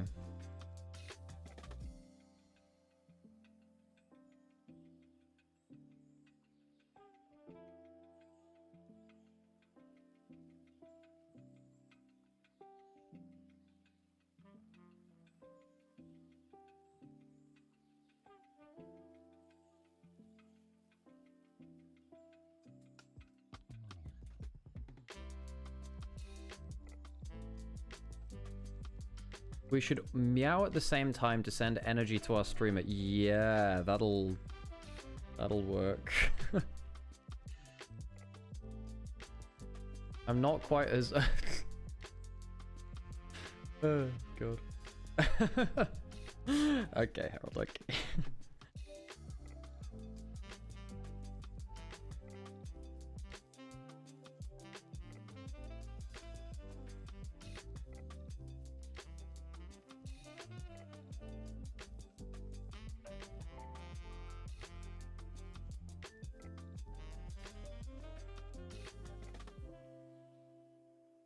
Okay, I gotta put an ad break before we get on to our next series.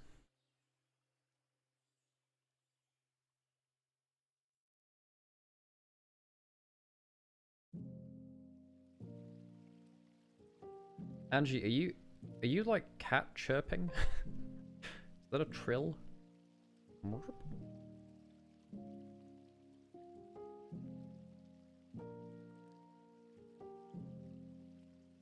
Do I need coffee Red Bull combo? I did think about it, but I'm trying to be good.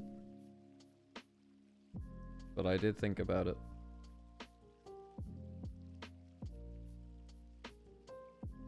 That too, Angie. Yes.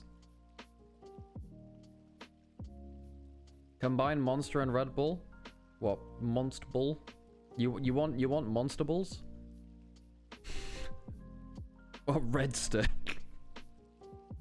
Okay, Redster probably sounds a bit better in fairness. Unlock the 25th hour of the day, yeah.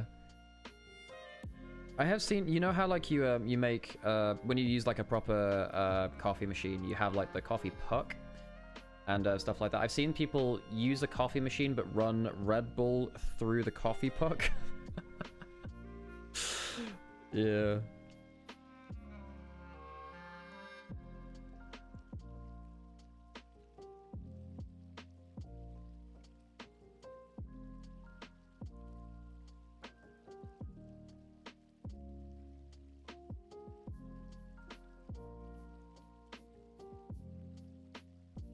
5 out of 5 cannot recommend Red Bull coffee. Have you tried it before? Should I try it just to make sure that you're like it's really true? Oh, the coffee machine dies. Oh, I guess it, yeah, boiling Red Bull is probably not very healthy for the coffee machine. Probably. Oh, melting sugar, true, yeah.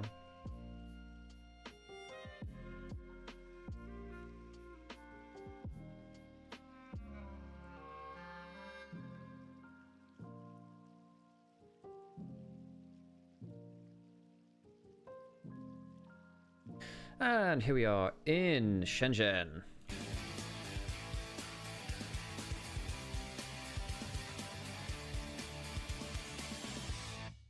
I love how they have their own little intros here. Welcome to Shenzhen, everyone. Nappy's home ground. A place where ninjas be. Like on a map, you know, you have like here be monsters. We have here be ninjas here.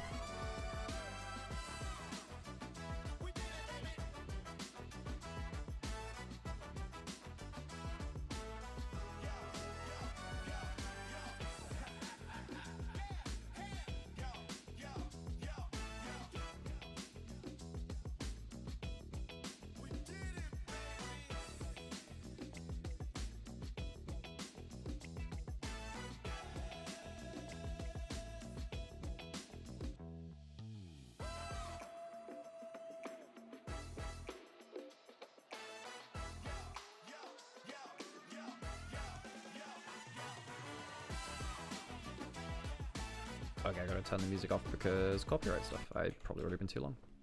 Okay, NIPAL. AL destroyed NIP the last time out, and a lot of the reason for that is that NIP are so reliant on Guon's creativity that when Tarzan is playing very, very well, it means that Guon just cannot get off the ground. Tarzan is a very savvy jungler, and while some players like Ginger have been able to get under his skin, Guon's not consistently been able to do that.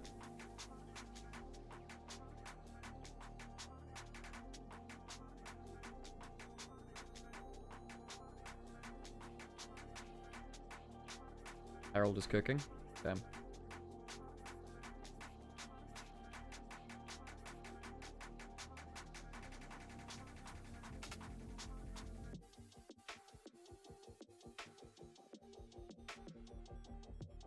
And Anyone's Legend have been on really good form recently. Like, they have been on genuinely very good form. Like, one of the biggest things about Anyone's Legend is that they have realized that one of the ways that they can kind of escape their early laning woes is by playing around, protecting Tarzan early. Tarzan is the best player in Anyone's Legend, and if the game plan is about him, it is a winnable game.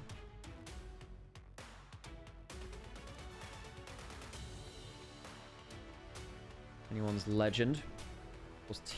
Shanks has been on decent form too. He had a really good series versus Cream, actually. A very good series versus Cream.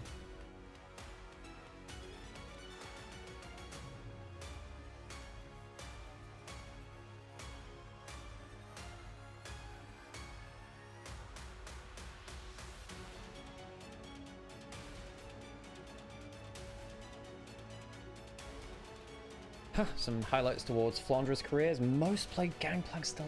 I miss Gangplank meta a little bit. Like, Gangplank is definitely one of those champions which should be played a bit. Definitely should be played. Oh, by the way, Gangplank, I had some fun on him in Arena the other day. That was fun.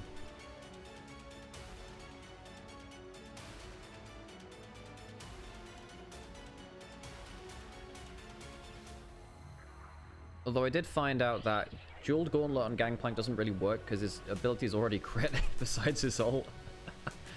Strongest bond. Oh wow, hang on. This is... Wait, Flandra, Shanks, Tarzan... Flandra, Tarzan, Shanks, Hope, Kyle played 206 games together. Is this... Surely that's not the longest running roster individually.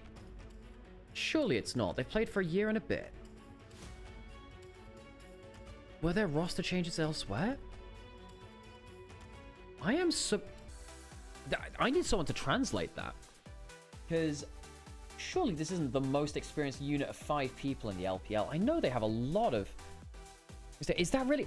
Anyone's Legend are the most experienced 5-man unit in LPL history. It's not by duration, it's by games. And they did play a lot of games together.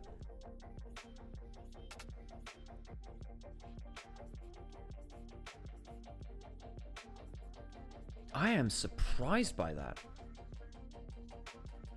Very surprised by that.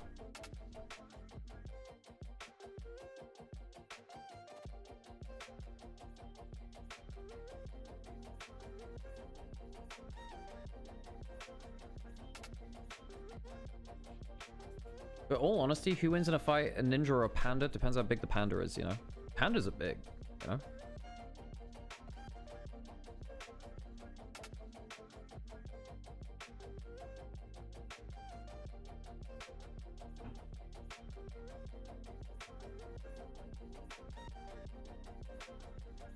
They're the same size? Whoa, whoa, whoa, whoa, whoa. But it's a giant panda. It's in the name, you know?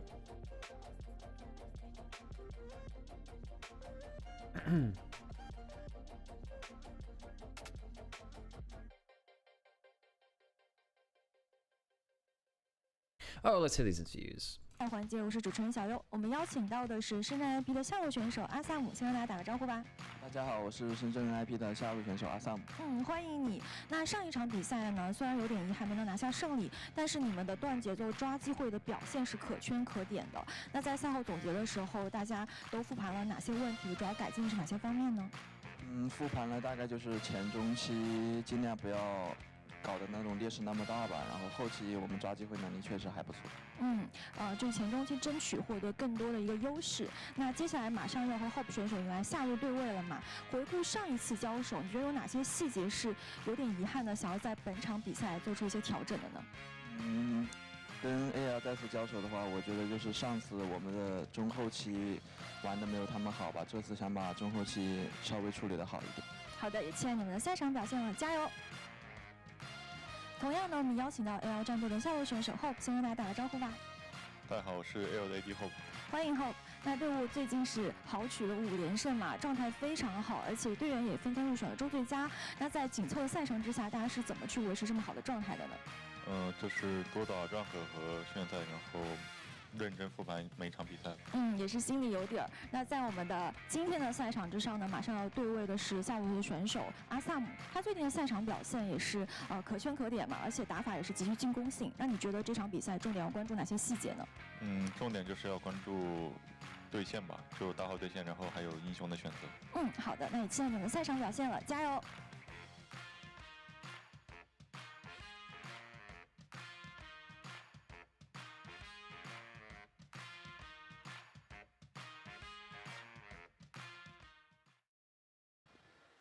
！Onto the stage we go. Welcome to Shenzhen, a venue change and a change of teams. Shenzhen Ninjas in Pajamas. The home team out first, Shenzhen Ninjas in Pajamas.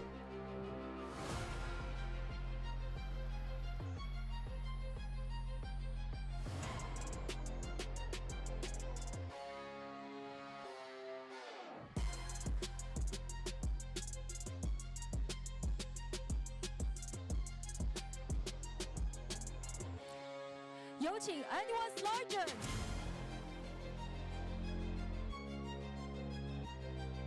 And anyone's legend to rise up to meet them.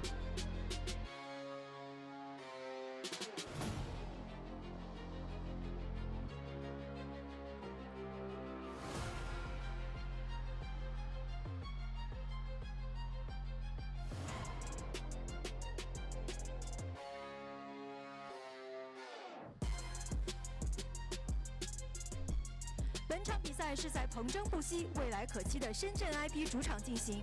LPL 第2赛段组内赛第5周第2日第2场比赛，深圳 IP 对阵 AL 即将开始。LPL 无畏进巅峰。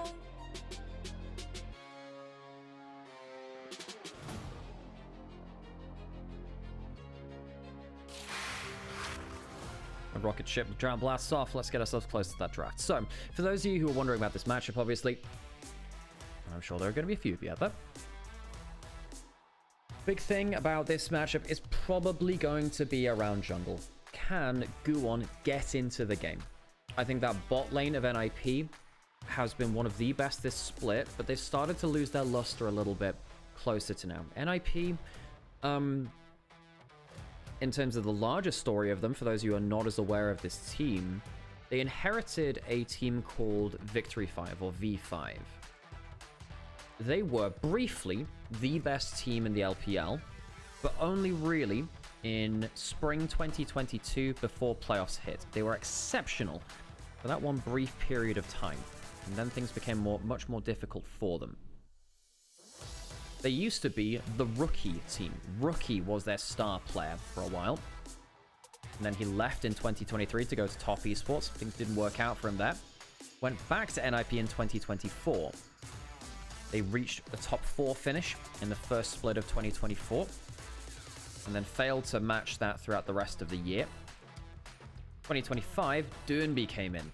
He couldn't really give them that much success either. Leave also ended up joining to try and raise their expectations. Again, that roster didn't really succeed what it wanted to. The roster which is arguably, well, we'll see how far it goes, but the one which it looks like is really causing a splash is one without those super powered mids, Rookie and Durnby. Care, definitely a streaky player, can have his highs, definitely has some lows as well, not viewed on the same level of those players for good reason. Against Shanks, it's going to be a hard matchup. Shanks has really been vying for, top 3, top 2 mid lane of this split. Again, very hard to beat Knight to the post because Knight is so good right now. Okay, so what are our power picks let through? We have Rumble. Rumble for Hoya, always good. Flandre would pretty happily take the Scion, though. I think. But now they first pick the Annie. Okay. So what if Shanks go into the Annie? Well, I mean, they might just lock in... They could lock in Rumble themselves, or they could lock in the Scion. They'd be happy with either of them, actually. In terms of junglers, you've got Nocturne as well. And you've got Shinzao. And you've got Pantheon. Rumble's the easy one. You could even go like Vi combo if you want. Take it away from Guon. Guon's a huge Vi player. You can take it away from him. Jhin? What? What? First pick Jhin? What? That is so crazy to me. All of these other power picks we were talking about, they picked the Jhin first. Very surprised at that. Jhin Rumble, powerful duo. It is. Jhin Rumble is a very powerful duo, in fairness, it is. The Jhin roots the target into the Rumble ultimate and they take the full damage of the equalizer. That is very disgusting. NIP, when you see the Annie, well, you have the Annie. Do you want to lock in a bursty champion like the Vi or the Lee Sin for Guon? Lock in Scion for Hoya maybe, or some matchup which can survive. They can go Ambessa technically towards top lane too. Now you see the Rumble, you can go towards something like the Ambessa for Hoya. It's a fine matchup. Ooh, Nocturne taken instead. Now the thing about the Nocturne is that it has very good level 1. Very good level 1. And that allows you to play very aggressively in the jungle, which is what Guon wants to do. I don't think Vayne's actually very good into Rumble. Rumble like has a lot. Rumble causes quite a few issues for the Vayne. I'd rather see something like, yeah, like we were saying in terms of Scion and Bessa. Can run Acton if you want, actually. Dude, Kayle is actually really good right now. I actually think that Kayle should be played. You're hovering over too many interesting things. They lock in the Scion. It's a neutralizing matchup. Also takes it away from Flandre for the rest of the series, which is big.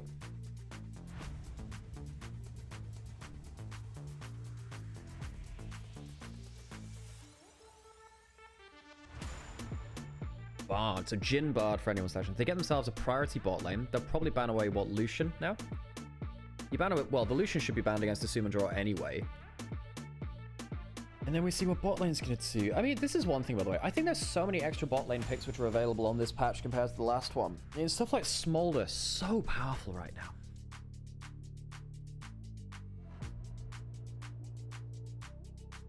Lulu banned away.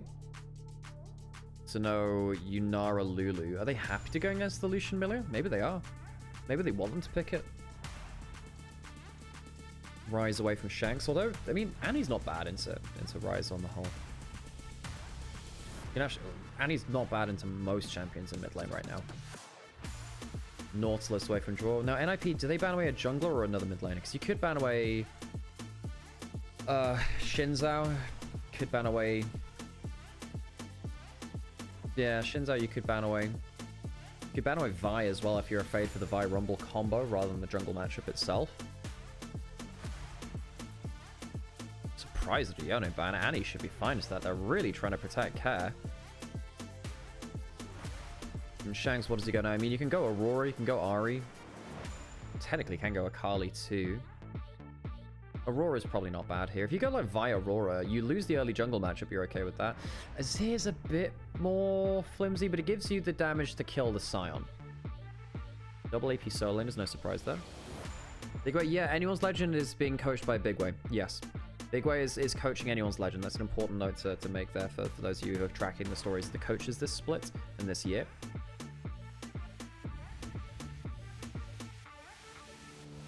Last picks for bot lane for NIP. Presumably, well, the Milio's gone. So, sorry, the Milio's been gone all this time. Sorry, I've been gaslighting the Milio. But you could still go for Corki Nami. That's a big one. That'll be why they did that. So, yeah, my bad on that. I sometimes, fans slip by me a bit. Sometimes. Corki Nami locked in. Very bursty. Anyone's Legend. Do you have that Jhin Rumble? Can compete with range there. Last pick for Tarzan. Do you want to compete more? Do you want the combo? Or do you want the early power?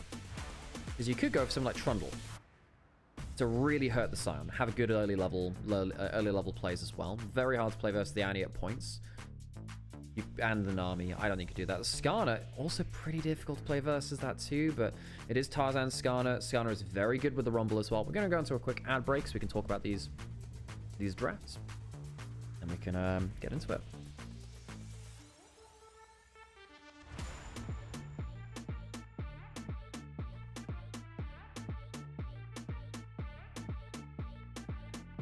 Mid lane Bard? Yeah, mid lane Bard. You know, funnily enough, that was a thing for a while because AP ratios on Bard was so high, he could just kind of one-shot you. Who's the, it's a Bard Annette who plays, you know, top lane Bard, right? You tried to play the 0 CS Bard, but then, I don't know, Riot changed the game a bit.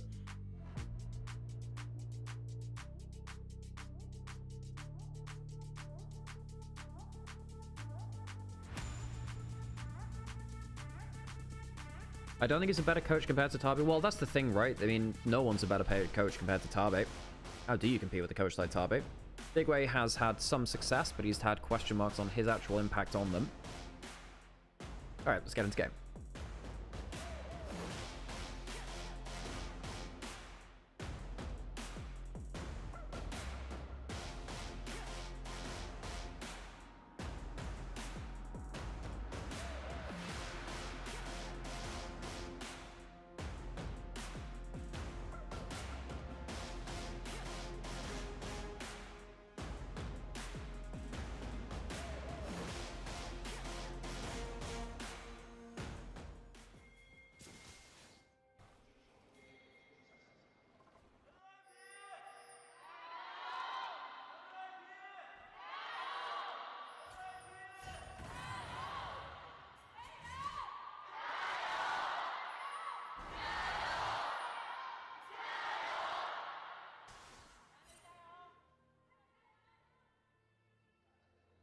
Some powerful gyros here in Shenzhen. Shenzhen's arena really cool for the acoustics. The acoustics are actually very good here.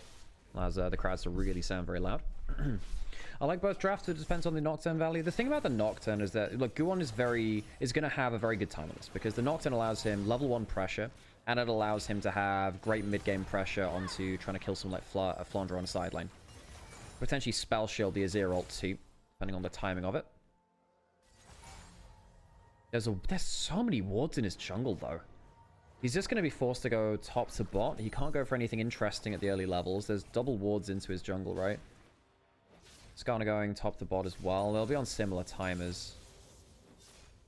Tarzan needs... Well, he needs a little bit of time. I mean, Skarner's pretty good versus Nocturne after first back. Once you get your first giant spell, then Skarner feels really good. Yeah, NIP, make no mistake about it, are definitely coming in as underdogs today, but it's not like they don't have any hope here. I mean, Hope actually played very well in their last series. Speaking of any hope, goddamn. 2 on the nose, was it? Hello, Sam. How's it going? All good. Cool, cool, cool. Bot lane trading heating up a little bit here. As Assume flashes for the 4th shot. There's hope. Assume goes low but not down. Dro is now next on the chopping block, but also makes it out alive. The 2v2 of Assume and Dro is definitely not having the success that it had earlier in the split. Jin W goes wide. No recalls will be stopped there. 2v2, good value from the Jin Bard early on. Fun stuff. How are you feeling about the drafts, mate?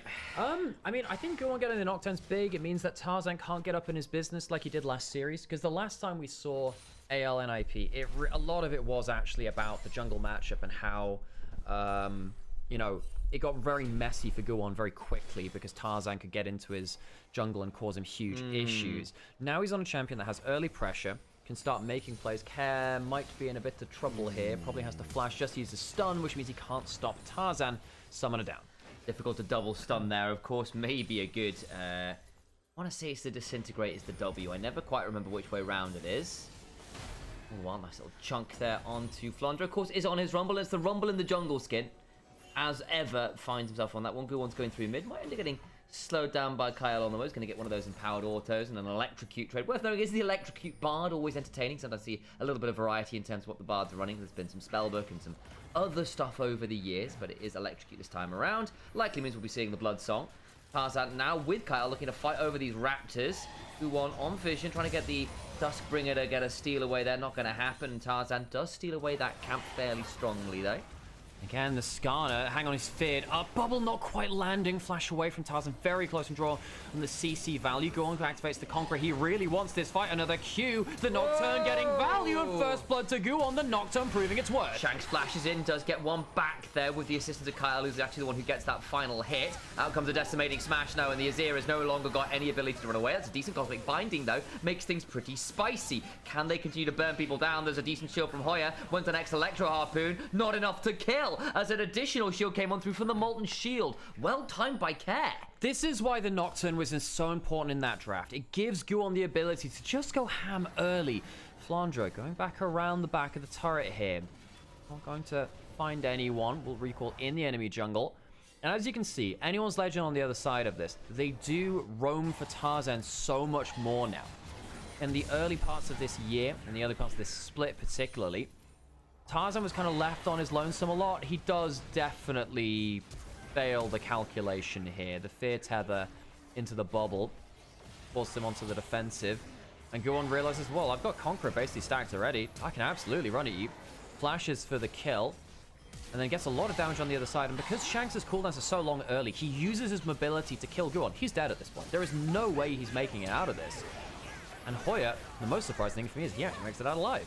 The really good thing is here he gets Soul Furnace Shield into the Molten Shield just after as the E comes on through, which is just so clutch. So even with the DFT not quite enough, and NIP find themselves with a minor early gold lead here, and good defense on that Raptor invade. I see what the thought process was there from the likes of AL, but the punish was swift as it was violent. Yeah, Tarzan just walking back over towards this as well, puts down a control. He really wants to get these Raptor stealaways. I think, he's really locking into the fact that farm advantage in jungle, especially against top teams, is so important. We did see in the last series, it was WE who were playing more for the early ganks. That's more of a BLG thing, actually, at points. Actually, where Shun will sometimes give up the away. He actually does walk into damn. Hoya's actually got some pretty good damage here in the early levels. Of course, Sion tends to. Flandre will lose half his HP. Gonna wait for another Q, try and force the flash out of the Sion. Does need to be careful here, actually. We'll be able to get away. The Equalizer comes down on the wave, and ult for ult, I suppose, is the grand scheme of things. Worth only Flandre did have the TP, so he's not averse to resetting at this point, one would imagine. Not having the easiest time in mid lane. I mean, Shanks picks up the Azir, basically so you can have that team fight damage later. Shanks has been very, very good on scaling mid lane picks for a very long time. If you think about like late game mid laners from the LPL, Shanks is probably the one which springs to mind the most. He's the guy that picks up the Azir, picks up the mages more often. He's not always going to be your early game snowball guy. And often he needs a few more resources to make his lane work than our other top laners. But he does get to late game on stuff like Ryze and Azir and make some real math things work. One is inches away from 6. He's trying to leech it from the lane there. Can't quite get it. Back away now, maybe turn towards his dragon. Tarzan is around. He does have 6. Yeah, he got the Scuttle Crab, which allowed him to do that. And of course, the Raptor steal away is the difference as well. His spot on Trebuch, I don't think Nocturne can stay here, no? Surely has to head away. He doesn't have flash either. This is dangerous. Yeah, you can't head that. Mid lane shoves there as well, so I think there's no chance of the Annie coming down on a reasonable timer either. No, it's even with the early jungle matchup for Guon, not able to get, unparalleled access here. Care just dumps down the Tibbers for a bit of a trade. Doesn't get that much off of it. Care not having an easy time, as we said. I mean, I'm a player. I'm a caster that really likes Care on the whole. I think he's a very interesting player. Is he always the top tier mid laner? No, absolutely not. But occasionally he can spring up to hit the elite mid laners for something that they didn't expected. Last couple of weeks hasn't, sadly, I think, delivered on that kind of identity for himself. I think he got a little bit decked by a couple of mid laners back to back, and Shanks, particularly in the last time we saw them, it was a pretty one-sided affair. So I really want to see Care, get onto more comfort and rather onto better string of form. Comfort isn't always the best thing for him. But of course he is on the Annie. Now, I first saw Care's Annie back in 2023. Yeah, and that was when he was on FPX as their long-time mid laner at that point. Sam, his Annie wasn't very good, Sam. No. It was lovingly known as the Care Bear, as it should be, with the Tibbers. That's because it likes to give hugs, not actually maul you to death. Yeah. The Care Bear, it's cuddly, it's fluffy, it's not really doing that much damage, Sam. And in this game, it's behind in the game. Care's going to have to do a lot more of that whole, actual, bear that eats salmon and stuff and predates, rather than shoots the Care Bear stare. Wow. That was not bad, Sam. Thank you. Yeah. I did. You know that bears in movies, they use a mix of like lion and like tiger sounds to make them do that roar, and they kind of modulate it because bears don't roar. They don't. No. They kind of like chuff. They do. And also when bears purr, which they kind of do, it sounds like a waterlogged engine. That's very fun. cute. Oh yeah, gonna get burned pretty low here. Not gonna have the most fun with this. Has gone for the early Spectre Scout. We are seeing a lot more of the Kainic Rook earn into Hollow Radiance starts into the likes of Rumble. Worth noting as well, Fondra, we've had this conversation a little while as well, has literally started first item Sorkpan boots, which is not always a guarantee on the Rumble these days. No, in fact, we haven't seen Sorkpan Rumble for a while. I think in this game, when you're against 4 squishies on the other part of the map, I think you're pretty happy with that, though. I mean, Yeah, with death, with and Death by Touch benefiting from it too. It's just another DOT which can get you some great value from it. I think one of the things was when you were going towards, you know, particularly Conqueror Rumble and then stuff like the Comet as well, you were looking for more kind of like bruisery trades where you can kind of get more value out of your E's and your Q. And kind of like extended trades, right? Sure. And get some, and of course your passive auto attacks. When you're going towards Deathfire with Pen Boots, you're really looking to kind of get some more long range kind of artillery damage, I suppose, with your ultimate, and sometimes the long range E's. Makes some sense to me. Good one is in the river, does have 6. We yet to see a Paranoia pull, but he might end up face checking a Skarner here, and that might not be the most fun that can be had in League of Legends, it must be said. We start trading out here, jaws around, but the Aqua Prisoners dodge into the Impale. Oh, Guwon, you need to start running away real fast. The curtains get called, looking to chunk out at least Jaw here. The 4th shot will be flashed away from an NIP. Need to exit stage north, I guess. TP behind now, though, and Tarzan's going to get himself trapped up in the river. That's a bit too far. Well, the Scorpion does meet the bear, Sam, and I didn't really think that was on the food chain, but it works out. Kael does have flash and heal. Cast the heal, but it doesn't save him. Kael, a bit disrespectful. NIP pick up 2 kills. I thought that was looking great from AL. They were in such a good spot, but they don't have the Rumble TP in. The retreat gets punished. Shanks and Hope aren't really in position, especially after that curtain call goes down, to come and interact really with NIP, and they just get to collapse with more members. I mean, with a level advantage and a bunch of skills not working out, oh god, he maneuvers it away from the Bard Q. There's no extra stun. That should have been death. Tarzan and Kael not communicating well there. You can see that Bard was trying to hit the Q on target, and then Skarner dragged him the other way. That's a miscommunication between Tarzan and Kael. And then, as we said, the Care Bear, I haven't had great expectations of it. This split's been a bit better than it was in the past. In early laning phase, didn't feel like it was fantastic, but it works out well there. Assume just about gets that kill there at the end. First run thing, but they're out of the way. NIP, the last couple skirmishes have been very much favoured in their... Well, favour. That was... I could have found a better word there. But either way, the point is made, even if I had to emphasise with the reiteration of a word. Fortune favours the bold, Sam, so I hear. Well, I like italics. What are you going to do? What font are we talking, Sam? You're Helvetica command. Comic Sans or bust, mate. Oh, God. I've really been enjoying Babas Neue. No, Babas Neue is pretty good. That's a good font. I used to be a big Montserrat fan. We use that a lot for our LGL broadcast. We use Montserrat for our like, key fonts there. I'm running out of font names, which I remember I used, Sam. There's one I've got saved that I used quite a lot when I was doing some more of my game design documents. Yeah. It was very lovely. I need to remember what it was. I like the Orobesh ones from Star Wars. The Orobesh font for their alphabet is really nice. It's very satisfying. I don't know. That was good. I like that. Alex, I need to go check on the sandwich. Okay. Can I pass you the headphones on? Yes. Theoretically, we have a break. It's all good. We can do that. Thank you. There you go. Go, Do you want a sandwich? Sam. Do you want a sandwich, chat? I can see what I can do. Yeah, Sam's actually just going to hex you, and then he'll be the sandwich. Damn, I can hear game sounds. Wow, it's like I've unlocked an extra sense. Like I can hear things in the game. We need to find a way to get double headphones working. Technically, I can do that. I've been lazy on it. Flandra, Hoya, trading fairly evenly. Hoya's down about 20 CS, but the gold's not that different because there's a kill and assist to Hoya from that top river fight, which happened a little earlier into the game. I miss the LGL. I miss it too. Hang on, Sion ulting in towards topside. Flash away from the Rumble, who doesn't take any damage from that, actually. Guwon was topside. If he was hit, probably would have been a Nocturne flying back through with the Hex plates, giving him the increased attack speed, movement speed, and lower cooldown reduction. Ow, yeah, that's the problem going Sorkpan boots. Rumble does die a lot more quickly. That kind of build. Tarzan on topside, of course, the... Ishtal's impact can... Is that what it's called? Ishtal's impact? Indeed, indeed it is. The journey through the wall can do... It's really long range. And they also have a magical journey too. Tarzan can go like double wall diving if he wants to. No one died while I was gone, I see. No, but we did see a flash blown from Flandra as Hoya ulted him. He flashed to the side, didn't take any damage. And but Guwon was in the area, so you understand why you have to play respectfully there. Makes some sense. It was the Hollow Radiance first from Hoya. I was half wondering whether it would be the Kaenic Rookham, but nope, they've gone for that slightly bigger wave clear. And Hollow Radiance, guys, if you can get away with it over some fight, do it every time. It's just the better item. Yeah, I mean, the thing with someone like Sion is he doesn't really need the wave clear, and a lot of the arguments. So it's gosh, what's his name? I think there's a guy called Macro even, or you know, there's an Ornn play who's talked about this, where like certain tanks have so much wave clear, you shouldn't really go for the wave clear item because actually your job is to be super tanky. Yeah. And something like the Hollow Radiance, it feels like it's kind of losing innate tankiness, which is really important in a game like this where you're the sole tank, when actually you're already on the whole clearing waves with your basic abilities anyway. Like, grant you the passive on Hollow Radiance is really nice. It's not just the wave clear you get from that. You also get, is it healing you get from it? No, that's no, that's a different item. Shove under the tower. There's a stun though, and Shanks has misjudged it. The Care Bear Sam, it's turned deadly.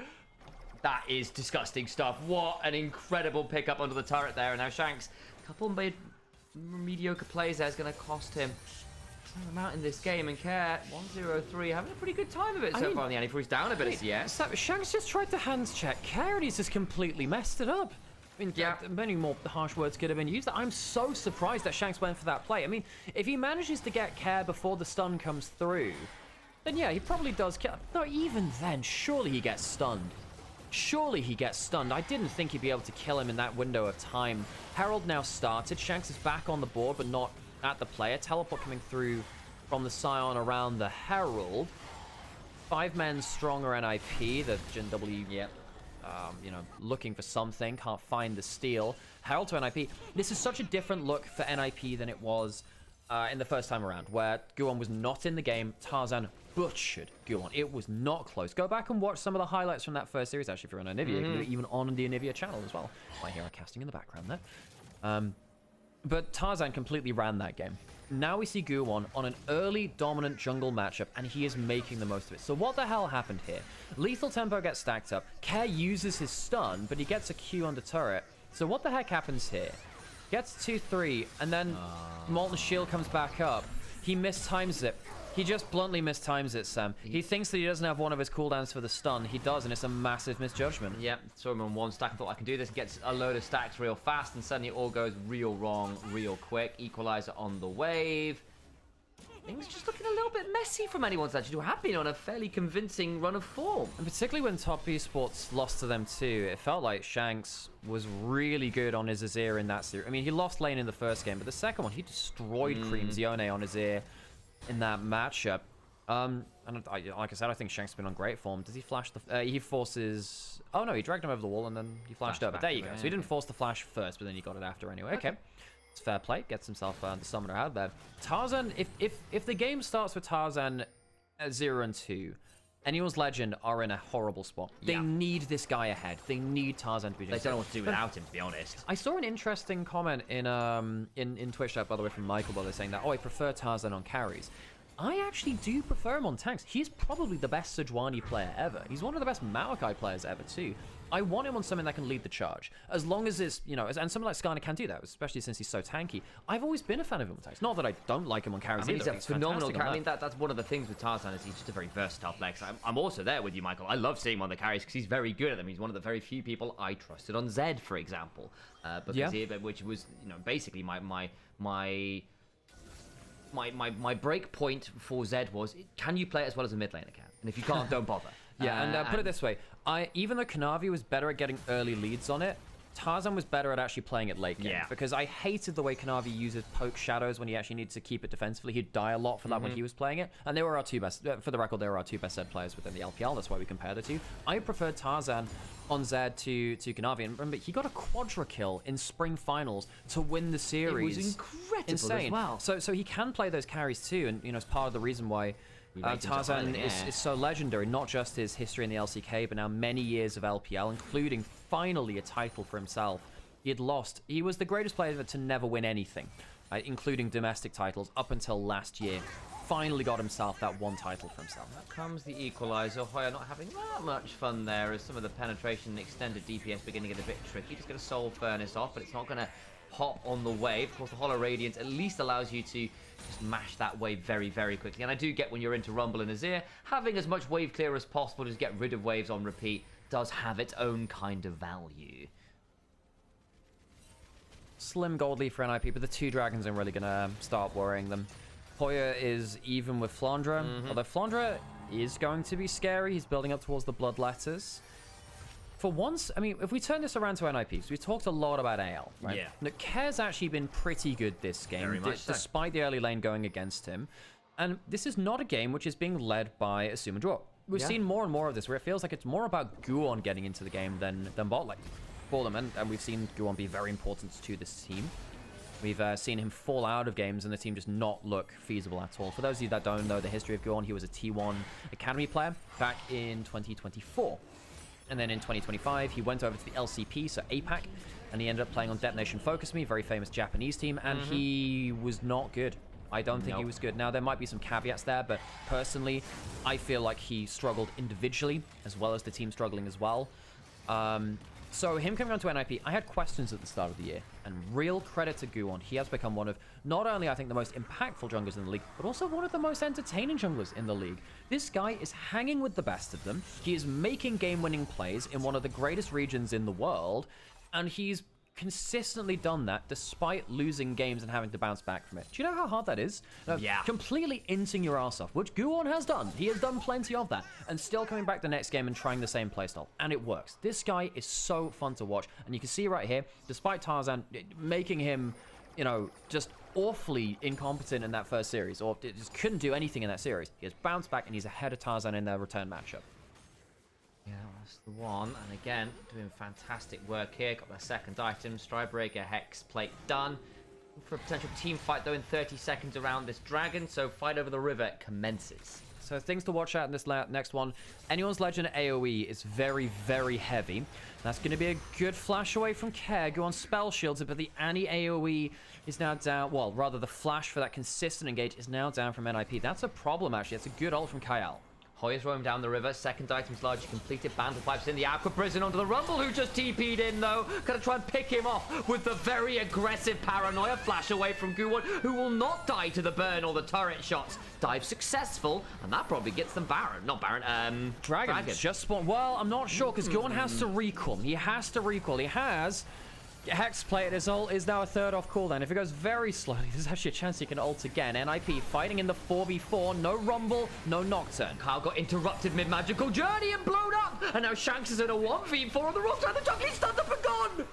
Everything is falling apart for AL. They get the dragon, they'll stop the third one, and the stacking from NIP. Can they go Baron? But Sam, I think they can. They have a Rumble. I think they can go. I think they can. Tarzan's alive, but with Shanks dead, having a horrible game on one of his best champions, NIP might just head towards this objective. Hell, why not? They have themselves enough damage. They have themselves the Scion to tank it. They're going to head straight towards it. Tarzan is now going to be forced into a situation where he might have to steal or die.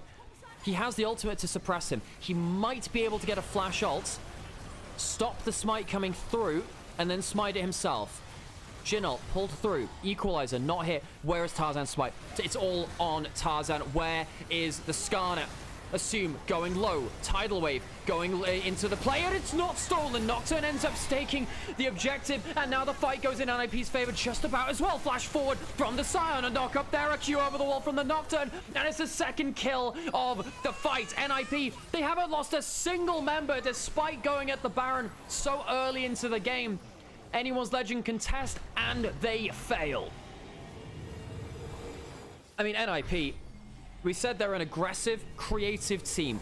You know, a couple of weeks ago, I was saying that NIP are weirdly a dark horse for, you know, great success here, maybe even reaching MSI when a lot of people wouldn't expect that from them. Because of this kind of gameplay. Does it always work out? Oh, absolutely not. But it does give them that ability to punch up against some of the very best teams in the league. Anyone's Legend, they're part of our top 3 right now. You know, JDG on their heels, they're playing JDG in just a handful of days' time. I think it's in 3 days they're playing JDG. They have to shape up. Anyone's Legend, we thought they were on great form. Not so much anymore. Shanks having a horrible game. Died in some awful scenarios by his own positioning, really. Especially on the Azir, which he's so famous for. We said, look, he is the scaling mid laner in the league, really. He'd had that lane lead. Typically, that is a recipe for success. I don't think this one's on. I mean, hope is. I mean, there's only one kill from AL across this entire game. One kill this entire game. That was when Guon flashed to kill Tarzan and they turned it back onto him. NIP at 4 and 5, but you know, make no mistake about it. NIP are still a threatening team. They can threaten anyone in the league.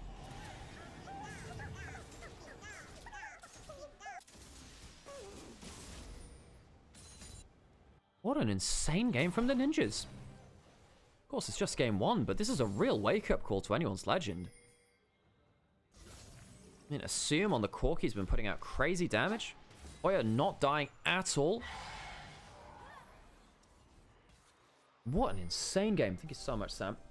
Sam, NIP took the Baron. Didn't lose anyone on the retreat. AL have only got a single kill in this entire game. It has the Bard as well. Sun to the Bard, and remember that was when Guon flashed forward to kill Tarzan. It's like it's been an easy time for anyone on AL. So then particularly Shanks losing on Azir, one of his most proud champions for him, has always been one of the best Azir players in the LPL. Not today. Today has definitely looked quite fallible. Looking forwards again. Baron buff active. Only there for a couple more seconds. Get mid lane in a turret. Oh, I can't quite get that one. So it's not like they break the base. Do have a 5k gold lead though. I'll be happy with that. And just about clears that waves out there with the upheavals and Bastion. Towards that bot side river we go. Go and pick up that Scuttle Crab. A minute till point. Wait, for is them. that what the shield's called? Seismic Bastion? I believe so. I actually didn't know that. Fair play. I learned something today. Dragon up in a minute. It's not Soul. Guon gets himself some vision control into zone jungle. Guon's had an exceptional game. And again, when I saw that knockdown, I thought, that's actually worth it in itself. Now, Guon having a way to have early pressure and then also be able to creatively engage. That's the gold standard for him. Now, he's tried to do that on Vi quite a lot, but the problem is that Vi has quite a lot of losing matchups, so he can't always do that. There's a lot of people moving towards the Scion. Not really sure they do much against him. You can just ult out of the play, really. Kyle, look, realistically, you're not doing anything to a Scion here. Kyle just watches him go by and goes, okay, He's got a Jack Show now. I'm not touching that. Yeah, he's got a whole range of the Jack Show, and all your damage is largely magic at this point. With a Jhin at 2.5 items, like you're not threatening the Jhin. No, the Scion rather. The Jhin isn't doing that. Speaking of threatening people, Assume has an entire extra item completed over Hope. Now they're going on to Hoya. Ults through the Tarzan, Skarner walking at them, but this is going to be a bit of a race. 3 grubs to AL and an Azir help them kill turrets, but they're going to be losing not just the mid lane inner turret, but also the inhibitor too. The equalizer comes down. Does that save the turret? Perhaps. It doesn't save the dragon though. No, it doesn't. Scion still wave clearing top lane, so mid lane inhibitor turret stands, but only at 1 plate. It's a dragon to NIP. AL just decided, look, we got to trade on the map for gold. It's not exactly going to go easy for us any other way. NIP, very happy with their position in the game, Sam. You really couldn't ask for better from them. They are having a very happy day. Yeah, and again, like, I know that a lot of the big streamers aren't watching many NIP games because they're not a household name team. Like, when you see games in the LCK and you go like, oh, well, we'll just always watch HLE. We'll always watch T1 or Genji. There's a lot of games that you'd rather watch than, who are these Ninjas guys in LPL? NIP, despite their scoreline, despite the fact that they don't have much name brand value in terms of the players on the roster, are one of the most exciting teams to watch. They are one of the teams that can punch up against our top teams within the LPL. Even at 4 and 5, several of those victories against very high caliber opponents. They have a victory versus JDG. They have a victory versus BLG. But they have 2 victories versus BLG. NIP have had some insane games. Versus them. What a danger there. The Jhin trap's actually saving a little bit there. Some of the slowdown's important. They've been hanging around on these control wards of NIP. They've got a little Bermuda triangle of control wards. It's making things tricky. Apologies, by the way, it was 2-1 versus BLG the last time and they lost that one. But they've won 3 games against BLG, including 1 series, the first one being the 2-0. That's what I was misremembering. Didn't close out that series the second time. But they are an incredibly potent team. Even if they have that volatility too. And the volatility is what makes them interesting. So, you know, if you are someone that watches on other people's streams, the big streams, tell them to watch NIP games. They are fun as hell. forwards now as Guon. Hoya's here, flashes forward for the ultimate. Tarzan, it's a good defensive Bard ult. He's just not tanky though. He gets driven into the wall into the East, but it's bumper through with a paranoia. And Flandra falls down, the curtains get called, but really AL are bowing to an empty audience. NIP have already gone. Tarzan's used the flash and the ult. They can just go towards the Baron, and the last Baron didn't break the base. If they get this one, it certainly will. No equalizer. I don't see what AL can do here. So they're still stuck at a single kill. Tibbers is being the extra ward in the jungle. The Care Bear wants to give you one big old hug. AL will go towards the mid lane turret. They'll take that, but they're losing the Baron. That is a huge strategic loss for this team. Still a couple minutes till Dragon as well, so realistically what happens here is NIP shove, they get all the turrets broken, they end their Baron with a retreat to Dragon, pick up Dragon, and feel very happy about their life.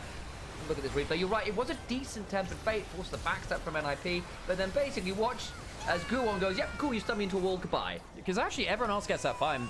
Flandra probably shouldn't have walked up. I think they actually should have been, that Bard ultimate should have saved the team. It should have done. I actually think Kyle's had a good game. You know, he's been good with his magical journeys, good with his tempered fates. His Q stuns have been fine too. But now you've got a 0-3 Rumble, 0-3 Azir.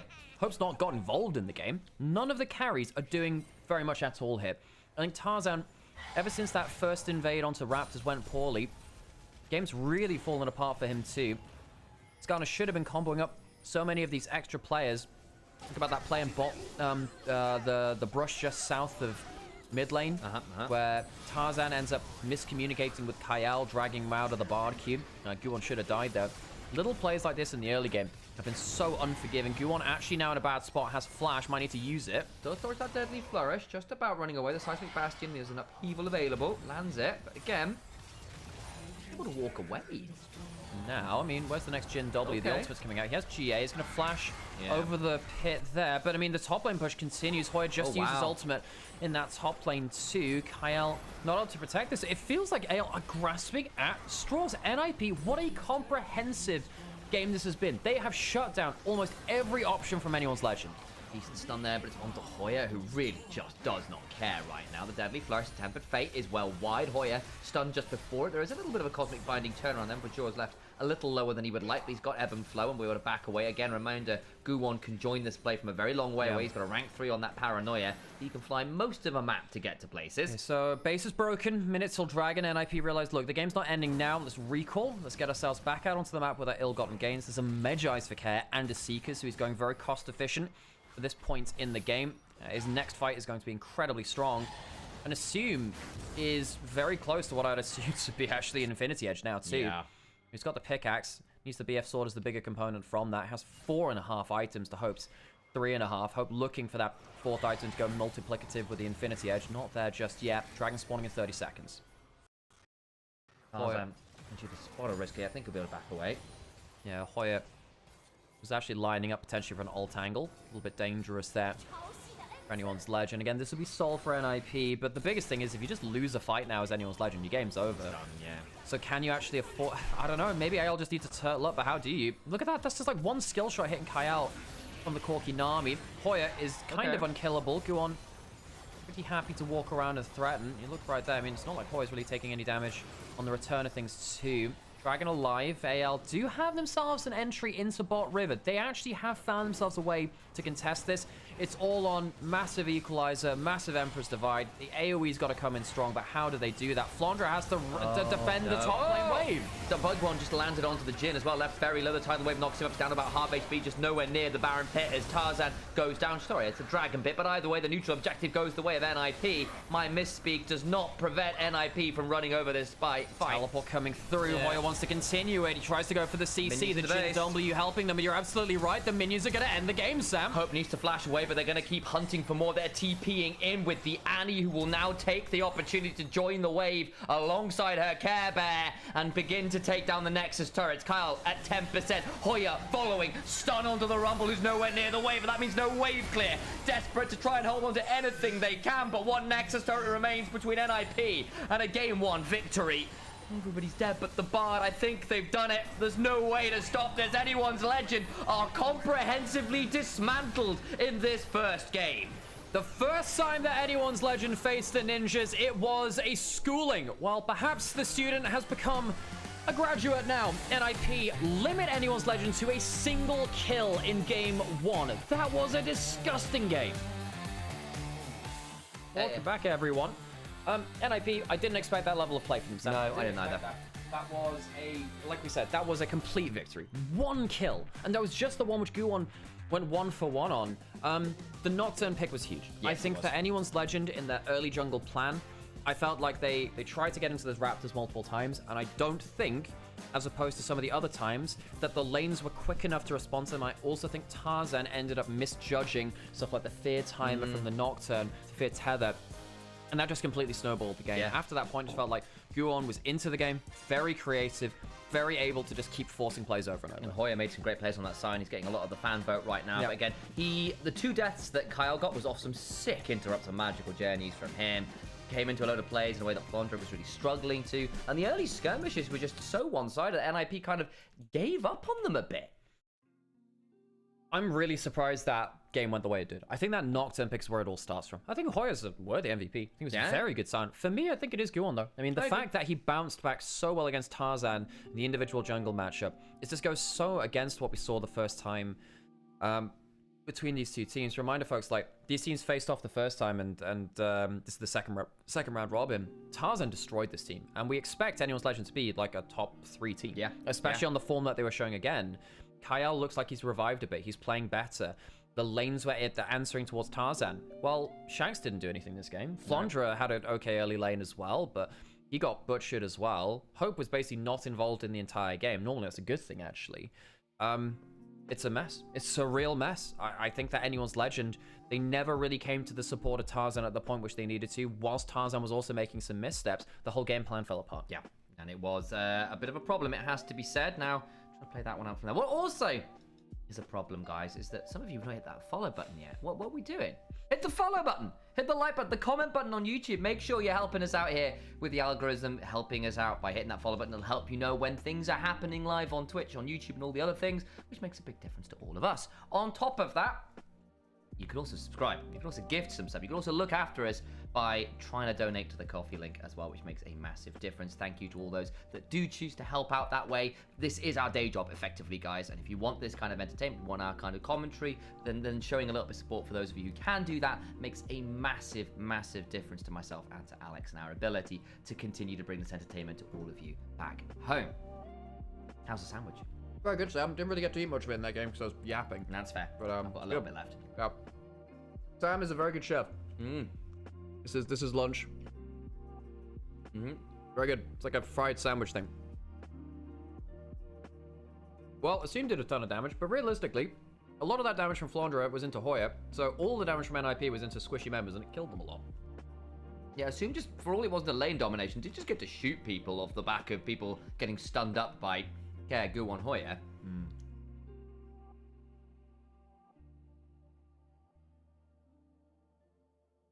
Player of the game? Guwon, I think, still. Still think it's Guwon. Like, such creative play from him. So much what came off of his impact, really.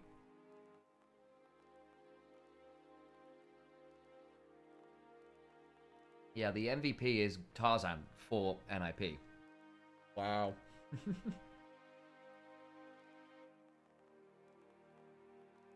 It felt like every move that Tarzan made just went wrong this game, which always feels really tough.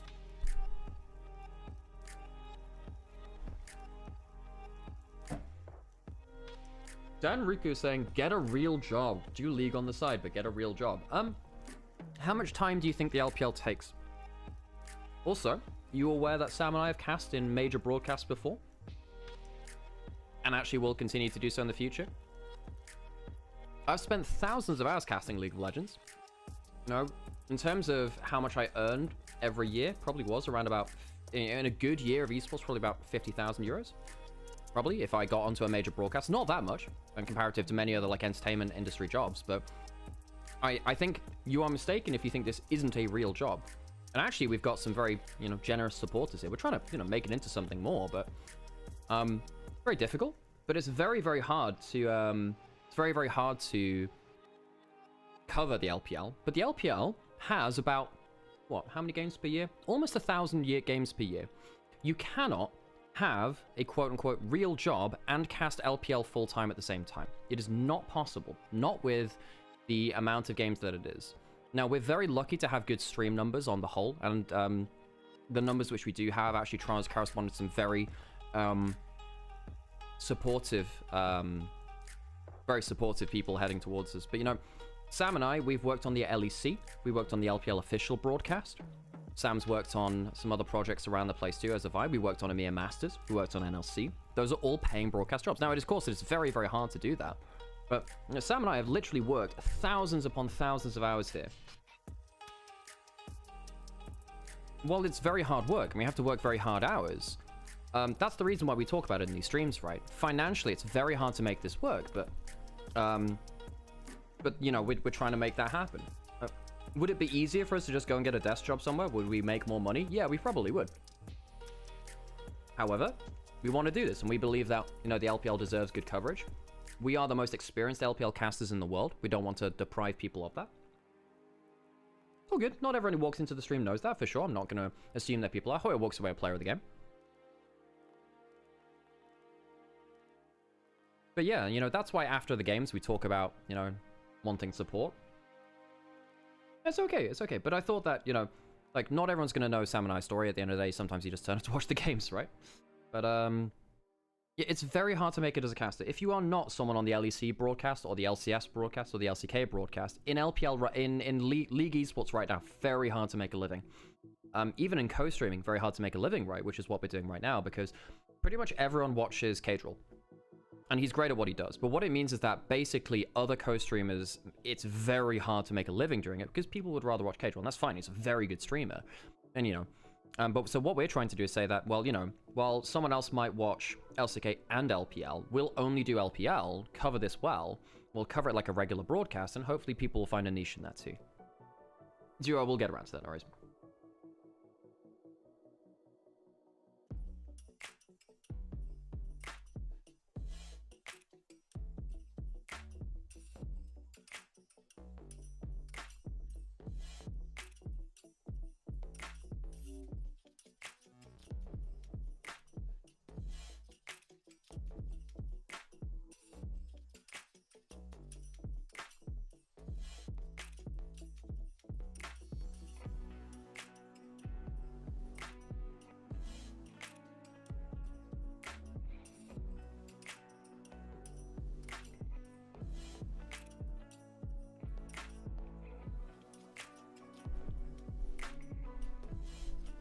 My teeth are in the kitchen. Very sad.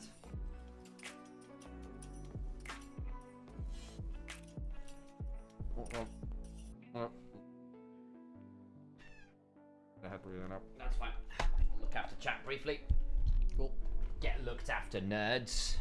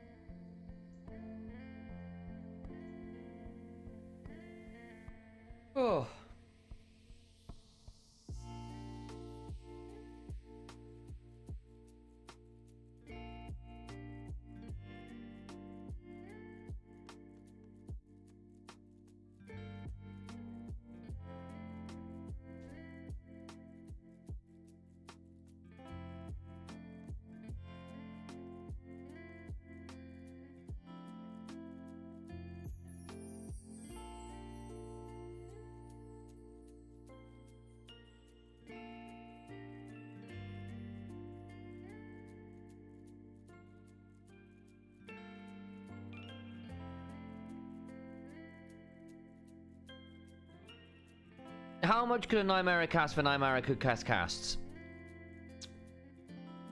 Well, I don't know about Nymaera, but I could tell you about a guy called Meow Meow. I'm gonna wear that out real fast, but it will amuse me until then.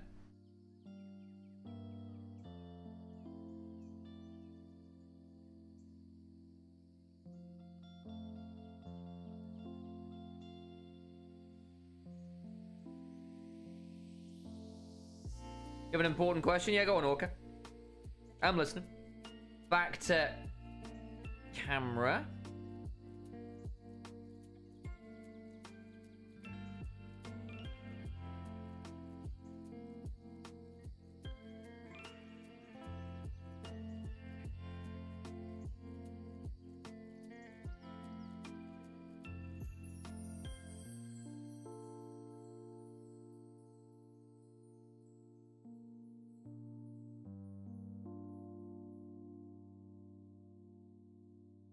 Oh.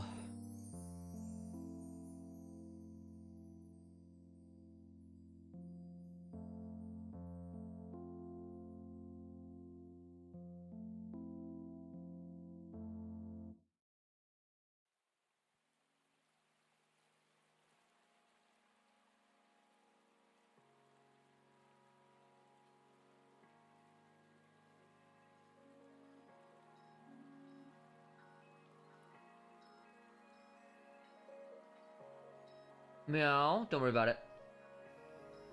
Do I have nice feet? I do have. I've got very lovely feet, Orca. My feet could earn me a lot of money in another life. How's that for a statement? No one clip that. No one clip that. No one clip that.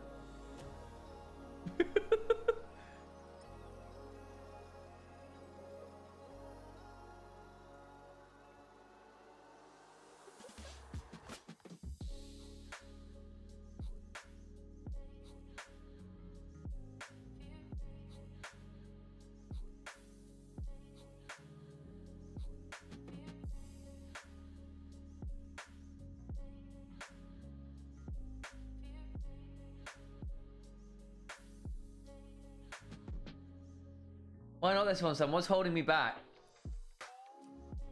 What remains of my dignity, probably. How do my feet compare to Nami's? Well, they're existent. So that's a starting point. There you go. I feel that's a fairly good starting point. They exist. Oh.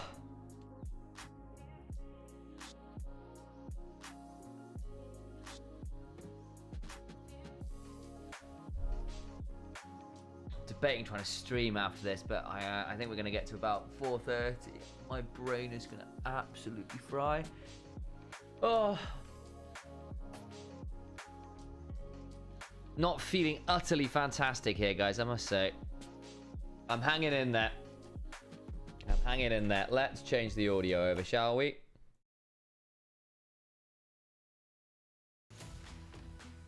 Get ourselves locked in for this potentially final game of the day.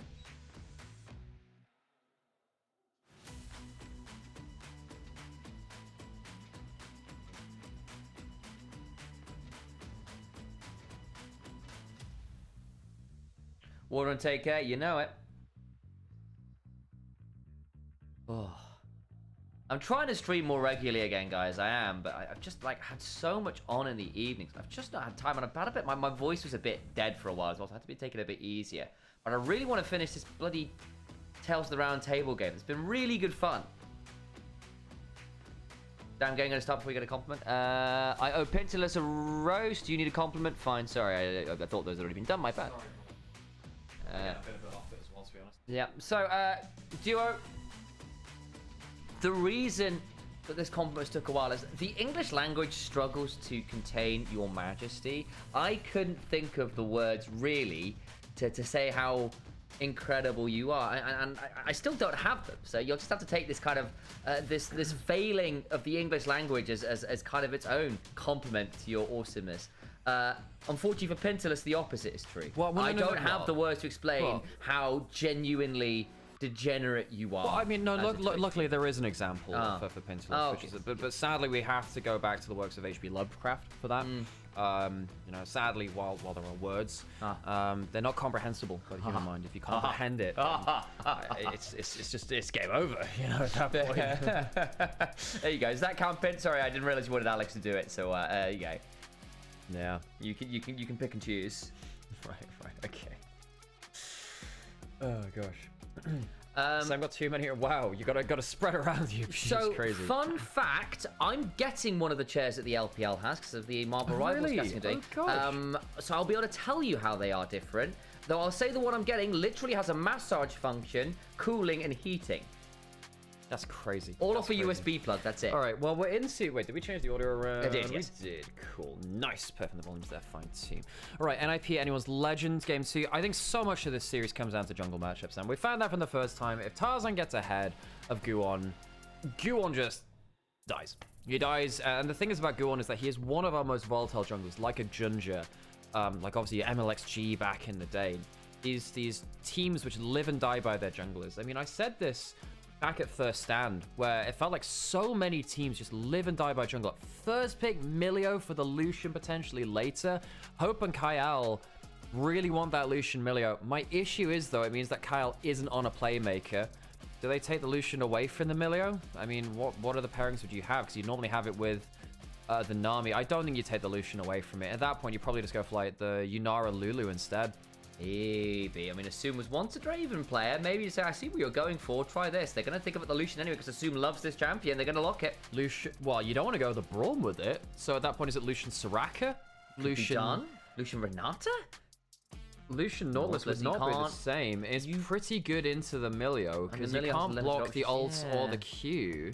It's not what I would have expected. I mean, normally you want to see the Lucian with Enchanters now because of his Vigilance passive, which is not his double tap. It's the extra damage on his auto attacks when he's enchanted effectively or someone's hard CC'd near him. Well, the Nautilus will do that. Lucian Nautilus is not a lane I've seen very much of for a long time. It used to be a thing way back, but a long time ago. Anyone's Legend don't have the Lucian to go with a Milio now. What do they do? Yeah, I mean, exactly. I mean, maybe you look at an Aphelios. Jinx, Caitlyn, Aphelios. I mean, Milio is still just an enchanter. You can work with that.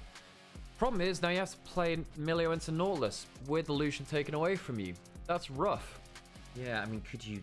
I think the Callista Milio doesn't sound particularly fantastic. We used to see stuff like Tristana. That's true. Milio. We used to see Jinx. We used to see hyper carries with it. You used to see Cogmore with it. I mean, but you need to might be able to deal with the buffer through some of the CC. But the issue here isn't about late game combos. It's about what the hell do you get through lane with? You can't lane swap away from this lane now.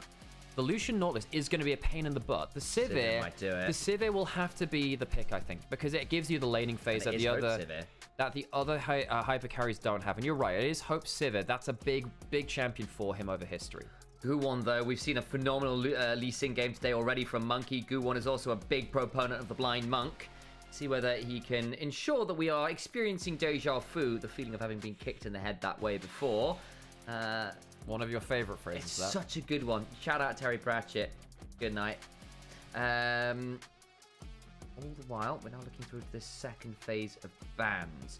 Mid lane, Cassiopeia has started to rise, particularly for these game 3s. Feels like we're seeing some Cassiopeias picked up, regardless of matchup, actually. Blind pick Cass.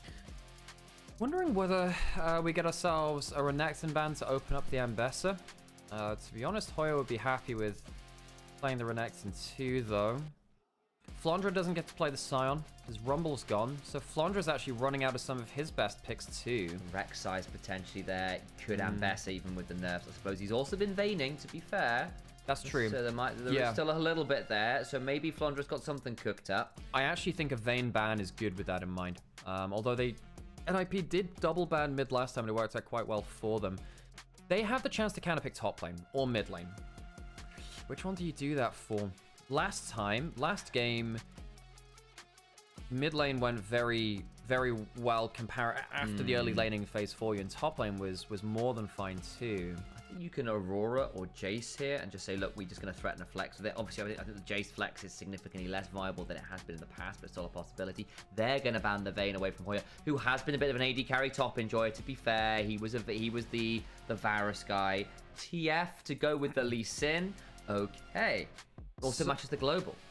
Well, yeah, what does Shanks do into the TF now? I mean... Silas? I mean, you want something that wins lane if you can, but now you have TF Lee Sin, which is a pain in the butt.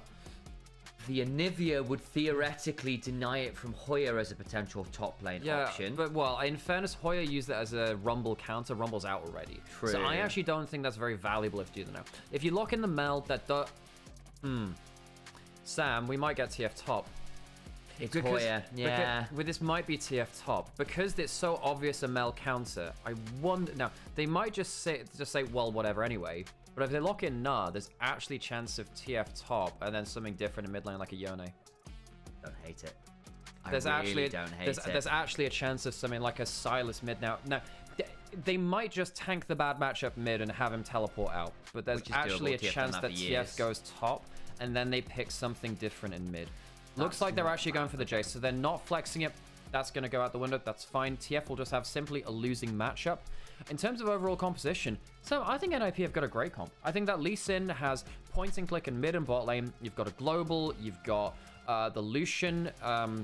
He's going to be very happy playing into most of the champions too. Shanks has a good lane mid, and that's a worry for NIP, but that's about it. Yeah, and NIP are the team with the early power to make moves. This jungle support, this jungle mid can either go top, can go bot, you can play through mid if you get the roam there, and you can find ways to dive pretty much any of these characters. Maybe the Mel and the Sivir have got some outplay tools. You've got to be aware of the Meganar, of course, since like the Pantheon ult in response. I've got to track that, of course. But realistically, I think AL, particularly because they've got the Sivir, are just going to need a little bit more time to come online. The only thing I'll note is there is a real world here where if we do come through to team fights and NIP have not managed to put their foot down on that pedal and get things rolling, it can end up being a little harder because I'm then looking at Sivir and Mel with a Pantheon and the Enchanter behind them, the Nard. That sounds like a pretty good front-to-back / team fight comp from me. First time around, anyone's Legend demolished NIP in the first round robin.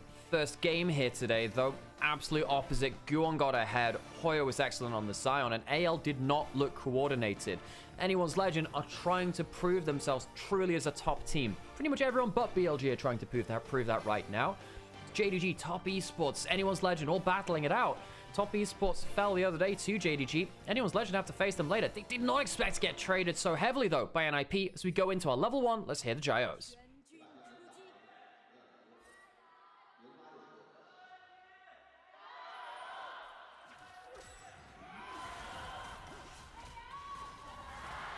Oh my god, he's just gone. Well, we were going to wait for the Gyos there, but I mean, level 1 Nautilus Hook just ends up landing. That potentially changes a lot of things as Guon comes away with that early kill. Potentially can start to make things happen. He's going to potentially get invaded. Hang on, Kyle and Hope are now in danger as well as Assume. The flash for the hook, flash away from Kyle was key there. Can still potentially trade this one back out as the ricochets fly. Leaves Assume a little lower than I think he would like. The actual HP trade is good for Anyone's Legend, and in fact the XP is good for them too, but they do lose both summoners in the flashes down there. I think they lost a heal as well.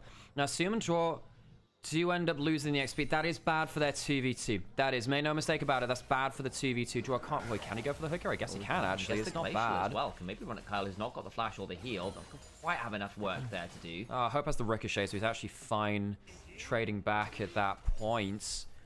Oh, yeah.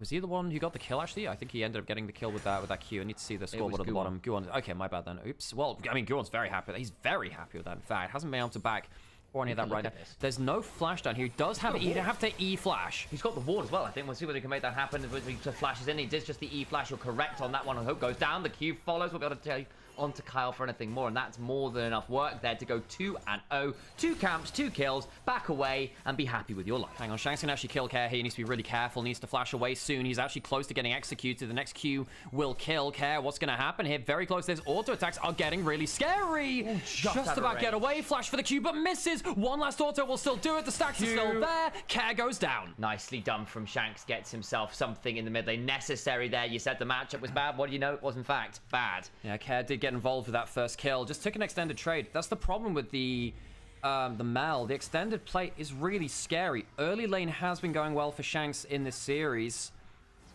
We're all going to come out of this mid lane now. A little bit short on that one.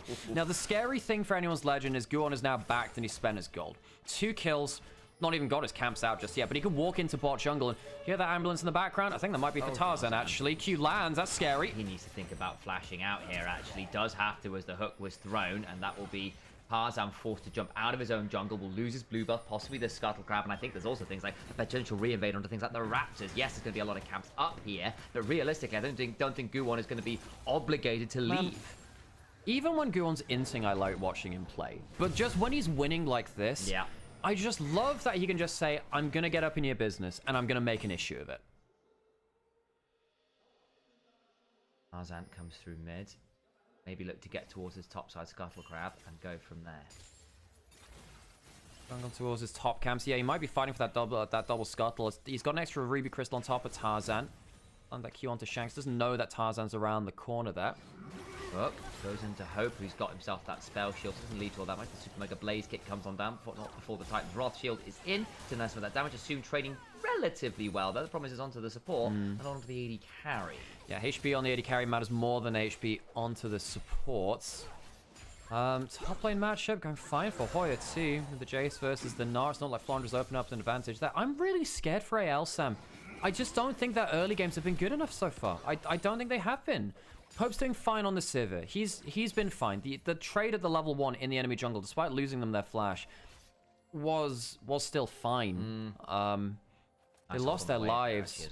They obviously lost their life just after that to Guon, but maybe Hope can pull something out here on the Sivir. You did mention it. You did mention it being a specialty pick for him. For those of you that are not as familiar with Hope's history, 2022 summer, he won a split with JDG. He was their AD carry in 22 summer. And he won against Jaculov in a prime AD carry matchup. It was insanity. It was Zeri Sivir, and his Sivir was one of the best in the world. Didn't translate internationally, sadly, for him, but Hope on champions like the Sivir has been a real demon here in the LPL domestically. Raptors and Guon, and again, just looking to keep ahead of the curve.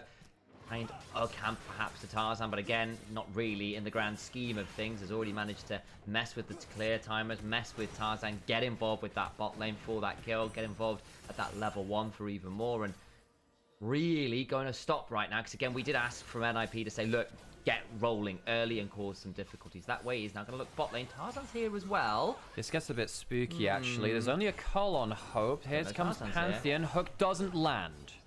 On the play, Tarzan's going to start resetting. The Riptide to slow Hope down a touch and just get some ricochets through the wave there to just chunk out this Nautilus a little. Part of me wonders whether it's actually good they missed that hook. Yeah, me too. Part of me wonders that. 10 plus CS lead for Shanks down mid lane. Missed the E, but hits the Q. Doing well into Care, as we said. It's a hard matchup to play for the TF. Care knew he was walking into a losing lane there. Might end up working out well. He does have that ultimate. If he gets out of lane, of course, that TF gold card can be very, very scary. Yes, the Milio can cleanse it, but it can't be everywhere at once. You can just teleport to a player who's away from the Milio. Nice hop away there from Flondros to avoid the accelerated orders with a hypercharger. Can be quite annoying where you kind of get that accelerated shot blast, W, and then kind of Q in with the hammer form to get those rapid autos off.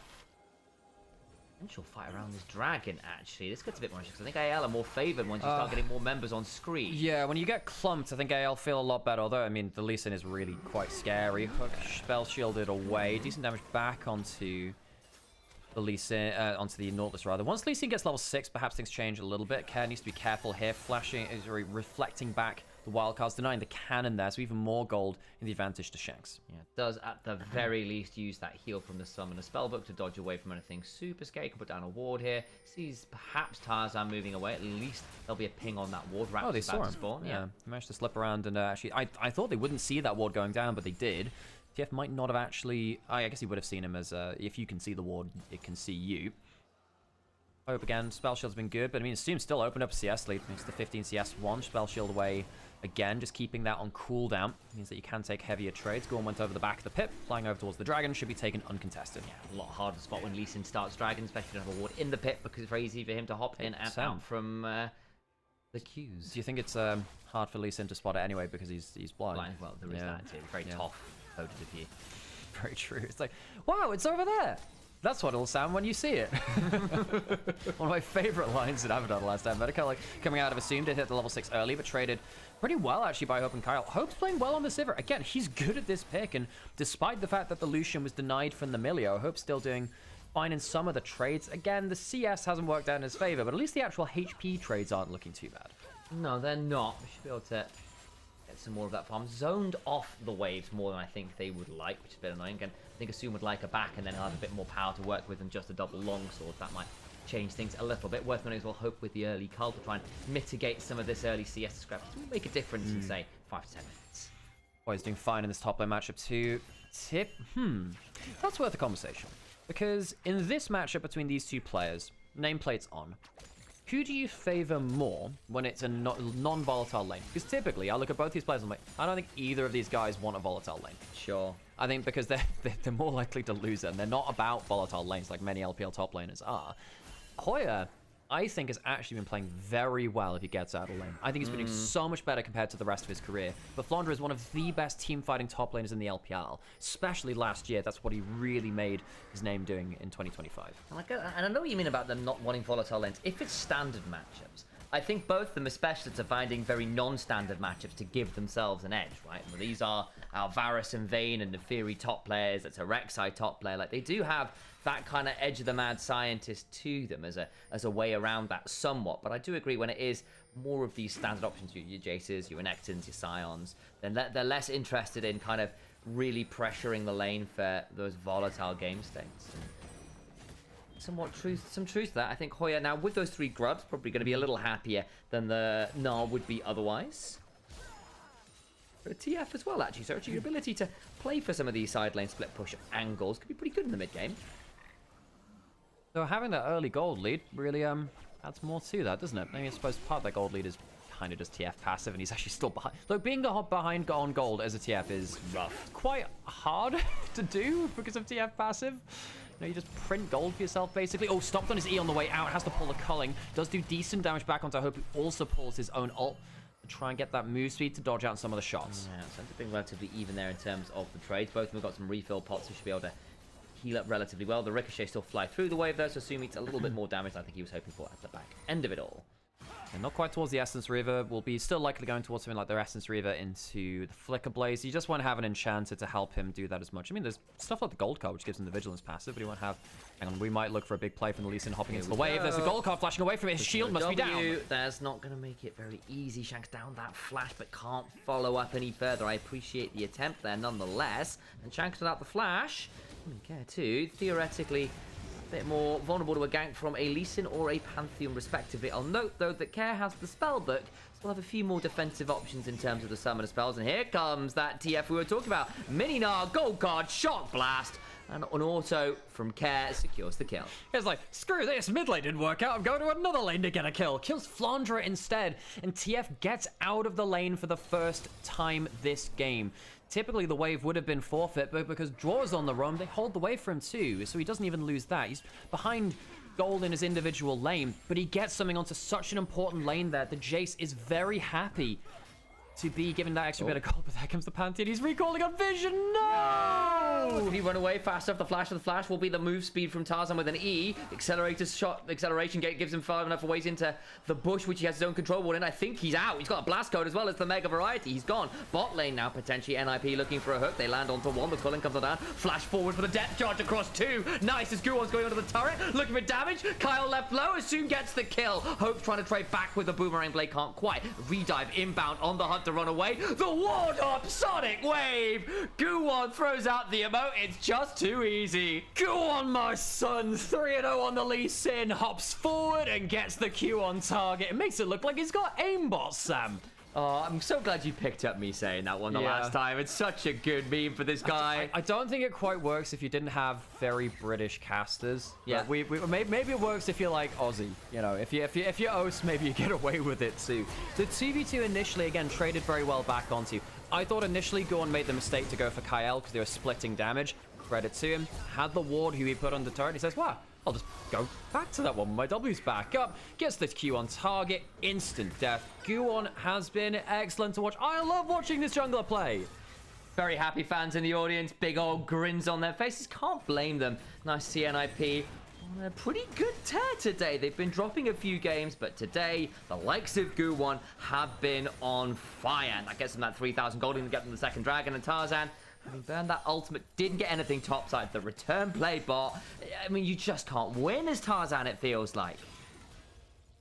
Tarzan, I expected to be so much more dominant today. It just hasn't happened. Partly because it's the matchup, partly just because of the early game planning. I'm really excited to see what Gu1 goes on to do in this team, Sam. I think that NIP, this is a band of somewhat misfits, somewhat overlooked players. Assume and Draw, I didn't think they would amount to much on this team. I didn't think they'd amounted to much before. I think Draw, I thought his time was over, really, as a top player in the LPL.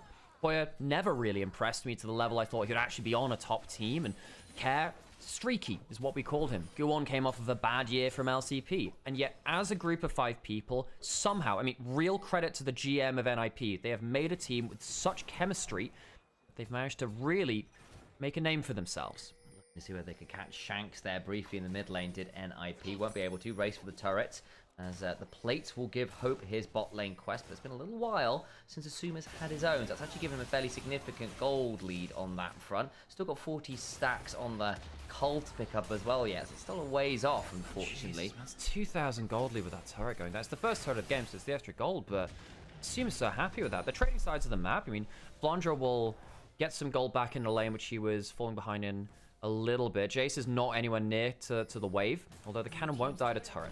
I'm surprised they didn't donate the gold over to Hope, honestly. I know he wants the reset time, but surely the Sivir is a more valuable recipient of that gold. Yeah. I mean, it gets Flandra 38 gold ahead of the Jace, who did have to sack like 2 waves because everyone from AL went up there. And Hoya made the right call, but it's unfortunate for his own individual lead. The thing is, you look at what that's traded for, and this Lucian is now going to be utterly monstrous.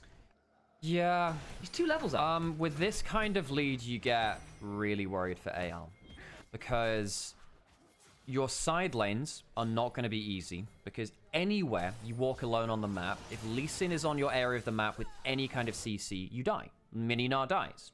Pantheon dies. Anyone else on the bot side of the map, they die. And right here, you know, we could see an example of this. I think they were spotted on the ward heading over, but if anyone gets hit by an Nautilus and Gu1's nearby, it's dead. I mean, Flandra's getting towards Mega. Do they have the Pantheon ult to defend? I think they do, but TFO's coming back up. He's just going to die. Chain is ridiculous. Welcome to the bouncy castle, Flandra. Happy birthday. Did you have fun, my friend?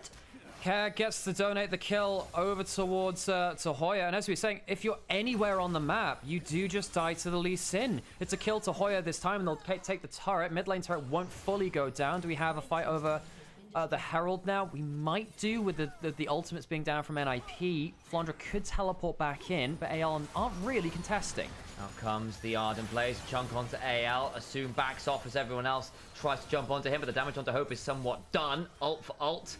Plus a big chunk, and now they can maybe look for the fight. TP comes on in around the Herald, the chunk on the Kyle, the Breath of Life, the buys, the time to start is good, but Go Up flies into the backline, needs to back away with the safeguard, and does so. Jaw flashes away, Care left a little low here. Go Up flashes for the Q, and Kyle has to return the favor. Herald resets, Hope is nearly dead from a shot blast. The Honey Fruit keeps him top, and there's a Sonic Wave flying around again. NIP, are we playing this? It's really close. Shank's got a lot of HP to work with, and the Meganar there. I think they have to give this one up. I have missed Lee Sin in pro play. Win or lose, this champion makes you you just sit on the edge of your seat.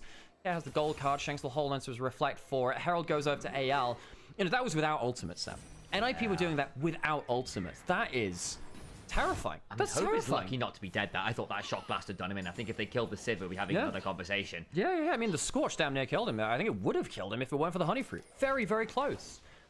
NIP do give over the objective. Dragons now in a minute. If they get that one, that's soul point, threatening that soul later. And Infernal with, you know, well, even Nautilus likes using that, to be honest. But the Shock Blast is going to be long range. The first target's going to explode. They were going to explode anyway. Now they're going to explode to like 2 skills fewer. NIP, I mean, it's fantastic series for them. What else can you say? I mean, they've walked out, limited AL to 1 kill in game 1. This is a team that's 4-5, but again, I've tried to be as vocal as I can about this team in terms of, are they going to consistently beat your top teams? No. I mean, they can sometimes get hands checked. Sometimes their aggressive plays work against them because They don't quite have the grounding to make those plays. But they do have that upper ability to make the play. Flandre getting jumped onto. Tarzan flashes over the wall, but unfortunately so did Jor. Kyle's here as well, gets a bit messy. Guwon gets the kill onto that Gnar nonetheless. Hoya's here, and the rest of the crew cares over the wall as well. They need to run. Oh, that's Legend. Oh, nobody's heroes. The Golden Eclipso makes this a bit spicy. Jor gets the kill. Another Soulless Nair. It's got messy. Wait. Shanks is suddenly on the verge of a quadra kill. Soulless Nair nearly threatens for more. Can't quite get it. They can hunt perhaps for a stun onto Jor. Hooks away, but no, it won't matter. And AL punished well in their own jungle. Mel gets so much value in that fight. It's a 4 for 3. Just as you were saying, the NIP, you know, they're taking these great fights without the ultimates. They just throw a ton of gold to AL, and the tower will go down, and likely the dragon afterwards. That is a huge amount of gold to give over. I mean, Care does have ultimate. He can still contest. They won't be able to get the dragon for free after this point. In fact, AL need to be really careful here. You know, if Care actually spots one of them isolated, he does have the damage at this point to actually force them to play very, very defensive. Guwon went down for a shutdown. That's a lot of shutdowns to Care. Sorry, over to Shanks. That's a lot of gold given over. I hope we get a replay there, because I want to see exactly how Shanks managed to get through so much work. I think it was just the AoE and a really good golden eclipse. Force Dragon's up. We still might well want to play for this. Shanks has got ult in 2 seconds, flash up. He's the only member with Flandre's ult, flash coming up right now to work with that. Dragon started. Here we go. Shock blast onto Kyle. Do they want to fight this? I mean, TF can pop the ult. They don't have to take the dragon. I think they're going to push for mid lane instead. They prefer to find split picks. The 5-man group, as we said, once you have Mega Gnar start clumping up, it's much harder for NIP to get value. I think right there they got a little bit of a taste of what happens when it gets into a 5v5. I don't think they expected it to be a 5v5. Of course, Tarzan flashed over at the start of that play onto Care. I thought they thought they'd got that easy pick onto the mini Gnar again, and it just exploded. Everyone came to the play. This is very, you know, Tabe style League of Legends. AL were coached by him last year, where just everyone flies into the abyss. I mean, the kick is almost fantastic. It's the kick through onto Shanks. They just don't quite get the kill, and of course Guwon goes down to Shanks, who fires the skill shot through the gap. Back to live we go, and this mid lane turret nearly goes well. Hope has to barrier and ult away, as does Kyle. Care's now spinning on the other side, can ult back out to another part of the map, and does so very well. And again, we'll hit this point where I think with the mobility and the ability to gate around the map, acceleration, gate around the map as this Jace, you can look to just play the map really wide here as NIP. It's going to be the simplest for AL to respond to. Play the map, map the plays. As Cutie Pie used to say. Pantheon's coming bot side. Guwon's really scary, but hips the Mega Gnar. Mega Gnar potentially into the wall. Guwon doesn't get stunned. It's a early safeguard away. Can try and kick the kick back, and does actually interrupt a fair amount there. A little bit messy from Flandre, who I expect better from on that Mega Gnar ult. He angled it wrong. He didn't actually hit the terrain. It didn't hit the terrain. If that hits, it definitely kills. It just clicks it like 10 degrees off. Very, very close. But he didn't get it onto the terrain. Guwon blows the flash, but he doesn't die. Yeah, no TP from Flandre there either. He just walks down, which is kind of valuable. Hope's now got to his second item. Has also cashed in the cult. He's still down a lot of farm here to this Lucian, who I think once he hits the Infinity Edge is going to be a real problem. This game is getting pretty close now, though. NIP, I mean, it's something that you said in terms of NIP need to come out of this early game kind of having stomped their authority and getting some gold. They've sort of done that, but I'm not sure it's enough to stop at least one big 5v5 they'd need to win. And that's the problem, because NIP, I don't think they are winning 5v5s right now. They have to win the split first, and even we just saw there, you know, Tarzan gets a good enough ult. It's not like you're completely alone in those globals either. He's still down 1,000 gold as Tarzan, but it's not as meaningful as it once was. He's even in levels. I think once we get a GA or a Death Dance on Tarzan, things, well, not on Tarzan, on Guwon rather, things might change around again. Hoya with the Muramana transformation about 50 seconds or so ago as well, so got that on a good timer here on the Jace. Mel, really strong. If Shanks is at the play, AL feel very good about that, as long as, you know, at least he's not kicking him back into the team. I mean, that'll be the other thing, right? I mean, if you can stop the kick with a good enough Blaze kick from the Melio or a good enough Pantheon W, Hoya's going to be pushing in towards this inner turret. Doesn't look like AL can really afford to split the map, though, does it? You know, it's just not showing either, just to make things like really tricky. Because again, you're right, they can't split the map with the Lee Sin off vision potentially anywhere. Namely, he was around that. Jace makes it really hard. Now mid lane goes down as well. It's just a cascade of turret failures. One doesn't have that flash to force a kick somewhere, but yes, 2 inner turrets down. The gold lead grows a little more. Anyone's legend.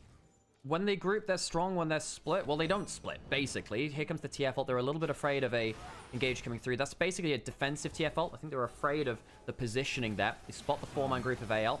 Gnar still on the flank. There's the hook. Potential turnaround here. TP behind. Jaw's going to back away. The Culling comes down with a repudiate, or rebuttal rather, down. Flandre is going to summon that big old summoner. Hope gets hit with a nasty old shock blast. Are we Baroning here? AL is certainly attempting to threaten it. I don't think they can. I don't think they can. Not against the shock blast of a 2-item Jace. I think that's a little too scary. Now, the NIP, I'm not sure if that was intentional, but they threw a lot of stuff out, like the Nordal Assault, like the Culling, and then maybe they wanted to throw just enough to allow AL to think that a fight was happening. They get the TF, they get the TP from the Gnar. They use a lot of cooldowns to do it, but I think actually now with the Gnar teleport down, they're really happy. Yeah, they are. Because, again, AL needs to group. Flandre using a very respectful teleport, but it not amounting to anything, means that NIP will have their ultimates to maybe punish when AL would really like that global the next time. And then when you've got 3 grubs and the TF with the Lich Bane at the gate, and you're also looking at Hoya, who's gotten the 2 items, like the acceleration gate. He's also gone Storm Raiders, by the way, to have that additional move speed. Your ability to just have one of those members constantly threatening one of these inner turrets, maybe an inhibitor turret, does make things quite tricky. We've got an Infernal Dragon shortly, but Shanks isn't there, and I think you could trade TF for the Mel not being there any day of the week as NIP. I was about to say, there's actually a world, well, he's backing off now, but there was a, that's why he has to back off. There was actually a world where TF actually says, no, you're just staying in the side lane with me. Now, do NRP commit to this? Technically, Pantheon could ult top side. He could actually out ult top side, I suppose. You give up a dragon for it, but okay.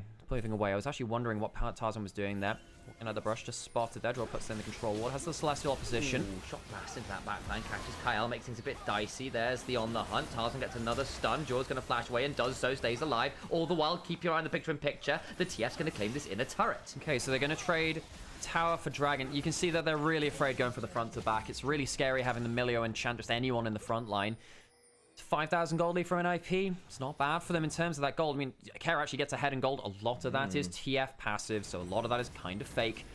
Coming up to the top side, but it's getting a little bit scary for NIP that they're not able to force big skirmishes anymore. You're right. I mean, potentially they could jump in with a Pantheon, but it doesn't look like they're able to do so. Go on, take away the entire top side. I'm not going to lie, what it was Mel's recall animation when it caught the corner of my eye. It looked a little bit like the Pantheon jumping off, and I was like, wait, what is that? And it wasn't. Right. So that's the reason I was a bit perplexed, like, really, are we ultimates? And it was me misreading what was on my screen briefly.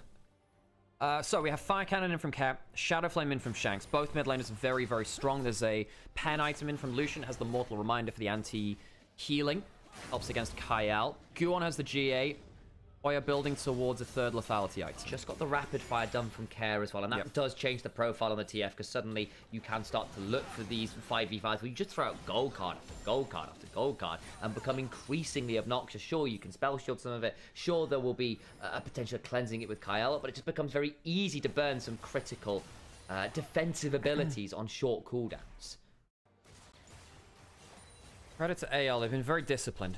Now, this has been a reality check for them. They lose this, they get 0-2'd by the team that they demolished the first time around. 4 and 5 NIP. Team which, you know, they thought they were clear of, really. Annual's Legend still had to face JDG later this week.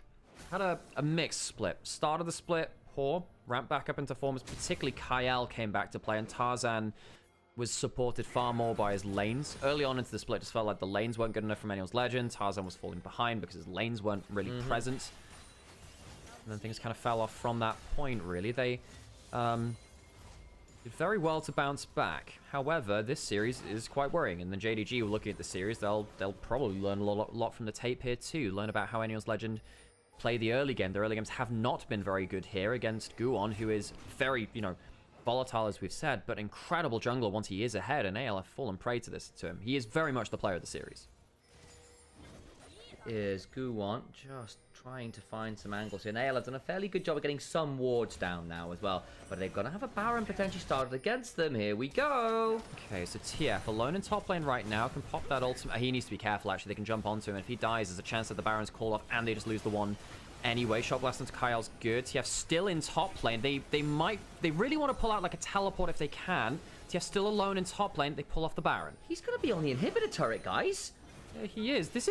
He's pushing really far here. How much can he get? He's got 3 grubs, Sam. Right, they've jumped forward, but Tarzan's gone super deep. Listen, now he's come back at the back end. And the kick forces Shanks away. God does get that gold card, but onto the Mel they go. Good damage, not quite got the kill. The solar snare, though. The shock blast. Golden Eclipse gets 1, but it's trading back well. As all the while, Assume is trying to get on top of Hope, trying to run forward. The barrier, the double tap gets 1. All the while, look at Shanks left low. Flandre's looking for more. A triple kill to the Lucian. Kyle and Flandre need to back Fire away. cannon. Can look for the fire cannon. Gold card, Sonic Wave. And that's what they needed for the 4-for-1. Dude, we learned about it from Cutie Pie. They play the map and they map the plays. They play on multiple lanes, spot out the enemy, and they find their angle. I'm gonna really quite generously believe that's what Cutie Pie was talking about back in like 2011 or whatever it was.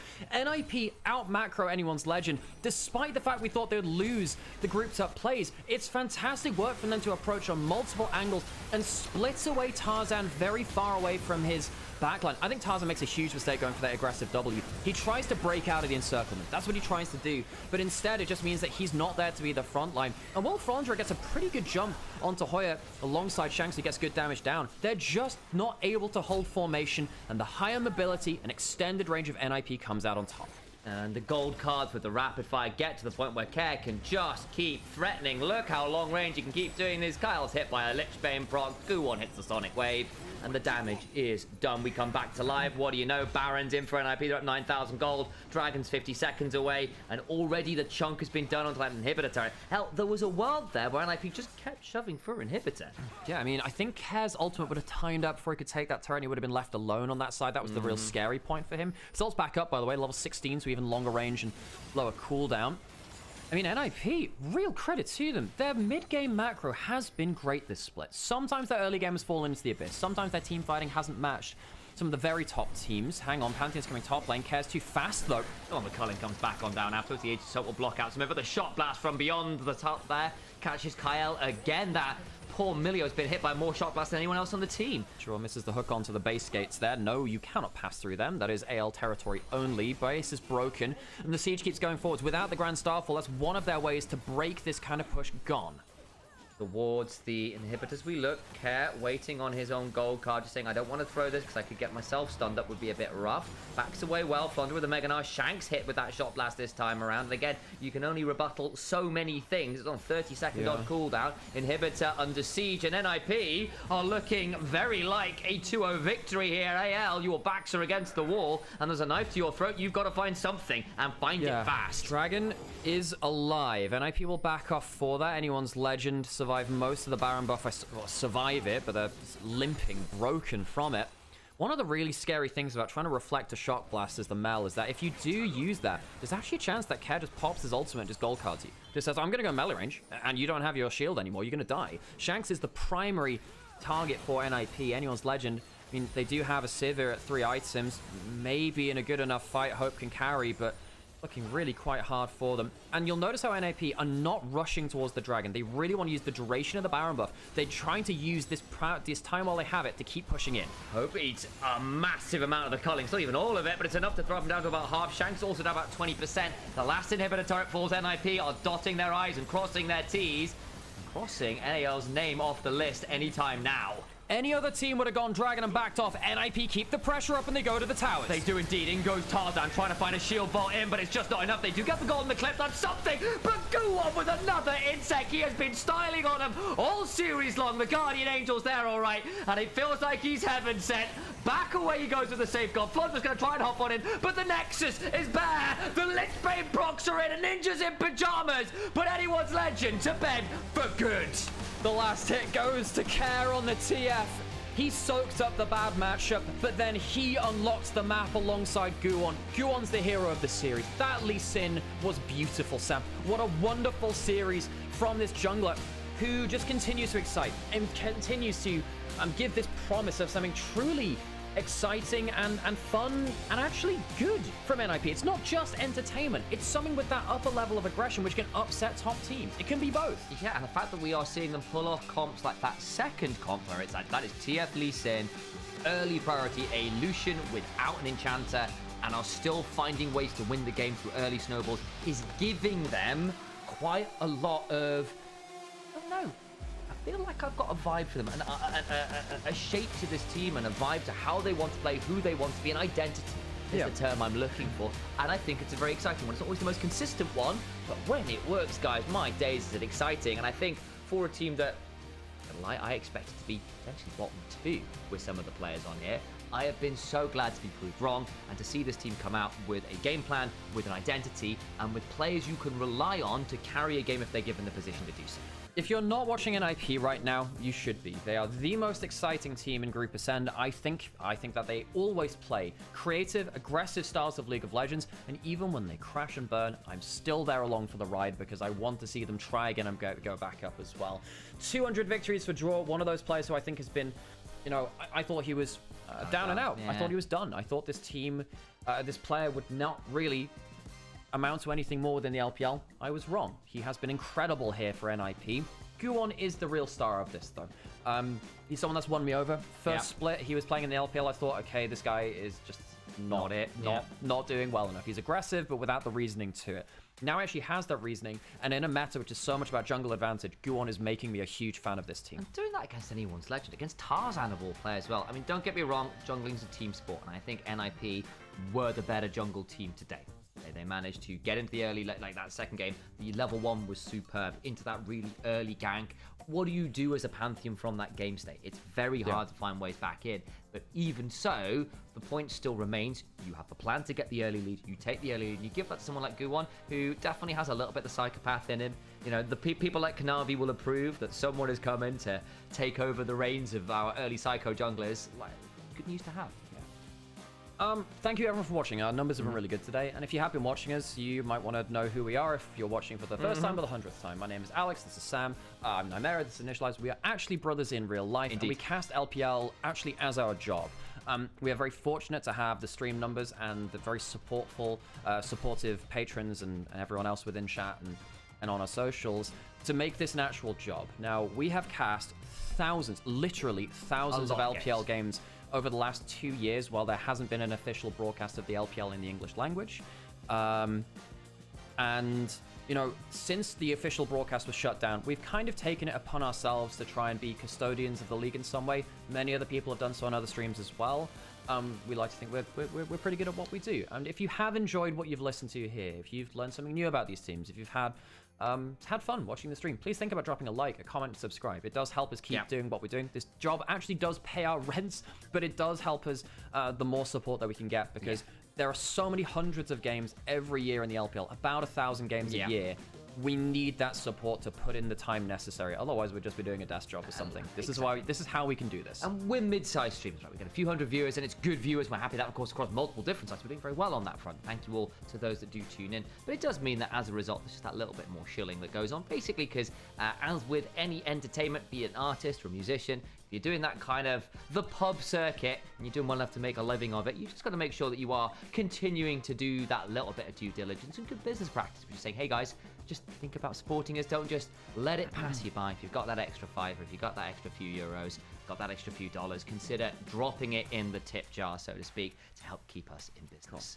Sam, what are your plans after the stream? I was thinking stream, but honestly, I'm feeling a bit off. Yeah, to be honest, again, apologies, folks. Like, I don't feel like I cast my best today. A bit of flubs and words. I hope it's still fun. But I mean, the whole thing is that part of us being professionals is that we try and give you a good product even when we're not at 100%. Yeah, I don't think either of us were like sleeping particularly well last night for whatever reason. Great games helped, I have to say. Yes, I enjoyed that a lot, which is why I'm very happy to be here. I'm glad to see that. Yeah. But I will say another game might have put me in a very miserable state of that. So glad in some ways we got the 2-0. Of course, for AL fans, I do apologise on that. From No. And again, folks, like I know just from my own perspective as well, I absolutely wouldn't be able to do this without Sam. Sam, I wouldn't be able to do this without you. You are fantastic at what you do, and I wouldn't do it with anyone else, really. I don't think I'd be able to put up with anyone for this long. Well, like, vice versa, right? Yeah. We manage it quite well in the grand scheme of things. We have gripes off camera, but that's just because you kind of need that to survive working many hundreds of hours with just one person as your own bosses like this.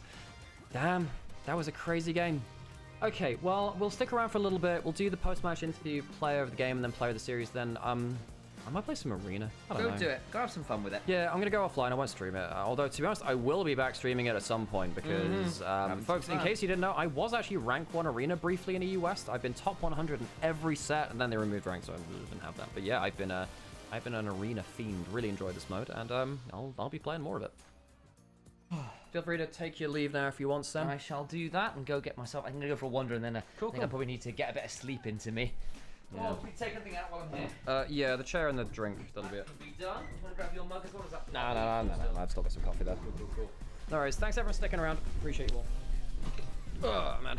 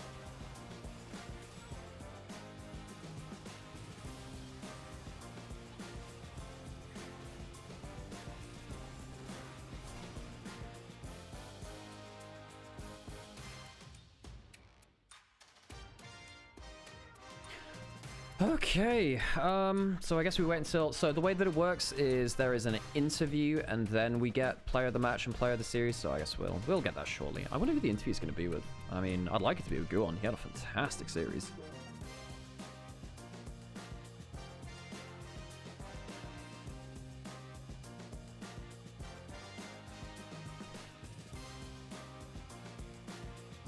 Alright, let's see who we've got the interview. 好的，欢迎来到赛后采访，我是主持人小优。首先是恭喜 IP2-0战胜 AL。那么今天的这场比赛呢，他们赢的也是非常的不容易。我们也邀请到的是 IP 的打野选手郭稳，先跟大家打个招呼吧。大家好，我是深圳的 IP 的打野郭稳。欢迎郭啊！哇，今天大家做的真的是太出色了，不仅是终结了我们自己的连败，而且也终结了 AL 的一个连胜嘛，同时完成了对于他们第一轮的一个复仇。现在心情是怎么样的呢？ 오늘 AL 상대도 우리가 복수를 하게 됐는데 지금 기분이 어때요? 일단 2대 0으로 이긴 게 정말 너무 기분이 좋은 것 같고 또 뭔가 타전 선수 항상 제가 LPL에서 가장 잘하는 정글인 것 같다 이렇게 말했는데 오늘 그 선수를 좀 되게 좋은 경기로 이긴 것 같아서 정말 기분이 좋습니다. 今天能够2比0赢下 AL， 首先心情特别开心，然后自己平时一直都在说他战选手是最厉害的打野嘛，然后今天面对他战。 表现出了很好的竞技力，所以心情特别好。是的，也对他战选手予以了非常重要的一个肯定啊。那相信强强之争也是今天的比赛的一个非常精彩的看点嘛。那其实第一局我们看到运营很缜密，从河道的那一波团，再到我们的中间的所有环环相扣的进攻，以及中后期的一个控龙卷走，全员都是整齐划一，而且每一步都滴水不漏。想问一下顾问选手，第一局他觉得关键的破局点或者取势制胜的这个关键的那一波是哪里呢？ 첫 판에 이제 우리가 강가 싸움부터 용 컨트롤까지 이제 팀저보다 같이 움직이는 그런 좋은 모습을 보여줬는데 첫 판 이기게 된 계기가 뭐라고 생각해요? 일단 저희가 뱀픽을 준비를 정말 잘 한 것 같고요. 이제 뭔가 저희가 조합 이점을 좀 살리는 식으로 연습 과정에서도 많이 썼던 것 같아서 그냥 뱀픽을 너무 잘했다고 생각합니다. 1세트는. 第一局的话，我们的 BP 做得特别好，然后我们平时也在围绕一些 BP 去把选到的阵容去灵活的运用起来嘛。所以第一局的话，最重要的还是 BP 吧。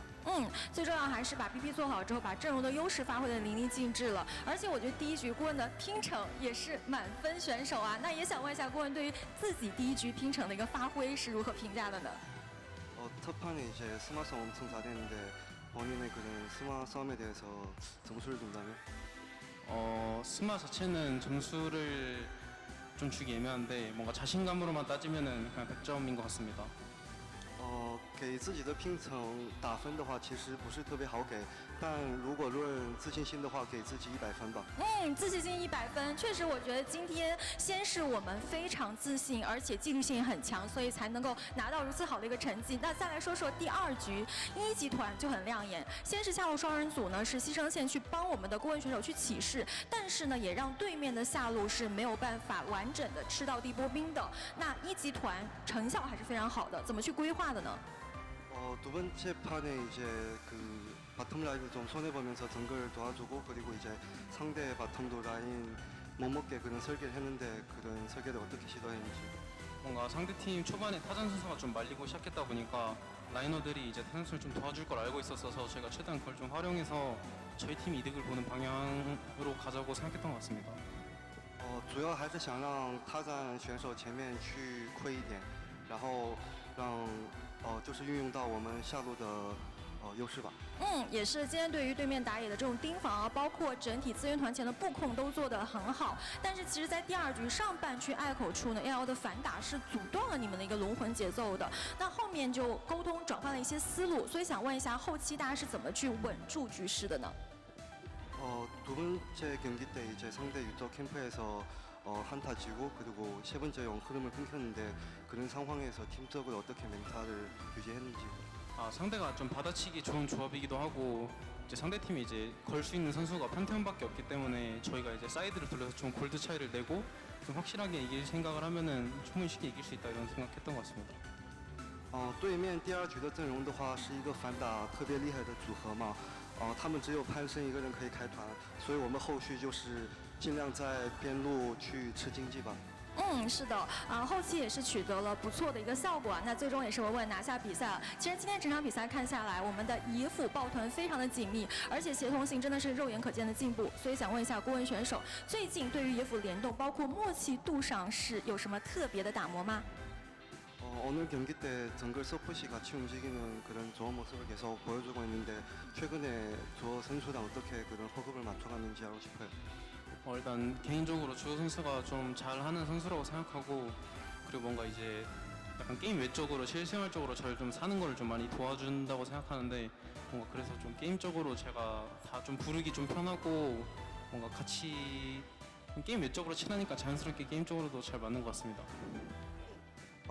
左选手的话本身就是一个很厉害的选手，然后平时在生活上也是特别照顾他嘛，所以他在游戏内的话就很好的去指挥他。 是的，大家也是彼此的托举，互相的兜底，才有我们今天大家在我们整个的这个团战当中的一个出色的发挥啊。那接下来一个问题也想问到郭文选手，因为现在大家都在说 NIP 有着自己的一个独特的胜利方式，也是找到了独属于自己的一个打法。那也想问一下郭文选手，觉得现在 NIP 的状态，如果用一个关键词的来形容的话，会是什么？或者说你们的最大优势是什么？ 사람들이 이제 저희 팀이 게임을 이기는 그런 우리만의 스타일이 있다고 많이 얘기를 하는데 본인이 봤을 때 지금 팀적인 경기력을 한마디로 얘기를 한다면?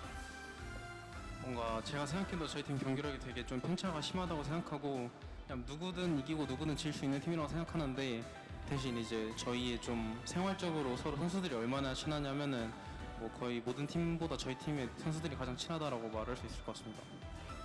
我们队的状态的话，起伏是比较大的，就是可以赢下任何队伍，也可能会输给任何队伍嘛。但是我敢说，我们队伍的选手之间的亲密度应该是最高的。是的，默契是不断的打磨的，那么相信上限也会越来越高。那最后一个问题啊，其实这场胜利，我相信对于主场的粉丝来讲是非常非常重要的。那要不要趁着这个机会，对于我们今天特地来支持你的粉丝朋友说几句话呢？ 오늘의 승리가 우리 팀 팬들한테도 엄청 중요한 승리인데 팬들한테 한마디 한다면? 뭔가 항상 강팀 상대로 좀 긴장하는 모습도 많이 보여드렸고 이제 저희가 좀 많이 지기도 했는데 그냥 앞으로 오늘같이 되게 긴장 안 하고 잘하는 모습만 보여드려서 꼭 자랑스러운 선수가 되겠습니다. 감사합니다. 之前我在打强队的时候会经常紧张，然后后面的话，他想和粉丝说，就不管今后遇到强队，自己都会好好打，然后展现出自己是顶尖选手的一面。好的，谢谢顾问选手，最后说的太好了，也希望大家的每一次沉淀，每一次全力以赴的付出，都能够在未来的赛场上绽放更多的光芒。谢谢接受我的采访，也谢谢我们的翻译小哥哥。那么本场的赛后采访就到这里，让我们把时间交给解说席。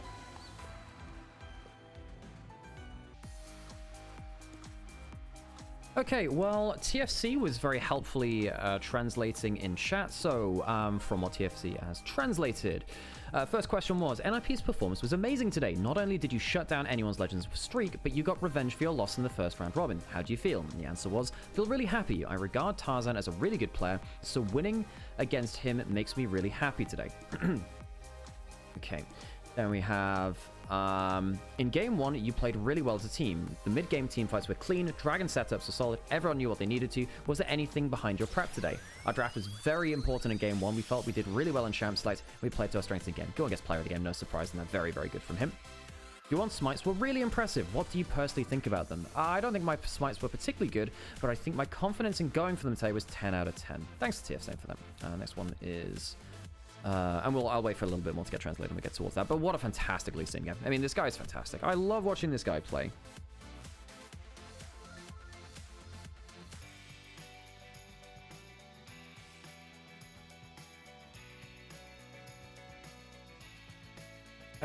And then I'd imagine he gets player of the series as well. Yep, 8 out of 8 for that. Although, to be honest, Care was also pretty good into the late game on the TF as well. But really, it was about Lee Sin. Fantastic mechanical play from him. Oh, by the way, Esteban John as well. Thank you so much for the donation on Ko-fi. I really appreciate it. If anyone else does want to donate to the Ko-fi, it does make a big difference to us.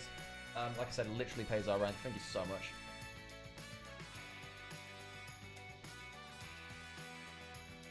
And if you want to find out more about our community, and you want to join us, think about joining our Discord and things like that too. Appreciate you all. And player of the matches go on. Very, very good series from him. Okay. The next question from the interview was, self-confidence is really important. Game 2, the level 1 play was really good. Bot lane sacrificed their position a little to ensure the enemy bot lane couldn't reach the lane. How was it planned out?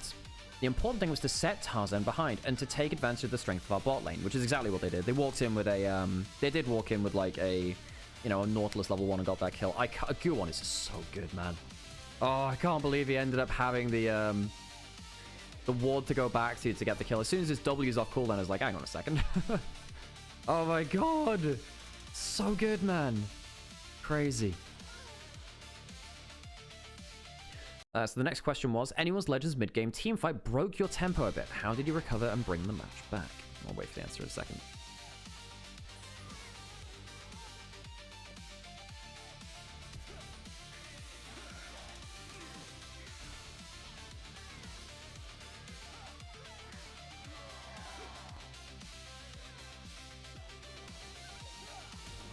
Oh, hey, Chronicle is... Wait, Chronicle...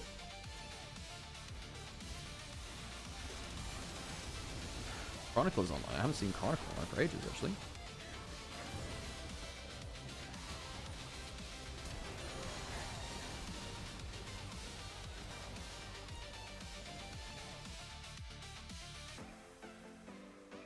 Annual's Legend drafting games, he was really good at counter-attacking. Pantheon is the only engage, so we prioritize side lane economy afterwards.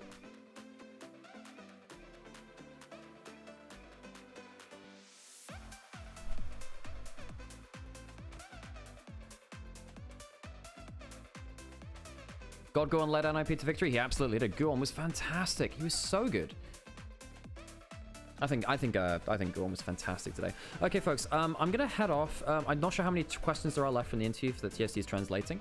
But I'm gonna head off soon. If you're on YouTube, the show will end soon. I'm gonna raid you over to Chronicler because I've actually not caught him streaming in a long time. And also, he's playing Slay the Spire 2, and I'm a big Slay the Spire 2 player. So, question: the jungle support synergy looks really good for NIP. Any secret tips behind your success?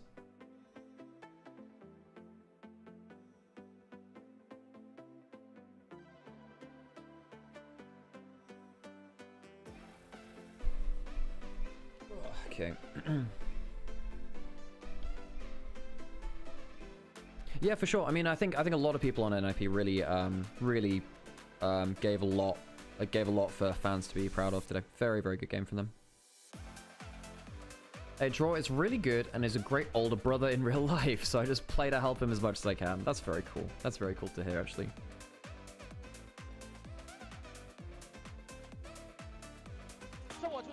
Now we've got our highlights after as well. 实在不行打团也行啊，我去打他吧，我去打他吧。开头要来后边，来后边。能看咱博吗？没想看，能跟。要拼什么？我看蝎子，我去打蝎子，我拼上来使，拼上来使。看一下，我看你看。蝎子没打龙了，成，炮打了，杀他。慢点看。没事，看蓝博，没闪。我要走，我不行了，我要逼了。 走！不管你了，不管后仰，别管后仰，让他自己跑。谢谢你们抢。Now that much of the regular season has passed, it seems that NIP has found its own flavor of gameplay. How would you guys describe it? OK 了。就在这玩吧，就在这玩。闪开这赢了，他变小了，现在他秒团了。A 塔。我不主动开，我盯到了。没人没闪。他没。那 A 塔，卡牌去 A 塔，我接你。帮我 W。A 塔赢了。Nice! Our form is fairly inconsistent. We can win and lose to a lot of teams, but I'm going to come out to say that the camaraderie we have is the best. I mean, they definitely look like a team that very much trusts each other. Anything you want to say to your fans? I guess that's the last question then.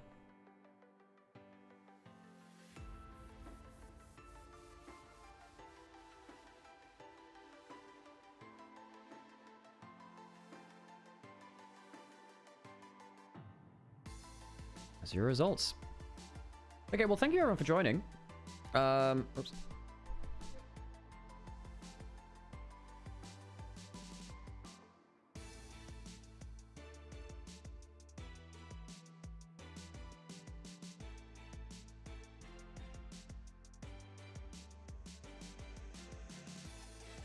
Wait, did Chronicle just finish the stream or what? No, he's still online, huh?